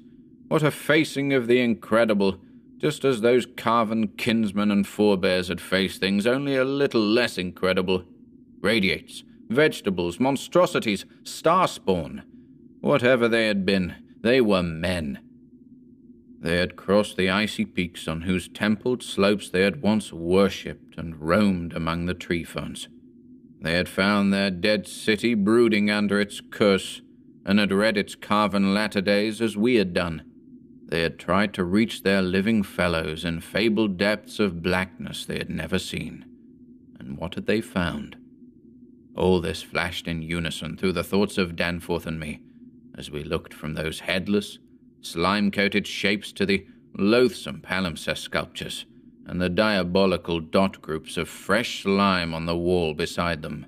Looked and understood what must have triumphed and survived down there in the cyclopean water city of that nighted, penguin-fringed abyss, whence even now a sinister curling mist had begun to belch pallidly, as if in answer to Danforth's hysterical scream. The shock of recognizing that monstrous slime and headlessness had frozen us into mute, motionless statues, and it is only through later conversations that we have learned of the complete identity of our thoughts at that moment. It seemed eons that we stood there, but actually it could not have been more than 10 or 15 seconds. That hateful, pallid mist curled forward, as if veritably driven by some remoter advancing bulk. And then came a sound which upset much of what we had just decided, and in so doing broke the spell, and enabled us to run like mad past squawking, confused penguins over our former trail back to the city, along ice-sunken megalithic corridors to the great open circle, and up that archaic spiral ramp in a frenzied automatic plunge for the sane outer air and light of day. The new sound, as I have intimated, upset much that we had decided, because it was what poor Lake's dissection had led us to attribute to those we had just judged dead. It was, Danforth later told me, precisely what he had caught, in infinitely muffled form, when at that spot beyond the alley corner, above the glacial level. And it certainly had a shocking resemblance to the wind pipings we had both heard around the lofty mountain caves. At the risk of seeming puerile, I will add another thing too, if only because of the surprising way Danforth's impression chimed with mine. Of course, common reading is what prepared us both to make the interpretation, though Danforth has hinted at queer notions about unsuspected and forbidden sources to which Poe may have had access when writing his Arthur Gordon Pym a century ago. It will be remembered that in that fantastic tale there is a word of unknown but terrible and prodigious significance connected with the Antarctic, and screamed eternally by the gigantic, spectrally snowy birds of that malign region's core. Tekeli-li, Tekeli-li. That, I may admit, is exactly what we thought we heard conveyed by that sudden sound behind the advancing white mist, that insidious musical piping over a singularly wide range. We were in full flight before 3 notes or syllables had been uttered, though we knew that the swiftness of the old ones would enable any scream-roused and pursuing survivor of the slaughter to overtake us in a moment, if it really wished to do so. We had a vague hope, however, that non-aggressive conduct and a display of kindred reason might cause such a being to spare us in case of capture, if only from scientific curiosity. After all, if such a one had nothing to fear for itself, it would have no motive in harming us. Concealment being futile at this juncture, we used our torch for a running glance behind, and perceived that the mist was thinning. Would we see at last a complete and living specimen of those others? Again came that insidious musical piping. To Galilee! To Galilee! Then, noting that we were actually gaining on our pursuer, it occurred to us that the entity might be wounded. We could take no chances, however, since it was very obviously approaching in answer to Danforth's scream, rather than in flight from any other entity. The timing was too close to admit of doubt. Of the whereabouts of that less conceivable and less mentionable nightmare, that fetid, unglimpsed mountain of slime-spewing protoplasm whose race had conquered the abyss and sent land pioneers to recarve and squirm through the burrows of the hills, we could form no guess, and it cost us a genuine pang to leave this probably crippled old one, perhaps a lone survivor, to the peril of recapture and a nameless fate. Thank heaven we did not slacken our run. The curling mist had thickened again, and was driving ahead with increased speed, whilst the straying penguins in our rear were squawking and screaming, and displaying signs of a panic really surprising, in view of their relatively minor confusion when we had passed them. Once more came that sinister, wide-ranged piping. To Galilee! To Galilee! We had been wrong. The thing was not wounded, but had merely paused on encountering the bodies of its fallen kindred and the hellish slime inscription above them. We could never know what that demon message was, but those burials at Lake's Camp had shown how much importance the beings attached to their dead. Our recklessly used torch now revealed ahead of us the large open cavern, where various ways converged, and we were glad to be leaving those morbid palimpsest sculptures, almost felt even when scarcely seen, behind. Another thought which the advent of the cave inspired was the possibility of losing our pursuer at this bewildering focus of large galleries. There were several of the blind albino penguins in the open space, and it seemed clear that their fear of the oncoming entity was extreme to the point of unaccountability. If at that point we dimmed our torch to the very lowest limit of traveling need, keeping it strictly in front of us, the frightened squawking motions of the huge birds in the mist might muffle our footfalls, screen our true course, and somehow set up a false lead.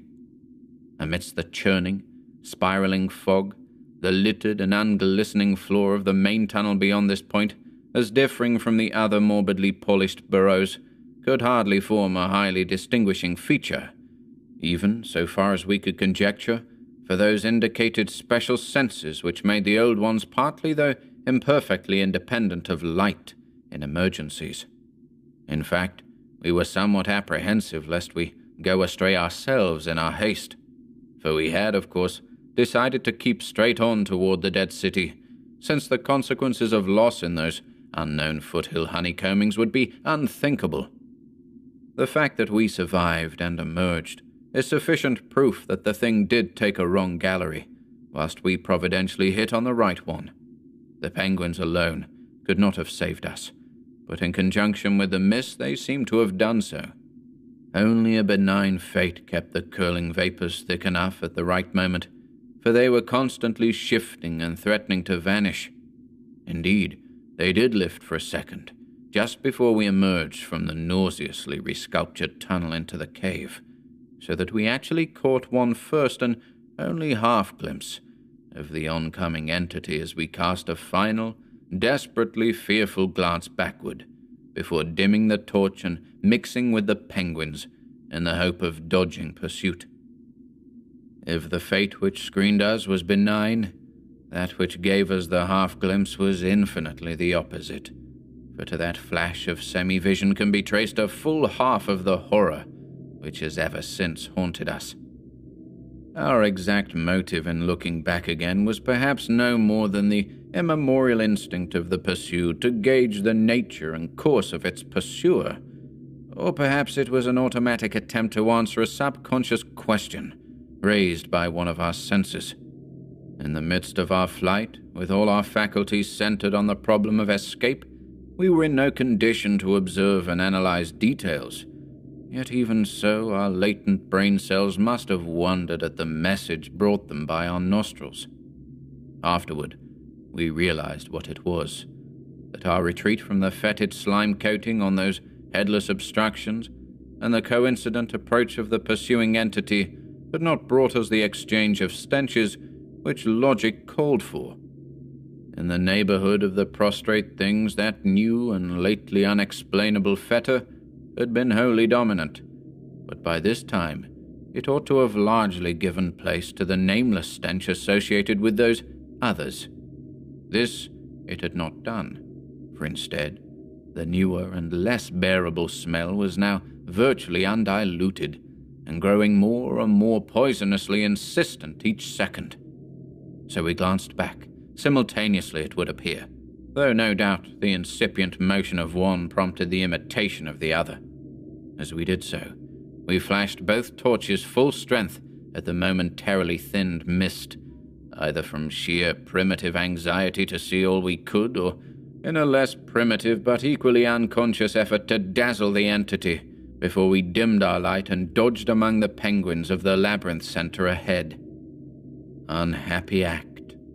Not Orpheus himself or Lot's wife paid much more dearly for a backward glance. And again came that shocking, wide-ranged piping. To Galilee! To Galilee! I might as well be frank, even if I cannot bear to be quite direct in stating what we saw, though at the time we felt that it was not to be admitted even to each other. The words reaching the reader can never even suggest the awfulness of the sight itself. It crippled our consciousness so completely that I wonder we had the residual sense to dim our torches as planned and to strike the right tunnel toward the dead city. Instinct alone must have carried us through, perhaps better than reason could have done, though if that was what saved us, we paid a high price. Of reason we certainly had little enough left. Danforth was totally unstrung, and the first thing I remember of the rest of the journey was hearing him light-headedly chant an hysterical formula in which I alone of mankind could have found anything but insane irrelevance. It reverberated in falsetto echoes among the squawks of the penguins, reverberated through the vaultings ahead, and, thank God, through the now empty vaultings behind. He could not have begun it at once, else we would not have been alive and blindly racing. I shudder to think of what a shade of difference in his nervous reactions might have brought. South Station under, Washington under, Park Street under, Kendall, Central, Harvard. The poor fellow was chanting the familiar stations of the Boston-Cambridge tunnel that burrowed through our peaceful native soil thousands of miles away in New England. Yet to me, the ritual had neither irrelevance nor home feeling. It had only horror, because I knew unerringly the monstrous, nefandous analogy that had suggested it. We had expected, upon looking back, to see a terrible and incredibly moving entity if the mists were thin enough, but of that entity we had formed a clear idea. What we did see, for the mists were indeed all too malignly thinned, was something altogether different, and immeasurably more hideous and detestable. It was the utter, objective embodiment of the fantastic novelist's thing that should not be, and its nearest comprehensible analogue is a vast, onrushing subway train, as one sees it from a station platform, the great black front looming colossally out of infinite subterraneous distance, constellated with strangely colored lights and filling the prodigious burrow as a piston fills a cylinder. But we were not on a station platform. We were on the track ahead, as the nightmare plastic column of fetid black iridescence oozed tightly onward through its 15-foot sinus, gathering unholy speed and driving before it a spiral, re-thickening cloud of the pallid abyss vapor. It was a terrible, indescribable thing vaster than any subway train, a shapeless congeries of protoplasmic bubbles, faintly self-luminous, and with myriads of temporary eyes forming and unforming as pustules of greenish light all over the tunnel-filling front that bore down upon us, crushing the frantic penguins and slithering over the glistening floor that it and its kind had swept so evilly free of all litter. Still came that eldritch, mocking cry, To Galilee! To Galilee! and at last we remembered that the demoniac Shoggoths, given life, thought, and plastic organ patterns solely by the old ones, and having no language save that which the dot groups expressed, had likewise no voice save the imitated accents of their bygone masters.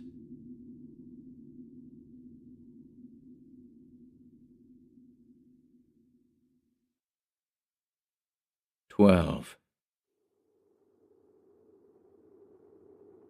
Danforth and I have recollections of emerging into the great sculptured hemisphere and of threading our back trail through the cyclopean rooms and corridors of the dead city. Yet these are purely dream fragments involving no memory of volition, details, or physical exertion. It was as if we floated in a nebulous world or dimension without time, causation, or orientation. The grey half-daylight of the vast circular space sobered us somewhat, but we did not go near those cash sledges or look again at poor Gedney and the dog. They have a strange and titanic mausoleum, and I hope the end of this planet will find them still undisturbed. It was while struggling up the colossal spiral incline that we first felt the terrible fatigue and short breath which our race through the thin plateau air had produced. But not even the fear of collapse could make us pause before reaching the normal outer realm of sun and sky. There was something vaguely appropriate about our departure from those buried epochs, for as we wound our panting way up the 60-foot cylinder of primal masonry, we glimpsed beside us a continuous procession of heroic sculptures in the dead race's early and undecayed technique, a farewell from the old ones, written 50 million years ago.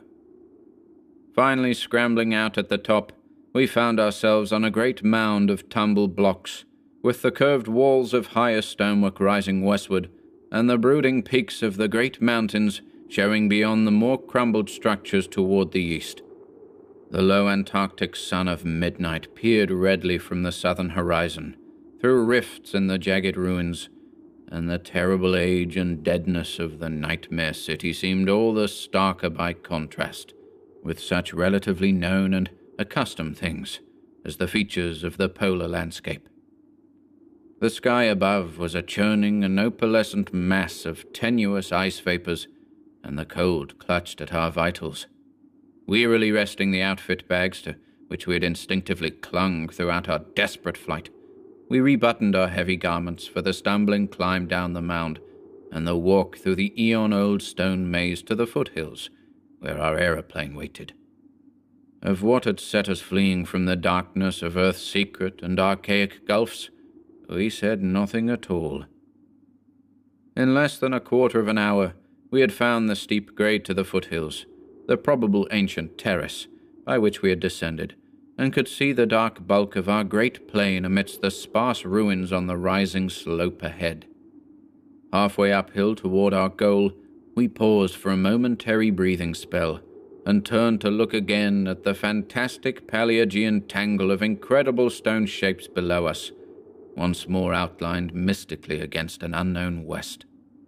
As we did so, we saw that the sky beyond had lost its morning haziness, the restless ice vapors having moved up to the zenith, where their mocking outlines seemed on the point of settling into some bizarre pattern, which they feared to make quite definite or conclusive. There now lay revealed on the ultimate white horizon behind the grotesque city a dim, elfin line of pinnacled violet, whose needle-pointed heights loomed dreamlike against the beckoning rose color of the western sky.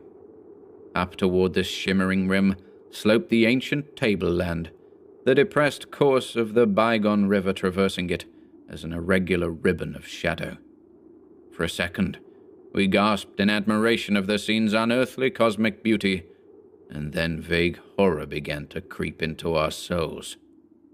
For this far violet line could be nothing else than the terrible mountains of the Forbidden Land, highest of Earth's peaks and focus of Earth's evil, harborers of nameless horrors and Archean secrets, shunned and prayed to by those who feared to carve their meaning, untrodden by any living thing of Earth, but visited by the sinister lightnings and sending strange beams across the plains in the polar night.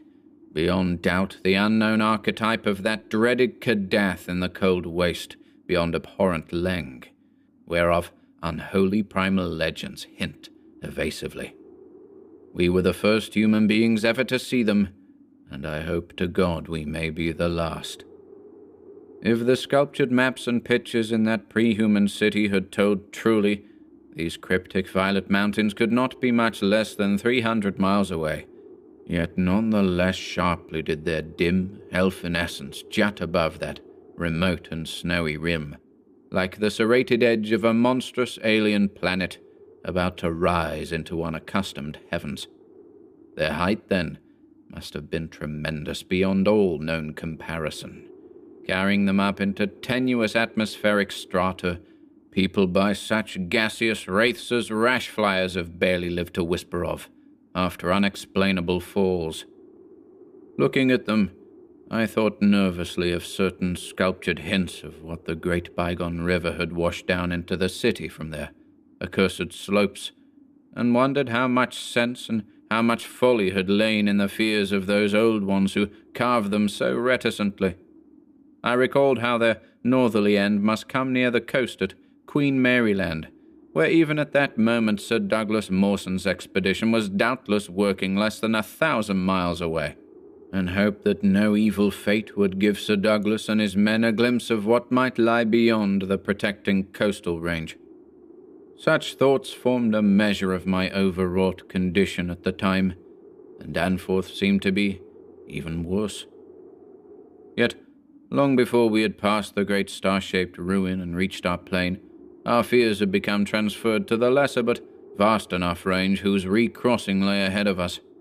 From these foothills, the black, ruin-crusted slopes reared up starkly and hideously against the east, again reminding us of those strange Asian paintings of Nicholas Roerich.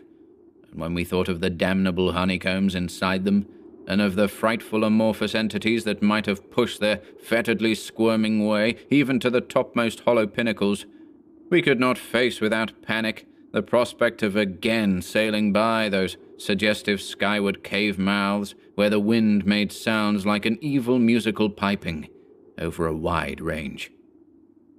To make matters worse, we saw distinct traces of local mist around several of the summits, as poor Lake must have done when he made that early mistake about volcanism, and thought shiveringly of that kindred mist from which we had just escaped, of that, and of the blasphemous, horror-fostering abyss whence all such vapours came.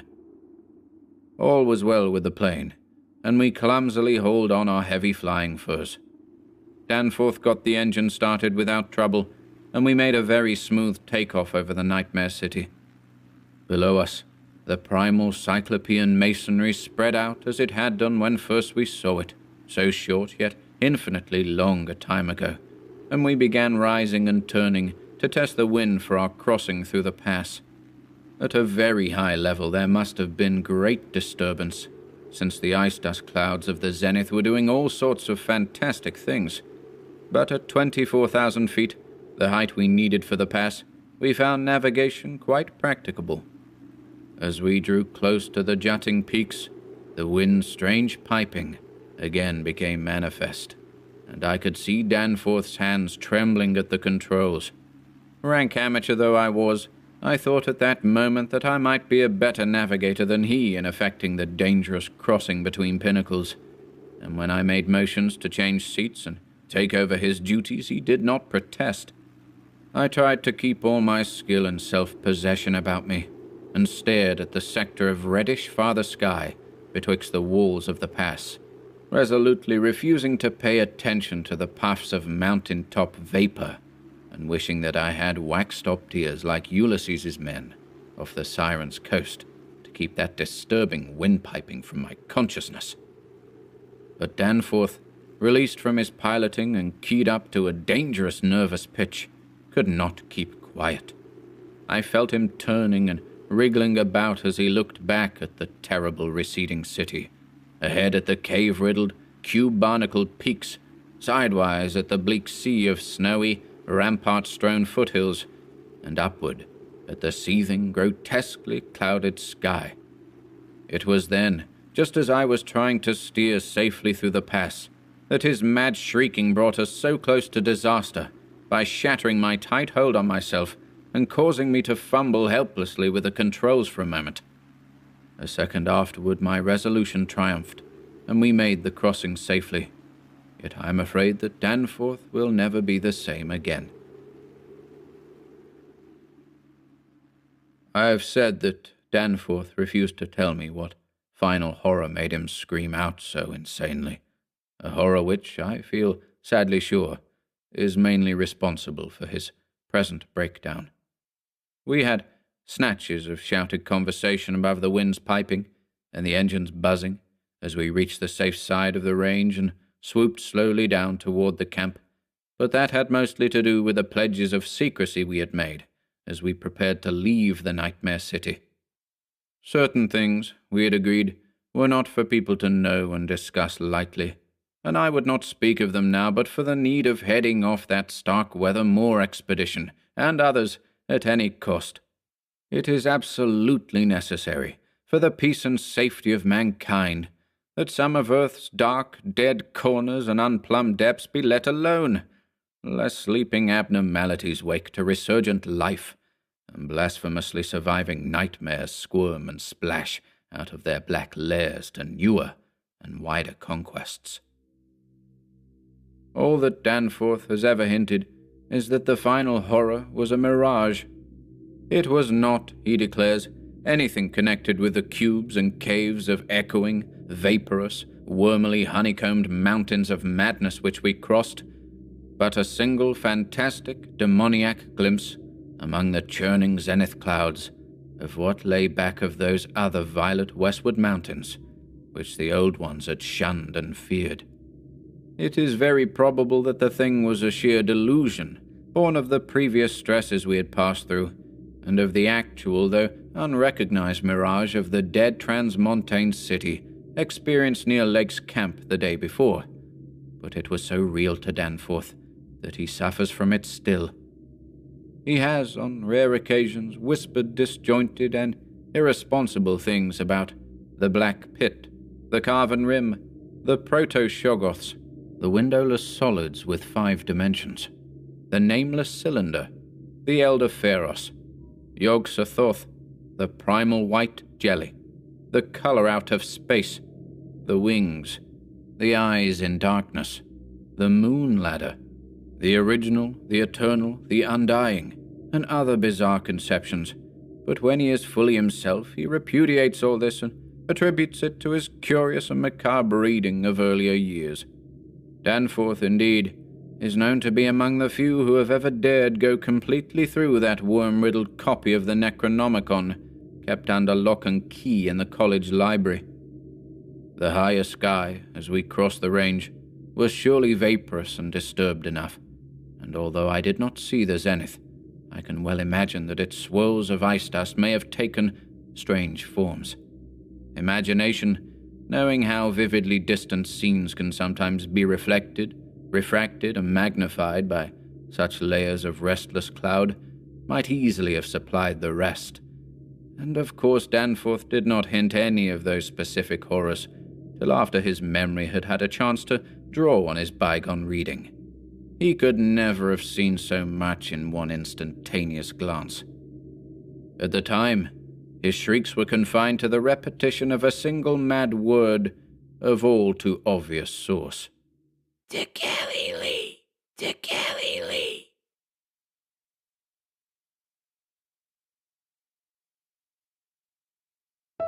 Thank you for listening today. If you enjoyed this reading and would like to support our work here at Horror Babble, please feel free to pay us a visit over at Patreon. Links to Patreon and the Bandcamp shop can be found in the video description below. Until next time, goodbye.